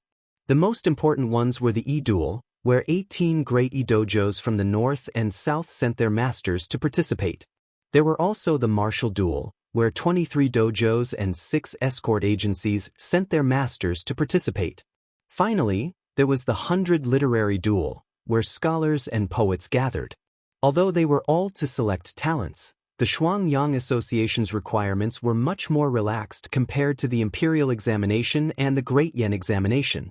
Scholars did not need to pass the provincial and provincial examinations, and merchants did not need to have a recommendation letter from their masters to have a chance to make a name for themselves. The biggest difference between the two was that one emphasized the examination, while the other emphasized the competition. The two did not conflict. Naturally, there were examinees who participated in the imperial examination and came to the Shuangyang Association to compete before the results of the Great Yen examination were released. It was another good opportunity to gain fame and profit. As for the nobles and the rich who came to watch, their thoughts were different. Who knew which nameless person that caught their eye today and invited to join them would become a Jinshi or Master E tomorrow? But these were not the reasons why the Shuangyang Association was unfailing. In the end, the true meaning of the Shuangyang Association was that it was a test for the future successors of the Dan Empire. The dragon gave birth to 9 sons, but in the end only one could become a true dragon. For the country, one must first know how to treat people well. This was a holy teaching left behind by the Dan dynasty's founder, Emperor Onwu. Future generations must not defy it. Therefore, the true protagonists of the Shuangyang Association were not the ambitious heroes on the arena, but the scheming dragon sons in Cheongyu Tower. As the elder brothers, Excellent Prince and Ning Prince each occupied the 2 seats on the second floor with the best view, sitting next to each other. On the arena below the building, the opening event today was a martial arts battle. Martial artists would fight against each other in pairs with all kinds of weapons at their disposal. On the stage, they would first announce their name, then they would greet each other with their fists and legs. Swords have no eyes. Good. This sword is good. Good martial arts. The people on the riverbank were bustling with noise. Nearby, there were a few layers of commoners watching the excitement. They were extremely excited. Many spies were also mixed among them, waiting for the experts on the stage to take a look so that they could help their masters find out where they came from. According to the teachings of the Zhen sect, all the princes who attended the Shuangyang Association would only have 2 seats next to them, 1 Qian and 1 Kuan. They could be used as strategists or as barters, but they could not be the celestial commissioners' barters or court officials. Therefore, beside every prince, other than the servants who served tea and a guard, there were only 2 people who could offer advice. Excellent Prince Lu Si was playing with a Tai Chi jade lock in his hand. He didn't know how many times he had turned his head to look at the veiled young woman sitting beside Lu Hao. Lu Hao took a sip of tea and turned to look at Lu Si. He joked, "Why isn't 4th brother looking at the arena? Why is he looking at me?" Excellent Prince was caught red-handed by him, but he wasn't embarrassed. He simply asked, "7th brother, which family's young lady is at the Kuan table?" "She looks familiar to me." Lu Hao laughed. "I also wanted to ask 4th brother about the 2 you're sitting with. I recognize one of them, Mr. Mingda. Every time I read his articles, I admire him very much. I originally wanted to invite him this time, but 4th brother beat me to it. As for this lady, she doesn't look like someone from the capital. I wonder where 4th brother invited her." Lu Si first heard him compliment the Qian table and felt a bit proud. Hearing him ask about the Kuan table, he didn't conceal anything. He pointed at the table on the right and introduced, "This is Lady Qing of the Wenqin family of the Northern Fu. She is the 6th generation successor of the secret script." Just 2 short introductions were enough to show the extraordinariness of the Kuan table. Everyone knew that the south had Xia Jiang and the north had Wenqin. These two families with the surname Yi were illustrious. 100 years ago, they each produced a EZ who created a unique technique. That Lady Qing, who was around 30 years old, heard Lu Si's introduction and stood. She bowed to Lu Hao in a manner that was neither haughty nor humble. She greeted, "Greetings to Ning Wang." Lu Hao narrowed his eyes and only nodded his head in return. He didn't reveal an expression of surprise as Lu Si had expected. He turned his gaze back to the matches below. Lu Si sat a bit disinterestedly, but he forgot to inquire who the woman sitting at the Kuan table on Lu Hao's side was. On the other side of Lu Si sat the 8th Prince Lu Du, and on the other side of Lu Hao sat the 9th Prince Lu Tan. Both of them also had people accompanying them. Not to mention Lu Du, on the Kuan table on Lu Tan's side was Jing Chen's Shimi, the female cultivator of Tai sect, Shui Yun. Unlike the rest of the men and women on the Chengkuan banquet, the table in front of Shui Yun wasn't filled with brush, ink, and paper, nor was it filled with the 8 trigrams. Instead, there was only an ancient lot pot with nearly 100 pitch-black lot strips inserted in it. It was unknown what they were made of. If one paid close attention, they would find that every time someone changed on the arena, she would watch attentively, draw out 2 slender black sticks from the pot, and calculate with her fingers. After about 10 minutes, she would insert the black sticks into the pot, shake them and mess them up, and then take them out next time. The people present were used to seeing strange people, so they didn't blame her. Shui Yun's movements were not eye-catching, and she was young, so they only thought that she was invited by Lu Tan to make up the numbers. They didn't know the power of the black sticks. There were too many people below the arena. Shui Rui and Feng Zhaomiao acted as flower protectors, one on the left and one on the right, pushing through the crowd and protecting the 2 girls, Yu Shu and Shui Xiaomei, who squeezed to the front and stood in a good position to watch. When the fighting on the arena was about to get interesting, the first part of it was just some flowery but impractical moves. Just now, there were 2 martial artists fighting, one with a 9-inch sword, the other with a scimitar. They fought back and forth. The light of the knife and the shadow of the sword were very enjoyable. Although it was not the first time for Yu Shu to see a real knife and a real spear, she had never seen a real martial arts competition. As a layman, she was soon dazzled and her blood surged. Like Feng Zhaomiao, she clapped and cheered with a group of onlookers. Because Shui Rui's martial arts skill was not bad, he did not pay any attention to the small fights on the platform. His attention shifted upwards and he stared at the crowd of figures on the top of Cheongyu Building. He could vaguely distinguish who was who, and he plotted in his heart. One of Lu Tan's seats was a junior sister from the same sect as the Daozi. According to what Lu Tan told him in private, she was a junior sister that possessed peerless skills, and the other was an extraordinary person that Shui Rui had personally invited.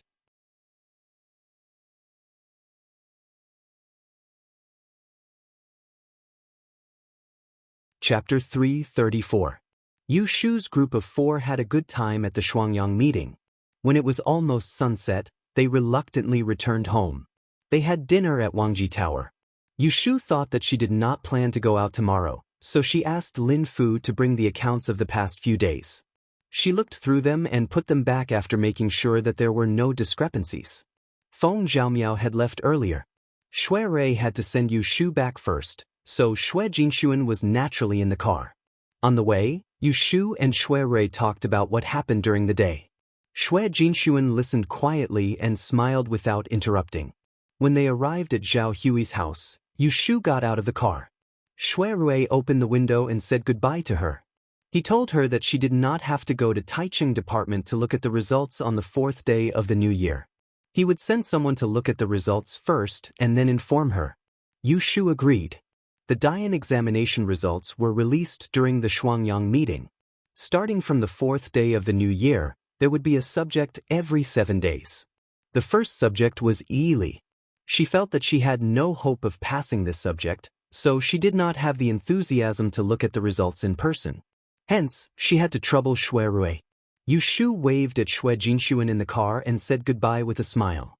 She turned around and entered the house. Shui Rui closed the window and sat down again. When he looked back, he saw Shui Jinshuan looking at the window with a disappointed face. He thought for a moment and asked her with a smile, "Is your sister Yu a good person?" Shui Jinshuan twisted her fingers. Because she was not good at expressing herself, she just nodded slightly. Then she lowered her head and said no more. Seeing her like this, Shui Rui sighed and said in a gentler voice, "If you like to be with her, we can ask her out to play another day. How about that?" Deep into the night, Yu Shu was lying on the bed with her hands as a pillow. Her brows were slightly furrowed as she thought about how she had been watching the commotion from below the arena during the day. Unintentionally, she looked up at the glazed rooftop and vaguely saw the silhouette of Ji Xingxuan. Needless to say, if that really was Ji Xingxuan, she must have accompanied Ning Wang to attend the double sun gathering. This gave Yu Shu a headache. Lu Hao didn't look like someone who would be blinded by lust. However, he still kept Ji Xingxuan by his side even though the Ji family had gone through such a huge incident. It had to be said that he was sincere. And Ji Xingxuan was a smart person. With such a backer to rely on, how could he not make use of it? This is not good news. Yu Shu thinks it over and over again. She always feels that she has a family now. Being stared at from behind by such a deadly enemy, her life is very unreliable. She has to be on guard against thieves and thieves. It seems that I have to make a trip to Jinren Yuan. I'll spend some money to hire a skilled fighter. In the future, when I go out alone, I'll have to bring a guard with me. Yu Shu muttered to herself. She quickly made up her mind to go shopping the next day. She turned over, wrapped herself in the blanket, and fell asleep. Yu Shu had seen the accounts yesterday. Lin Fu originally thought that she wouldn't come today. Who knew that early in the morning, when he had just changed his clothes and came downstairs, he saw Yu Shu open the back door and walk in. "Miss? Old Lin, good morning." Yu Shu greeted the fat steward. Seeing the confusion in his eyes, she pointed upstairs and explained, "I'm here to get something." Lin Fu asked, "Have you eaten breakfast?" "I ate on the way. There's no need to prepare anything for me. I'll leave in a while. You can go do what you need to do." Yu Shu waved her hand at him and went up to the second floor. She used the key to open the door and entered the room she used. Turning into the side restroom, she pulled out a medium-sized box from under the bed. She took it to the table and opened it. Inside the box was her private money. There was a stack of banknotes that she extorted from the Ji family. There were also some bits and pieces that she earned from doing fortune-telling. Although she had used some of it, there was still a lot left. She made an inventory. There was about 1,000 taels left. Yu Shu took the money bag and put the bits and pieces of silver in it. She folded the banknotes and put them in her pocket. She only left 2 ingots to look at in the box. With enough money, Yu Shu left from the back door. She went to the street and hired a gray leather sedan chair. She directed people to carry it to the west of the city. The north and south of the city were clearly demarcated. The Qianyuan road that ran through the capital divided the rich and the poor. The east and west of the city were also different. They were also in the west of the city. A little further north was a street of calligraphy, painting, and silk shops, while a little further south was a bustling market. The streets were noisy, and there were many beggars. There were always 2 or 3 beggars on each street. Yu Shu liked to recognize the way, so she didn't just sit in the sedan chair. Instead, she hung up the curtain and looked all the way. She was looking at the street to see if there were any new snacks that she could buy and bring back for Yu Xiaoxiu to try. Suddenly, she saw a few unkempt beggars chasing a limping clay figurine out of an alley. In a moment, they rushed to the middle of the street, and her sedan chair happened to block their way. The clay figurine that was being chased lost its balance and fell to the ground. The people chasing it caught up and grabbed its hair and began to wrestle with it. The sedan chair bearers were shocked and stopped. They were blocked by the people in front of them and couldn't pass. "Bastard, how dare you steal food and drink in our territory? Beat him to death." "Who asked you to steal? Who asked you to steal? I'll beat you to death." Yu Shu's palanquin couldn't move, so she could only watch the scene unfold. The clay figurine that was being beaten was a man. His hair was messy, and his clothes were ragged, barely hanging on his body. One of his hands was strangely holding his head, and he didn't fight back. Instead, he lowered his head and wolfed down the fried chicken in his other hand while the others were beating him. However, the chicken was quickly snatched from his hand by a few beggars. They kicked him to the ground and stomped on him a few times. Then they swore and ran into the alley. The clay figurine didn't make a sound. He struggled to get up from the ground. When he raised his head, he saw Yushu in the sedan chair. The first to be stunned was the clay figurine. Yushu reacted quickly. She recognized the man as soon as she saw the ugly centipede-like scar on the man's unshaven face. She was so shocked that her mouth dropped open.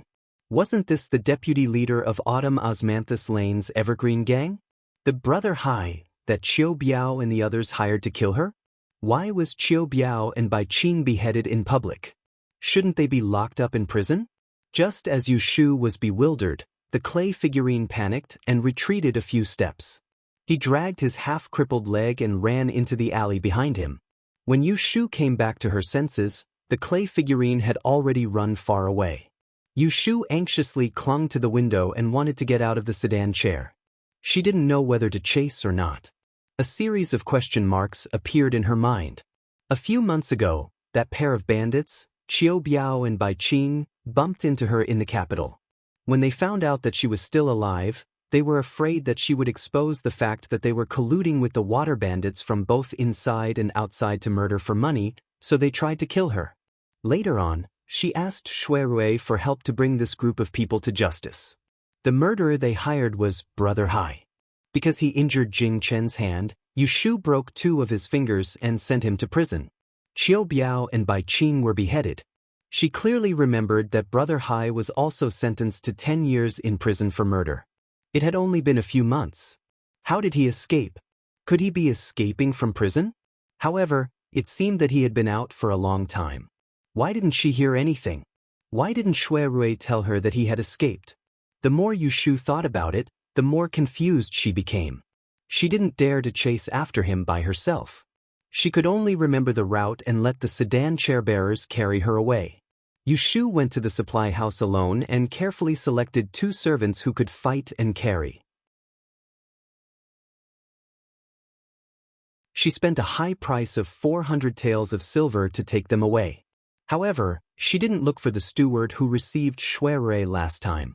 She took the contract of selling herself and 2 guards who were said to be the private soldiers of a criminal general. Yushu came out of the supply house. She didn't even sit in the sedan chair.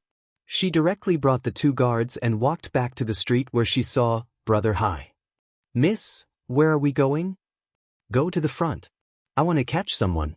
Help me," Yushu said with a heavy expression. Since she knew that the person had escaped from prison, she couldn't just let him go. She must catch him to prevent any accidents from happening. The 2 newly appointed thugs looked at each other.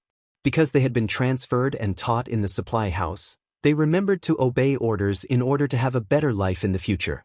They didn't say anything else and followed behind Yushu into an alley.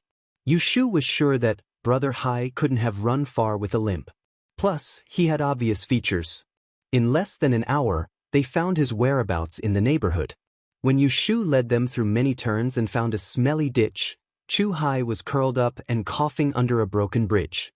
As soon as he heard footsteps approaching, Chu Hai raised his head in alarm. When he saw the figure of the person approaching, he rolled and crawled to run. But the 2 thugs brought by Yushu obeyed her orders and went forward to capture him. Different from the cowardly Yushu saw on the street before, Chu Hai dragged a limp and fought with 2 thugs alone. After more than 10 moves, he was defeated. His arms were twisted and he was pushed to the front of Yushu. "Miss, I've caught him. What should I do with him?" Yushu stared at Chu Hai, who was neither human nor ghost, with an ugly expression, and asked directly, "How did you escape from the prison?" "Ahem." Chu Hai knew that he couldn't break free, so he lowered his head and didn't say a word or answer Yushu's question. Yushu sneered, "It doesn't matter if you don't say it. You are a fugitive anyway.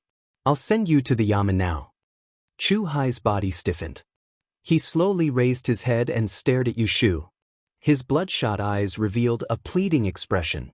"I was just paid by someone to eliminate a disaster for them. There is no hatred between us. Cuff, cuff, cuff. I attacked you, but you also cut off 2 of my fingers.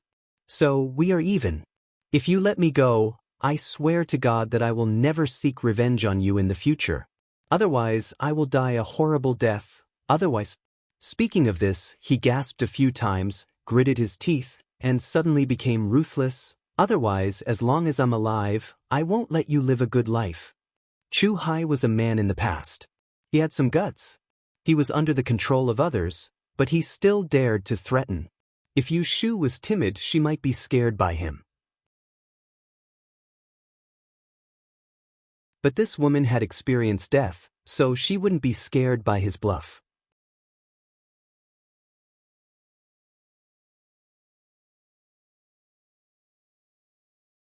Chapter 335. After Yu Shu caught Chu Hai, she did not bring him back to her home. Instead, she went to Huixing Street in the south of the city. Speaking of which, this small courtyard with 3 rooms was the first place Yu Shu had settled down after coming to the capital. Later, when Xia Mingming returned to Xia Zhang's home and Zhao Hui and her husband came to the capital to look for someone, the 2 of them moved over and this place became vacant. The security in the south of the city was not as good as the north of the city. When people saw someone carrying a beggar on the street in broad daylight, they only looked at it out of curiosity and did not ask anything. Yu Shu walked in front and led the way. When they reached the entrance of the small courtyard, she put her hand into the gap under the threshold and took out the spare key. She unlocked the door and signaled the 2 men she just bought to bring Chu Hai in. She turned around and hung the door bolt. The small courtyard had not been cleaned for a period of time, so there was a layer of dust inside and outside. Yu Shu pushed the door open and entered the central room. She asked them to casually throw Chu Hai on the ground. She touched the dust on the table and dusted her hands. She walked back and forth in the room with her hands behind her back before she stopped.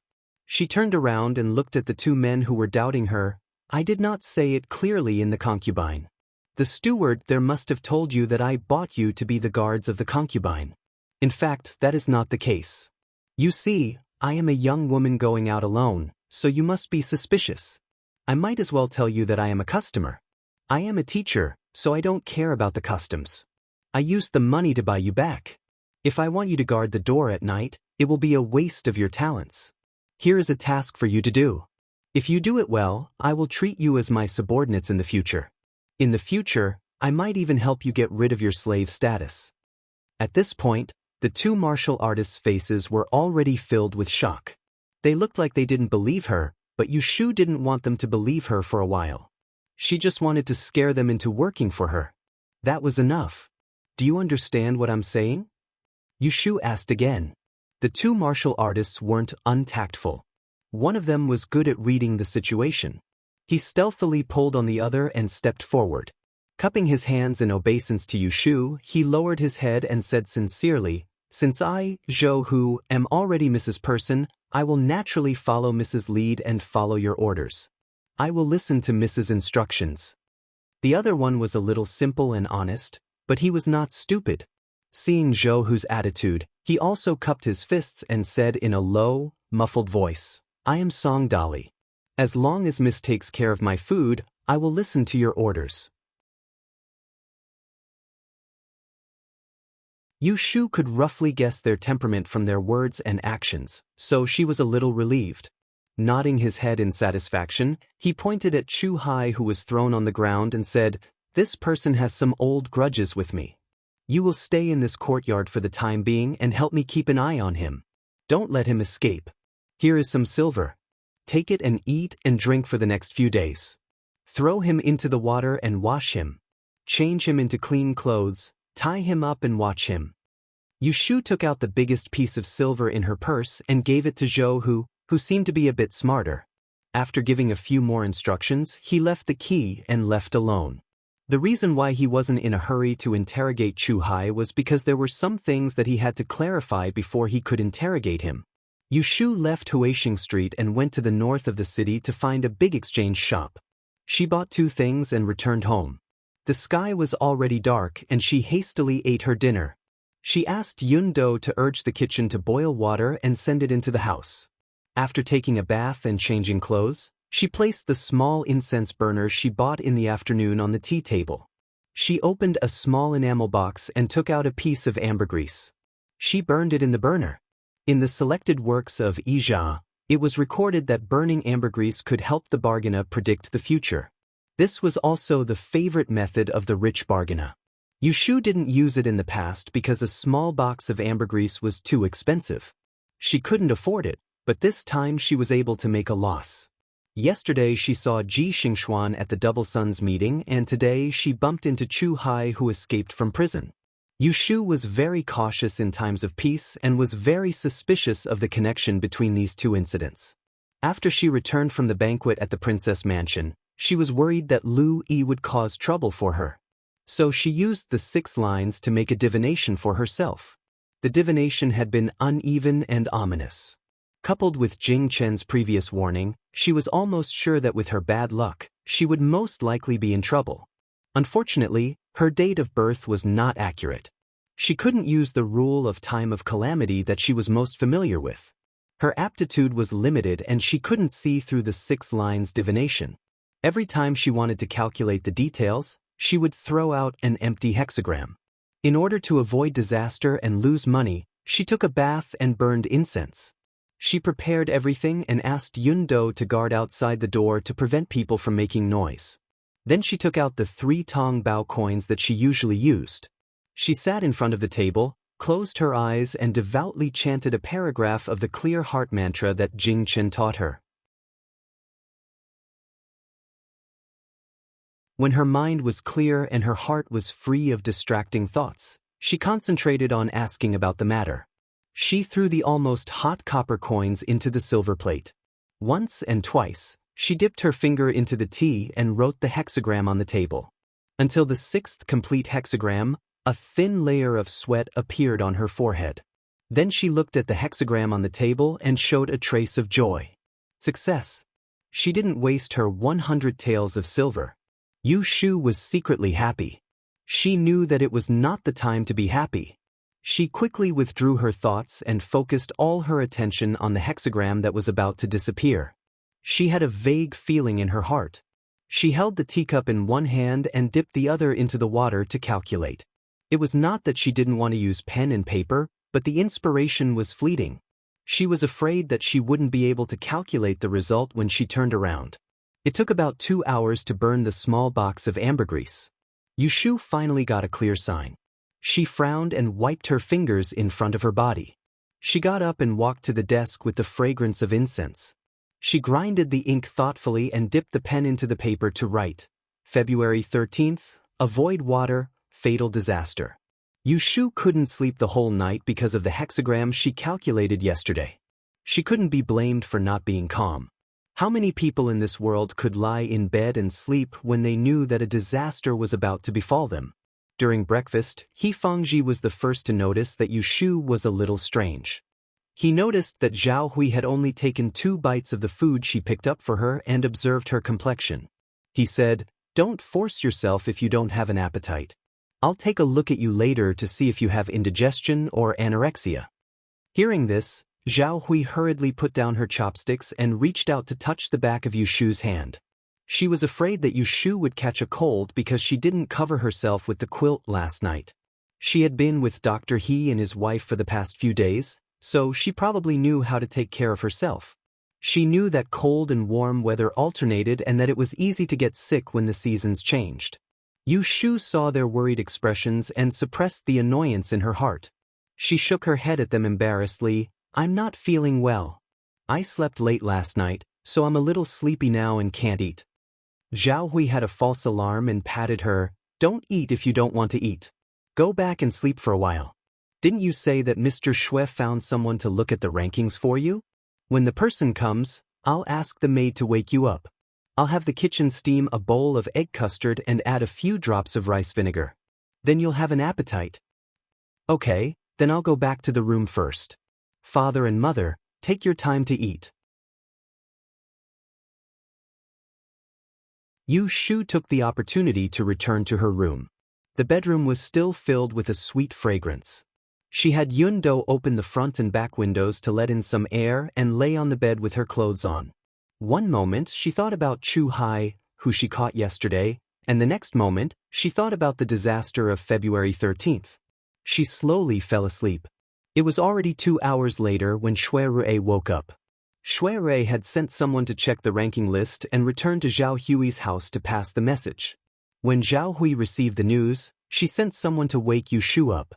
Yushu was woken up by Yundo. She rubbed her face and sat up. As she put on her shoes, she casually asked, "What did they say? Did you pass this test?" There were 6 subjects in the Diyuan examination.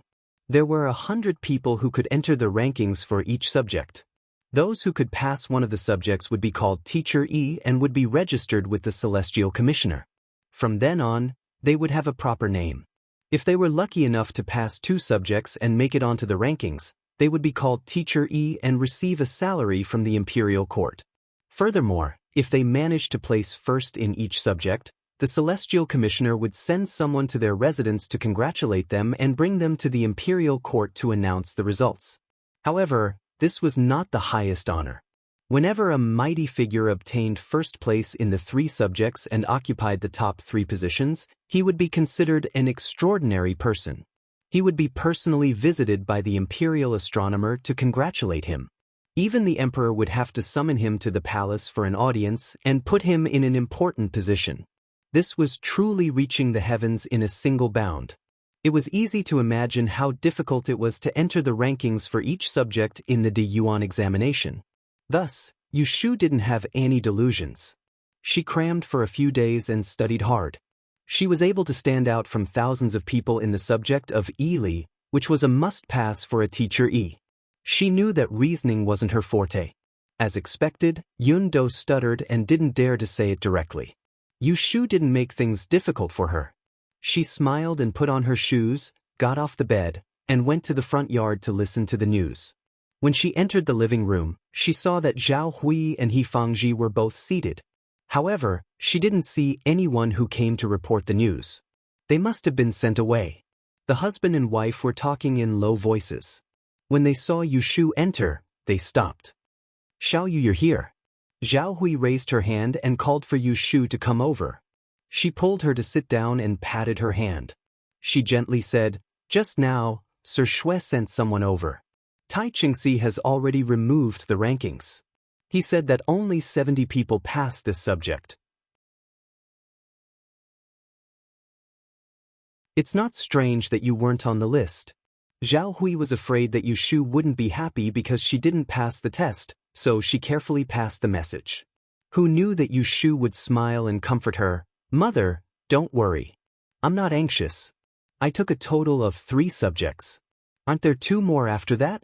Uncle already said that I'll definitely be on the list for mathematics."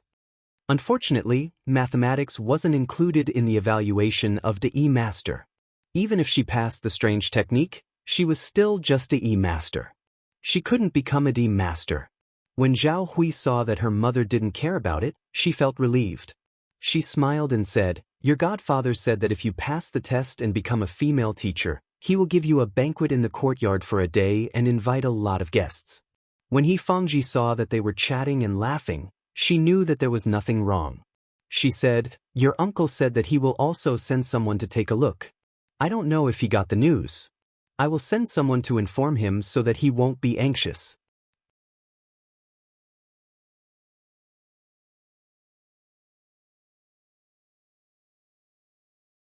Chapter 336.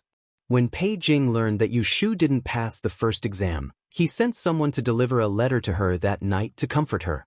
Early the next morning, he actually came to visit Yushu. In addition to a good horse that was promised to Yushu, he also brought a cart of construction materials and 2 masons. He came to build a stable for the horse. Pei Jing's arrival dispelled some of the dark clouds in Yushu's heart. She circled around the dark red horse that Pei Jing was leading a few times. She touched it here and there. The horse had a good temper. When it saw that she was a stranger, it only snorted twice and shook its head uncomfortably. It didn't kick back and let her touch it. Yi Fangji, who went out late today, also came to join in the fun.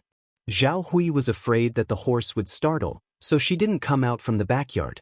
Pei Jing smiled as he explained to Yushu from the side, This is an excellent match between a Great One horse and a Guianen mare. It has been tamed for 5 years at the stud farm in the north. It was originally prepared to be used as a war horse for the imperial court.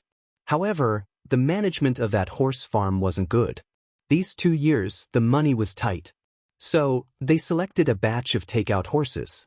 They were chosen by our Tai Hing Chamber of Commerce and ordered. I liked them, so I kept one for myself. I also chose a more docile one for Xiaoyu. It seems that it can be used as a saddle or a saddle to pull a carriage. Before Yu Shu could say anything, He Fangji spoke first. Thank you, brother-in-law, for spending so much money. This horse is a good horse. It will be wasted if it is used to pull a carriage. After a while, when Xiaoyu's hands are more agile, let her learn how to ride. Pei Jing nodded and looked at Yu Shu with a kind expression. When the weather gets warmer, I'll find 2 chaperones to accompany you for a few laps. You'll be able to ride it soon enough. Yu Shu was thinking that with such a good horse as a ride, in her previous life, it would at least be worth 4 laps in a car. After receiving such a big gift from Pei Jing, even though he was her relative, she still felt embarrassed. She touched the shiny hair on the horse's back and said to Pei Jing with embarrassment, I've made uncle spend money again. Pei Jing laughed heartily. He stretched out his hand and very naturally stroked her head, saying, What's the matter? Jiujio only has 1 daughter, and her body is delicate. If I don't have any children in the future, in the end, you and Xiaoxiu will have to live in retirement. Yu Shu saw that Pei Jing had a sigh on his face, and it did not seem like he was joking. For a moment, she did not know why he was so emotional. Although Pei Jing was over 40 years old, his body was very healthy, and Madame Qin was younger than him.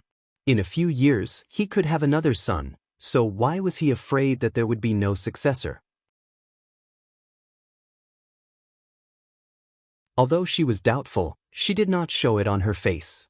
She only followed Pei Jing's words and said, Jiujio is an elder like father and mother. In the future, Xiaoxiu and I should provide for him. Seeing her attitude, Pei Jing and He Fangji were very optimistic. They smiled and nodded, then went into the inner hall to talk. She was left in the courtyard to get close to the horse. Yu Shu was raising her head to stroke the hair of the new resident, when she heard someone call her. Mississippi. Yu Shu turned around and saw Bai Ran crossing the courtyard door. She stood not far away and passed on a message. Young master heard that Master Pei came and wanted to come out to pay his respects, so he asked me to come and ask. How could Yu Shu not guess what Yu Xiaoxiu was thinking?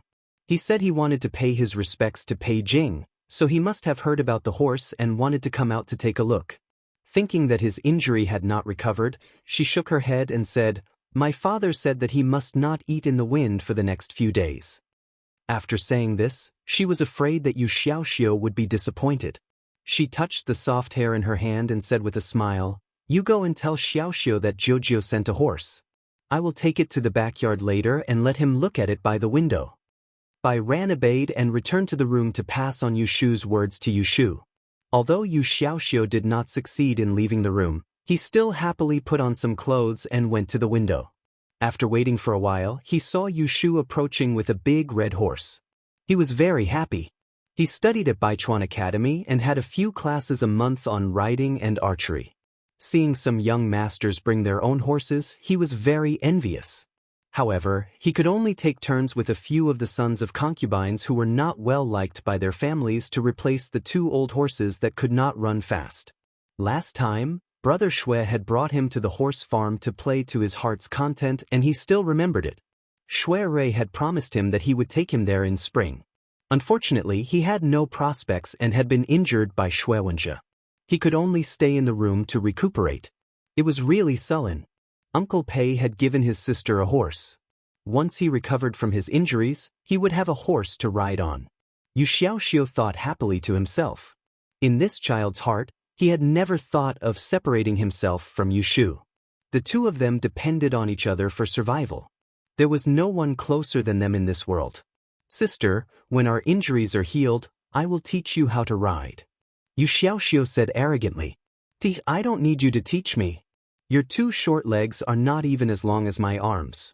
Grow them for another 2 years. Yu Shu's words mercilessly attacked her brother. You look down on me. Brother Shui said that I ride very well. If you don't believe me, you can ask him. Yu Xiaoxiu argued with a red face. He was just being polite. How could you believe him? The two of them had nothing better to do. One was inside the house while the other was outside. Bai Ran watched from the side as they quarreled. In fact, they were very intimate. He was envious and couldn't help but feel bitter about his life. If his family hadn't been ruined, he would still be the young master of the Bai family and not a servant. Even if he had to continue to endure his stepmother's harsh treatment, he would gladly endure it.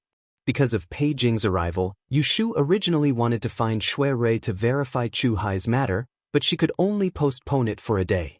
On the 6th day, she went to Wang Jilu, thinking that she could see Shui Rui face to face and talk business. Who knew that after waiting there for a day, she didn't see him. After asking Lin Fu, he said that eldest young master hadn't shown up in the past few days. Yu Shu left a message for him to pass on the message when he saw Shui Rui, and then she went back. The next day, she went to Wang Jilu to wait, but she still didn't see him. On the 3rd day, she came again, but she still didn't hear that Shui Rui had come. This made Yu Shu depressed. Her feet turned in circles. For a moment, she didn't know where to find Shui Rui. Then she suddenly realized that it seemed that it was Shui Rui who looked for her every time. Even if he didn't look for her, she would always meet him. This seemed to be the first time she took the initiative to look for him. What to do? Except for Wang Jilu, she didn't know where he liked to go. Should she go to the gate of the Supreme Court and wait for him? It was not impossible, but she didn't know whether he would leave from the front gate or the back gate. What should she do if she didn't find him? It would be February 13th in a few days. If she didn't figure out Chu Hai's matter, she would be worried. This was Yu Shu's mistake. She didn't think that besides Wang Jilu and the Supreme Court, there was another place where she could definitely find Shui Rui. Lin Fu saw that Yu Shu didn't wait for him for 3 days. He guessed that she was in trouble. At dusk, he saw Yu Shu coming down from upstairs with a sad face, so he came over to offer advice. Are you looking for young Master Xiao? If it's urgent, why don't you go to the Shui mansion to look for him? Even if young master is busy with work, he has to go home to sleep. His words woke her up. Yu Shu patted her head and secretly scolded herself for being dizzy. She immediately thanked Lin Fu and left. Knowing where to find him, Yu Shu wasn't in a hurry to visit now. First, it was late. It would be disrespectful if she went to the minister's mansion at this time. Secondly, even though she'd acknowledged Shui Rui as her big brother, she hadn't met the seniors of the Shui clan in the end, so it couldn't be considered as an official relationship. She was just a young lady, and if she boldly went to the young master's house to look for him, she might not necessarily be able to meet him. When Yu Shu returned home, she washed up and went to sleep. The next morning, she found a long gown and a short coat in the cupboard and changed into a man's outfit. She dressed up well and wrote an invitation seriously before looking for the way to the Shui mansion. Minister Shui was a civil official. When Emperor Jingzong was still on the throne, he was already a minister of the Imperial Library. Later, when His Majesty succeeded the throne, he also inherited the previous emperor's ministers. He admired Shui Lingnan's prudence and strategy, so he valued him. He appointed him as the Minister of Internal Affairs and promoted him to the right Prime Minister. He also conferred Lady Shui the title of Imperial Consort and bestowed her with great glory. The minister's mansion had been built for many years and had been renovated several times. From the outside, it didn't look like a mansion that suddenly rose to prominence. There was only a large door in front of the main entrance and a pair of stone lions. There wasn't even a corner door that was open. On the door, there was a plaque with the 2 words, Shui Mansion. Although it had been exposed to the wind and sun for many years, it hadn't been changed. This plaque had been scrubbed until it was spotless. It wasn't decorated with gold or silver, but when the carriages and horses passed by the door saw this plaque, they all lowered their heads. Serving the emperor for 6 dynasties and several generations of loyal ministers. How could those new nobles with shallow family background compare to them? Yu Shu got out of the sedan chair at the street corner. After inquiring that the Shui mansion was in front of her, She walked to the door and confirmed that the plaque on the door was correct. Then she knocked on the door and handed over the invitation, asking to see the eldest young master of the Shui family. Yu Shu cleverly didn't write on the invitation that she was a sworn brother or sister. She claimed that she was a friend of Shui Rui and that she had come to discuss something with him. If the eldest young master was at home, she would like to meet him. If he wasn't at home, she would like to pass on a message for him. The gatekeeper of the Shui family didn't say anything. When the gatekeeper saw Yu Shu dressed as a servant, he politely told her, "The eldest young master has just gone out. There are rules in our mansion that servants are not allowed to pass on a message for the master, and they are not allowed to tell the master's whereabouts to outsiders. If you have something to do, you may come back tomorrow." Hearing this, Yu Shu regretted that she didn't come earlier. Knowing that she couldn't get the whereabouts of Shui Rui from the gatekeeper, she reluctantly nodded and turned away with a sad face. Walking on the road, she thought that it was not a good idea to delay it one day after another. Chu Hai was still locked in Huixing Street. She couldn't just let him go like this. Since she couldn't find Shui Rui in a short time, it was better to interrogate him first. At most, it was not easy to force Chu Hai to tell the truth. Thinking of this, Yu Shu quickened her pace. Not long after she walked, a person she knew came out of the gate of the Shui mansion.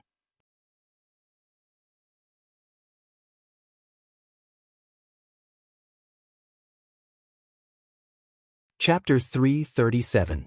Yu Shu handed Chu Hai over to the two guards, Zhou Hu and Song Dali, whom she had bought from the orphanage. They were very responsible, washing Chu Hai, who was as dirty as a beggar, and changing him into clean clothes. They also took care of the wounds on his body. When Yu Shu came again, Shui Hai no longer looked like the beggar from a few days ago. Yu Shu stood at the door with her hands behind her back, looking at Chu Hai, who was tied to a chair and pretending to be dead. She asked Zhou Hu, "Has he been obedient these days?" Before Zhou Hu could reply, Song Dali angrily said, "What's there to be honest about? This morning, when Big Brother Zhou was feeding him, he secretly broke the rope. He even used his head to hit people, trying to escape. He hasn't had a moment of peace these past few days. Luckily, us two brothers are strong enough to subdue him." Seeing Yu Shu frown, Zhou Hu quickly lowered his head and said, "Miss, I was careless and almost let him escape this morning. Please punish me. This is not your fault." Yu Shu smiled at Zhou Hu and turned to look at the skinny Chu Hai. She suddenly said in a cold voice, "It seems that he has too much strength. From today onwards, just feeding him one meal at night will be enough." No matter how pitiful Chu Hai looked, to Yu Shu, he was someone who had once wanted her life. He was not worthy of her sympathy. "Go to the door and guard, I have something to ask him." Yu Shu raised her hand and gestured to Zhou Hu and Song Hu. Zhou Hu had tied Chu Hai up firmly in the morning, so he was not worried that he would break free and hurt anyone. He said to Yu Shu, "Then miss, be careful. If there is anything wrong, just shout for me." He then dragged Song Dali to the door. Yu Shu closed the door, picked up a stool, and sat down less than 5 feet away from Chu Hai. She lifted her foot and kicked his calf. She didn't use much strength. Chu Hai closed his eyes and pursed his lips. He did not move, as if what Yu Shu kicked was the stool and not his leg. Yu Shu pouted.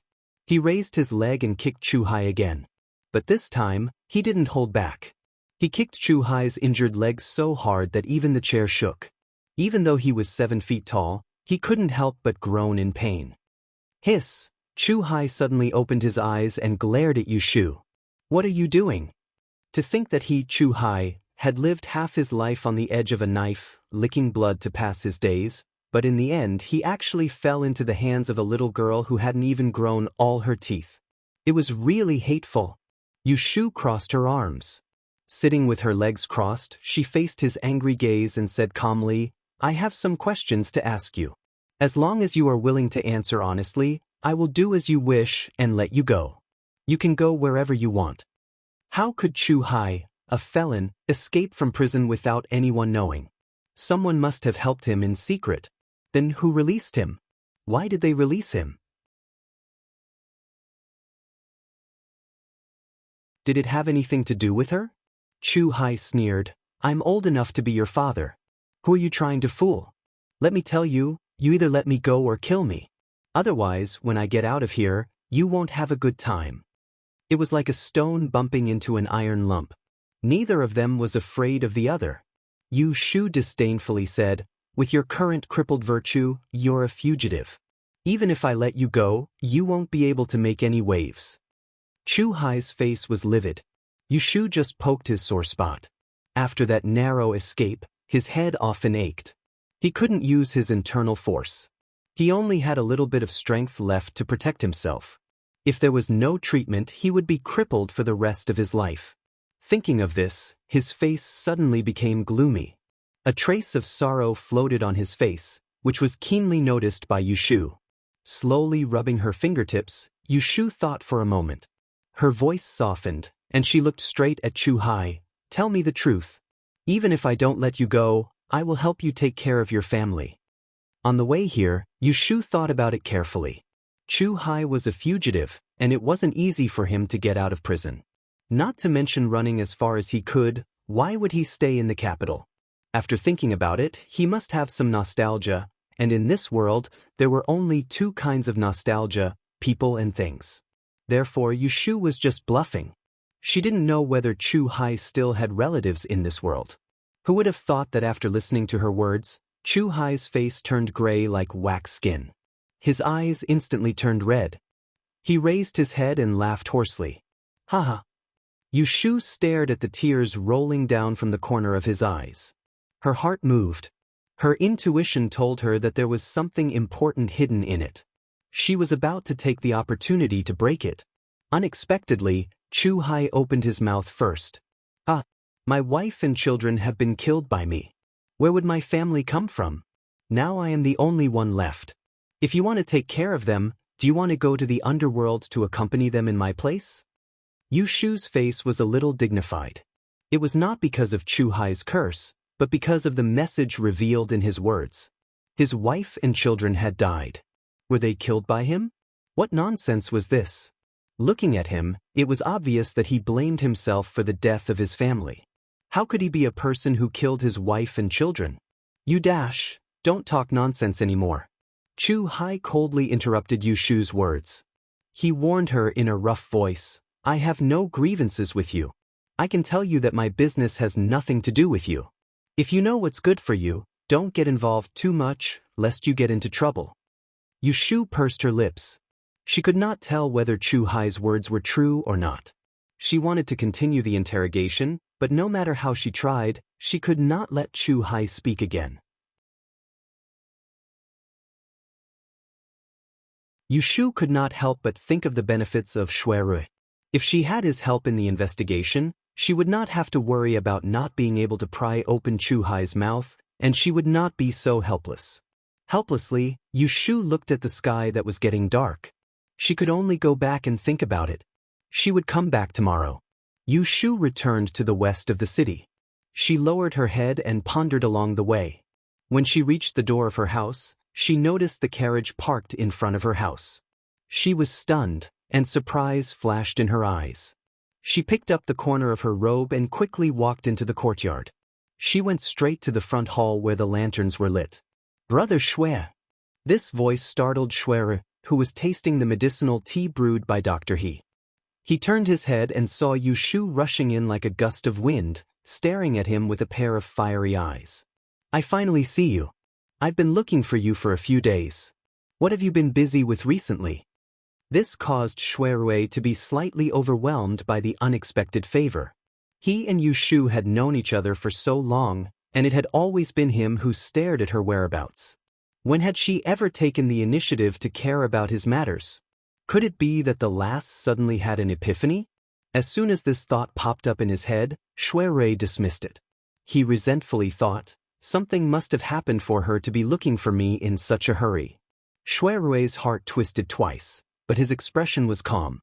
He switched the teacup to his other hand and gently placed it on the coffee table. Then he gave an exceptionally amiable smile to Yu Shu, whom he had not seen for a few days. It's all an errand from the higher-ups, not worth mentioning. But did you come to the residence to look for me today? Yushu was not charmed by Shuirui's smiling face. She turned her head and saw that He Fangji was still there. There were some things that were not convenient to say, so she said, "Godfather, I have something to discuss with Brother Shui. I'm going out for a walk. I'll be back in a while." He Fangji knew that Yushu would be a female teacher in the future. Unlike ordinary unmarried women, as an elder, he did not care about her actions. He nodded and let them go. Then the two went out of the door. Yushu was in front, and Shuirui was 2 steps behind. They went out of the door and walked a dozen steps to the east. They walked under the shadow of the lanterns hanging on the wall of other people's houses. Yushu paused for a moment and turned her head to Shuirui and said, "Brother Shui, do you still remember Bai Qing and Qiubiao?" Shuirui said, "I remember. What's wrong? Weren't they all beheaded? Why did you mention it? Could it be that there are fish that escaped the net?" Speaking to this point, his expression could not help but become serious. In the past, Yushu and her younger brother went to the capital with a group of merchants, but they mistakenly boarded a pirate ship. The leader of the merchant group and the head of the escorting escort were both prostitutes. For the sake of the ship's valuables, they worked together with a group of pirates from the inside and outside, causing the lives of a whole ship's passengers. Only Yushu and the others were lucky enough to escape.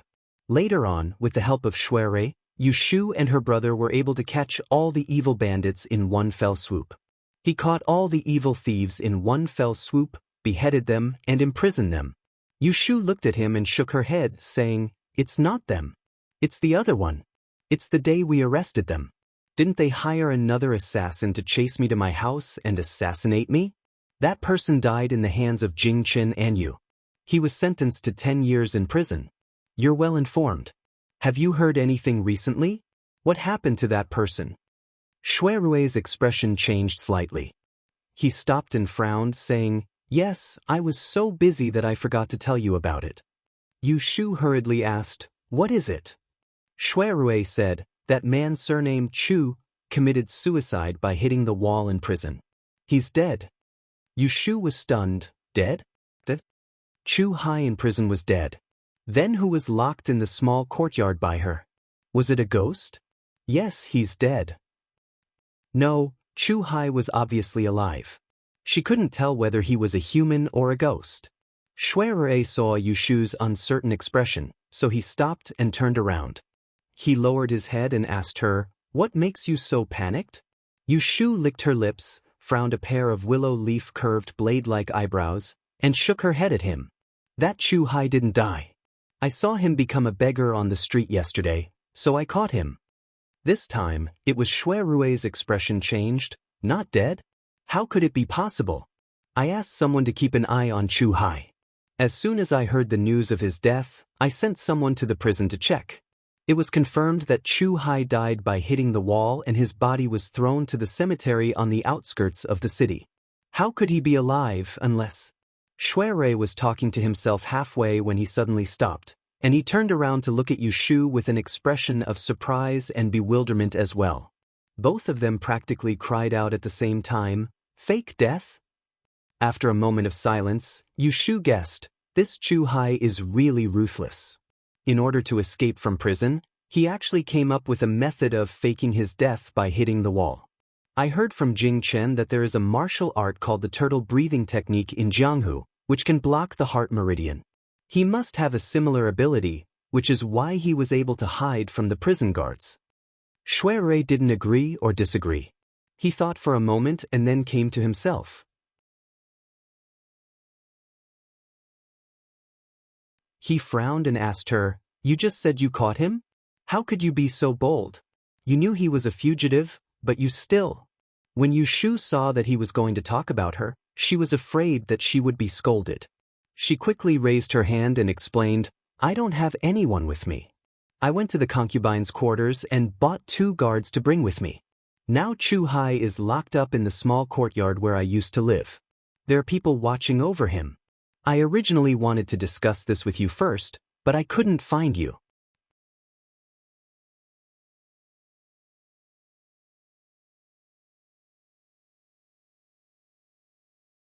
Chapter 338. The next day, Yu Shu took Shui Rui to Huixing Street to see Chu Hai, who was locked up in the small courtyard. Shui Rui sent someone to inquire about Chu Hai after returning home last night, but there was no news this morning.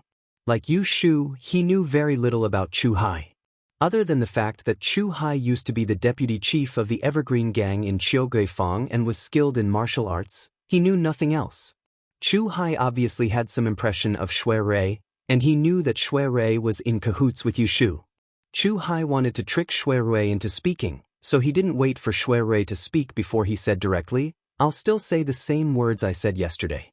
I won't say anything, so don't waste your efforts. Either let me go or kill me. If you send me back to the administration, then I naturally have a way to end my life." After saying that, he closed his eyes and mouth, making it clear that he would not be persuaded by force or persuasion. Actually, Shui Rui had plenty of ways to make a stubborn person open his mouth, but when he recalled how Chu Hai faked his death to escape from prison, he knew that he would have to use some heavy punishment to make him submit. Looking at Chu Hai's half-dead appearance, he was afraid that he would accidentally kill Chu Hai if he wasn't careful, so he gave up on the idea. Shui Rui did not ask Chu Hai any more nonsense. He turned his head and gave Yu Shu a look, and the two walked out together, avoiding Zhou Hu and Song Dali. "Let your people keep an eye on him first. When I get the news, I will find a way to make him talk," Shui Rui said. Yu Shu nodded and had the same plan as Shui Rui. So the two did not stay in the small courtyard for long. Yu Shu left some money for the two people she had just recruited, gave a few words of advice, and left with Shui Rui. The two of them walked to the street. Shui Rui said that he was going to Wangji Tower and asked Yu Shu if she wanted to have lunch with him. Yu Shu was worried about the misfortune hexagram she had read a few days ago and was not in the mood to go anywhere, so she declined. "The results of the Great Yen examination have already been announced, but I still don't know what the results will be like. I have to go back and think about how to make a living in the future. If you are not busy, you can take me to my house. If you are busy, I will go ahead and hire a sedan chair." Sitting in a sedan chair was cheaper than sitting in a horse carriage. These past few days, Yu Shu had spent a lot of money, and her heart ached for money again. Shui Rui smiled. "It's not that long. Let's go, I'll send you off." The two of them got into the car. Shui Rui first poured a cup of tea and handed it to Yu Shu. He then asked her, "I saw you frowning all morning. If it's because of what I said last night, you don't have to worry. Chu Hai's matter is really strange, but from what I saw just now, he didn't seem to be targeting you at all. You just happened to meet him, so why are you worrying?" Shui Rui could see that Yu Shu had something on her mind, so he tried to comfort her. After listening to Shui Rui's words of comfort, Yu Shu sighed and shook her head. "Big brother, you don't know. That's not what I'm worried about." Shui Rui looked puzzled. "Then what is it? Tell me, so I can help you solve your problems." Yu Shu raised her head and met Shui Rui's eyes that were full of concern. She was hesitating whether she should tell him or not, but suddenly, she had a small idea to pour out her troubles to the person in front of her. Once this idea came out, it kept rising, like melon seedlings in the field at the end of summer. It couldn't be suppressed. "I did a divination on myself a few days ago. If I find out that I'll be in trouble." When Shui Rui saw Yu Shu speak these words hesitantly, he hesitated for a moment before his expression became slightly heavy. He understood Yu Shu's temper very well. Even though she loved to lie and make up nonsense sometimes, although she liked to lie sometimes, she never made a joke when she was serious. Now that she said such words, she must have predicted the trouble, and it was not small. Seeing that Shui Rui didn't interrupt, Yu Shu raised her hand and took a sip of tea to wet her throat. She gently frowned her delicate eyebrows and said, "We have to talk about this matter when I went back to the princess's mansion to attend the banquet. When I came back, I was worried that the 11th prince would find trouble with me, so I did a divination on myself and knew that I was safe. On the second day of the new year, I saw Ji Xingxuan at the Shuangyang meeting, and I had some doubts. The next day, I caught Chu Hai on the street. Don't you think it's a little strange?"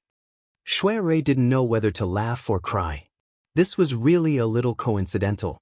No wonder she was suspicious. If it was him, he would also be more careful. "You know me. I can't live a few peaceful days.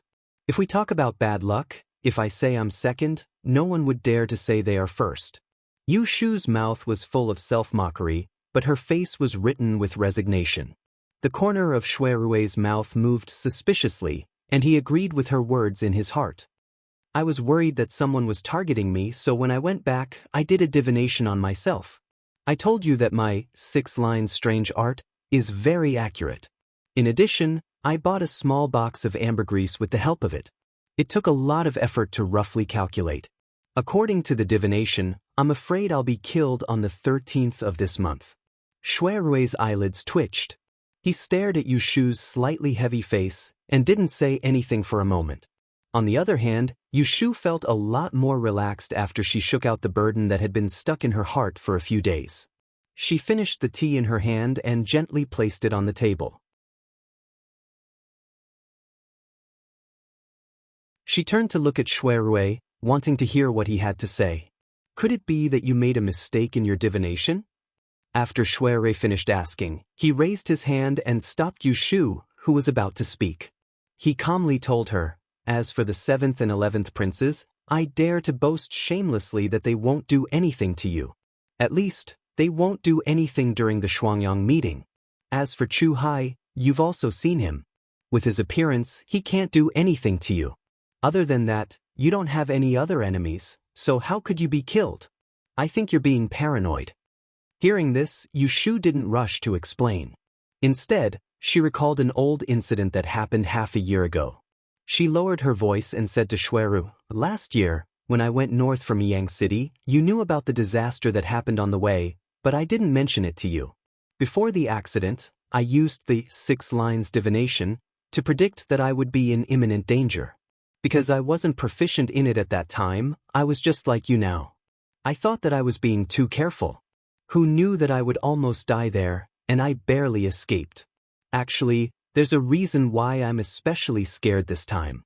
It's because that 6 lines divination gave me an ominous divination. It's the same divination that I got on the merchant ship that day. Remembering the night when she escaped from death, the merchant ship that was bathed in blood, the corpses everywhere, the rushing waves, and the drowning coldness, Yu Shu couldn't help but shiver. A shadow gradually gathered in her eyes, and her face turned a little pale. Shu! Feeling a layer of warmth on the back of her cold hand, Yu Shu came back to her senses. When she met a pair of black and shiny eyes, her blurry vision became clear again. She took a light breath and forced a smile. At least I've experienced it once. I'm not afraid. But Shui Rui couldn't smile at all. Just now, he clearly saw a trace of timidity in her eyes. Seeing her trying to be brave, he only felt distressed. He thought that this girl had to bear so much for others, and who would share the burden for her.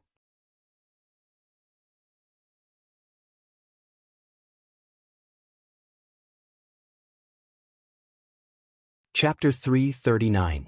There weren't many people on this road to the west of the city. The carriage was also quiet. Shui Rui was thinking about how to help Yu Shu avoid calamity. Yu Shu was sitting opposite him, looking at the constantly changing scenery outside the window. Her ears were echoing with Shui Rui's calm and powerful, "I'll help you." Her gaze swept over his lightly furrowed brows. She knew that he was worrying about her own matters. She wanted to say something but stopped herself. She wanted to say that he didn't need to get involved in this mess, but it seemed that she had already pulled him in. Yu Shu knew that between her and Shui Rui, she had taken advantage of him a lot. After knowing him for so long, she didn't know how much she owed him, but she couldn't pay him back even if she wanted to. She seemed to be used to having someone with ideas to help her. Whenever she encountered trouble that she couldn't solve, he would be the first to think of her. As for Shui Rui, whenever she needed his help, when had she ever seen him refuse even once? She used to look down on such a good person, but when she really met one, after a long time, her heart started to warm up to him. In the beginning, she thought that he had ulterior motives. It turned out that he did have some special feelings for her, and he admitted it himself. She still remembered that time when she had the intention to be a couple with Jing Chen, deliberately alienating him, and even disregarding his feelings and rejecting his good intentions. He was very gentlemanly. Not long after, he had an open and honest talk with her, changing the relationship between a man and a woman to that of a brother and sister, which was exactly what she wanted. He said that they were going to be brother and sister, so she called him Big Brother. Sure enough, he took care of her more, helping her both inside and outside, thinking for her. Other than that time when he was drunk at Wang Ji-lu and took advantage of her, she really couldn't find any fault with this free Big Brother. In comparison, as a cheap sister, she really felt a little guilty. This didn't mean that she had any false feelings towards Shui, but thinking about it carefully, she really didn't have any good points towards him. She was worthy of his sincere treatment. Just before today, she had a high-sounding excuse that the eldest young master of the Shui family was of noble birth and had lived a life of luxury ever since he was born. There was no need for her to care. But in reality, she was the one who didn't care. Otherwise, she wouldn't have to look for someone else and not know where to go. Sigh. Yu Shu secretly reflected in her heart. She felt ashamed and couldn't help but sigh softly. Shui Rui heard her sigh and thought that she was worried about the calamity that would come in a few days, so he deliberately laughed. His tone was gentle as he said, "If you are really afraid, I will accompany you on that day. I will not go anywhere, just hide in the Forgotten Opportunity Pavilion." Yu Shu glanced at him and made a decision in her heart.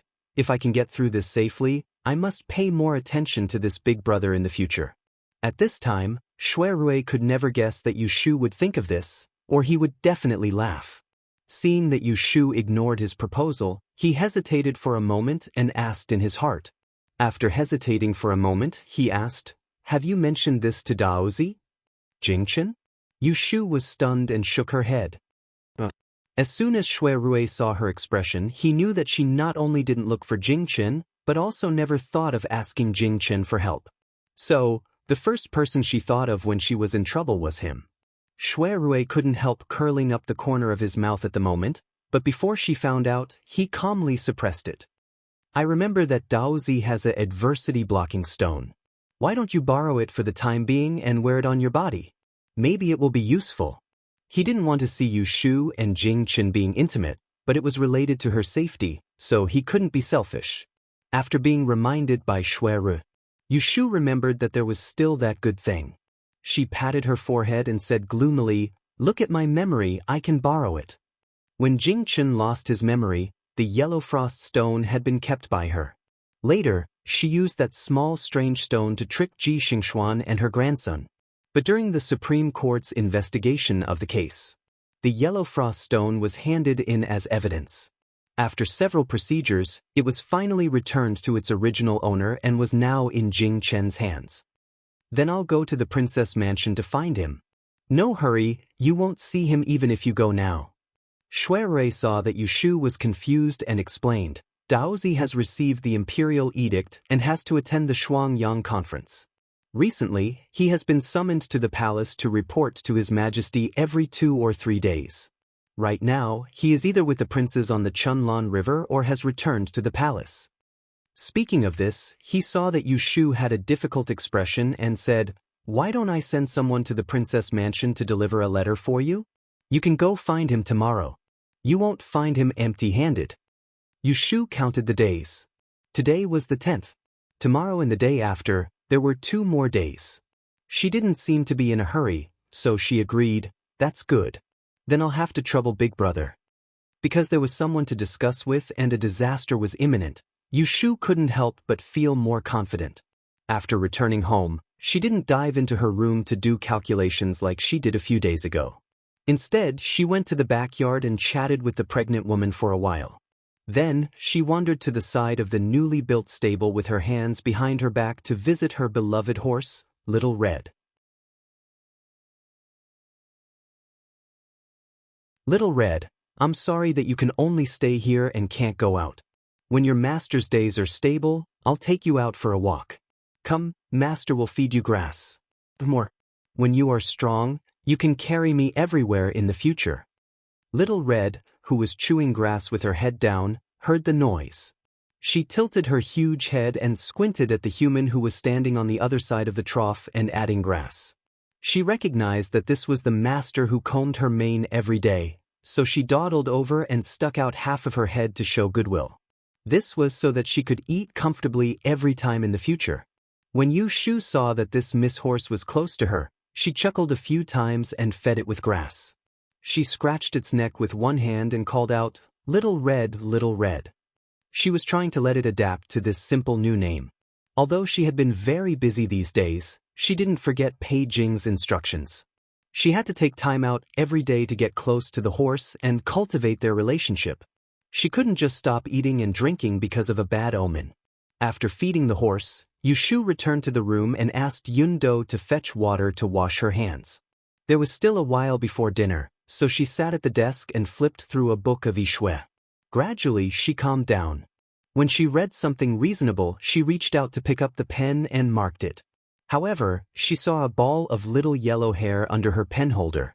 Kim Bao. After Yu Xiaoxiu was injured, Yu Shu was afraid that it would get infected, so she took Kim Bao out of his room and placed it in her own room. She remembered to ask the servants to prepare a small plate of food for it and didn't care about it much. Kim Bao was also happy and unfettered. Except for not going to Zhao Hui and Yu Xiaoxiu's room, it ran around all day long. Yu Shu hadn't seen it for a few days, and it seemed to have become fatter. She didn't know where it was sneaking food. "You little rascal, don't make trouble in the kitchen, you know? If someone comes to me to complain, I won't forgive you." Yu Shu gently poked its little butt with the pen and warned it, regardless of whether it could understand human language or not. Squeak. Kim Bao raised its butt and dodged. Its two paws were supporting its chubby chin, and it was too lazy to move. Yu Shu ignored it and continued to copy until Yun Do came in to call her for dinner. After dinner, Yu Shu wasn't in a hurry to return to her room. She sat in the dining room in front of Zhao Hui and her husband's room to accompany them. He Fengji took his wife's pulse as usual. She was 7 months pregnant, and her belly was bulging. Zhao Hui couldn't walk steadily anymore. Other than taking a walk in the backyard with Dr. He's help every morning and evening, she didn't run around at other times. She only got married and got pregnant at the age of 30. At this time, she was considered an old woman, so she had to be careful. She was afraid that if she made a mistake, the couple would regret it for the rest of their lives. Yu Shu was afraid that her disaster would involve the loving couple, so for the past few days, she used the law of the time of misfortune to predict the future of the people in the courtyard for a month. Zhao Hui even tried her best to predict the day of her delivery. It was safe and there was nothing serious, which made her feel very relieved. "Little Yu, your maternal uncle received a letter from the south saying that your maternal aunt and grandmother will probably be coming to the capital next month. I want to have the people clean up the courtyard next to the house in advance and arrange beds for your father and I to move there. When the time comes, we'll let the old lady live in this big room. You can choose if there are any good days in the near future. Don't let your fetus get tired. Wait for mother to write a note tomorrow." Zhao Hui urged Yu Shu like this. The benefits of having someone in the family who knew how to use money were obvious. There was no need to go outside to ask for a teacher to see if there were any big or small matters, such as asking for good or bad luck. It was a small matter to spend extra money, but she was afraid that she wouldn't get anything good even if she spent money. "And mother, I know." Yu Shu had only seen the old lady of the He family once. It was at He Fengji and Zhao Hui's wedding. She remembered that she was a kind old lady who held her hand with a smile and asked her about her age. She even gave her a new pouch. Yu Shu was talking to Zhao Hui when she heard Shen Ma call out from outside. She stood at the door and reported, "Go ahead and take a look. Young Master Jing is here to see you." Yu Shu stood up, slightly surprised. Didn't Shui Rui send someone to the princess's residence to deliver a letter? Didn't he say that she would look for him tomorrow? Why did he come here first? "Lang Zhong, quickly go with Xiao Yu to take a look. Don't be rude. It's so late at night. Don't tell me it's urgent." Zhao Hui urged Yu Shu. Ever since she found out that Jing Chen was from the royal family, she had become more cautious. She was afraid that she would neglect this important guest. When Yu Shu saw that He Fengji was about to get up, she stopped her. "Father, mother, please rest. I'll go alone. There's no need to be rude." After saying this, she left alone. The He family's residence was small. It was less than 100 steps from the backyard to the front yard. Before Yushu reached the main entrance, she saw Jingchen standing on the steps with his hands behind his back. He had no intention of coming in. Xiaoyu, why are you standing outside? Come in and take a seat. Yushu walked over curiously. You're tuning in to the Passion Pages YouTube channel. We're so grateful for your support, and don't forget to subscribe to join us on this incredible journey through captivating stories. Your generosity through donations truly makes a world of difference, as it's the primary source of revenue that allows me to expand and enhance this channel for you. Thank you from the bottom of my heart for being a part of this adventure.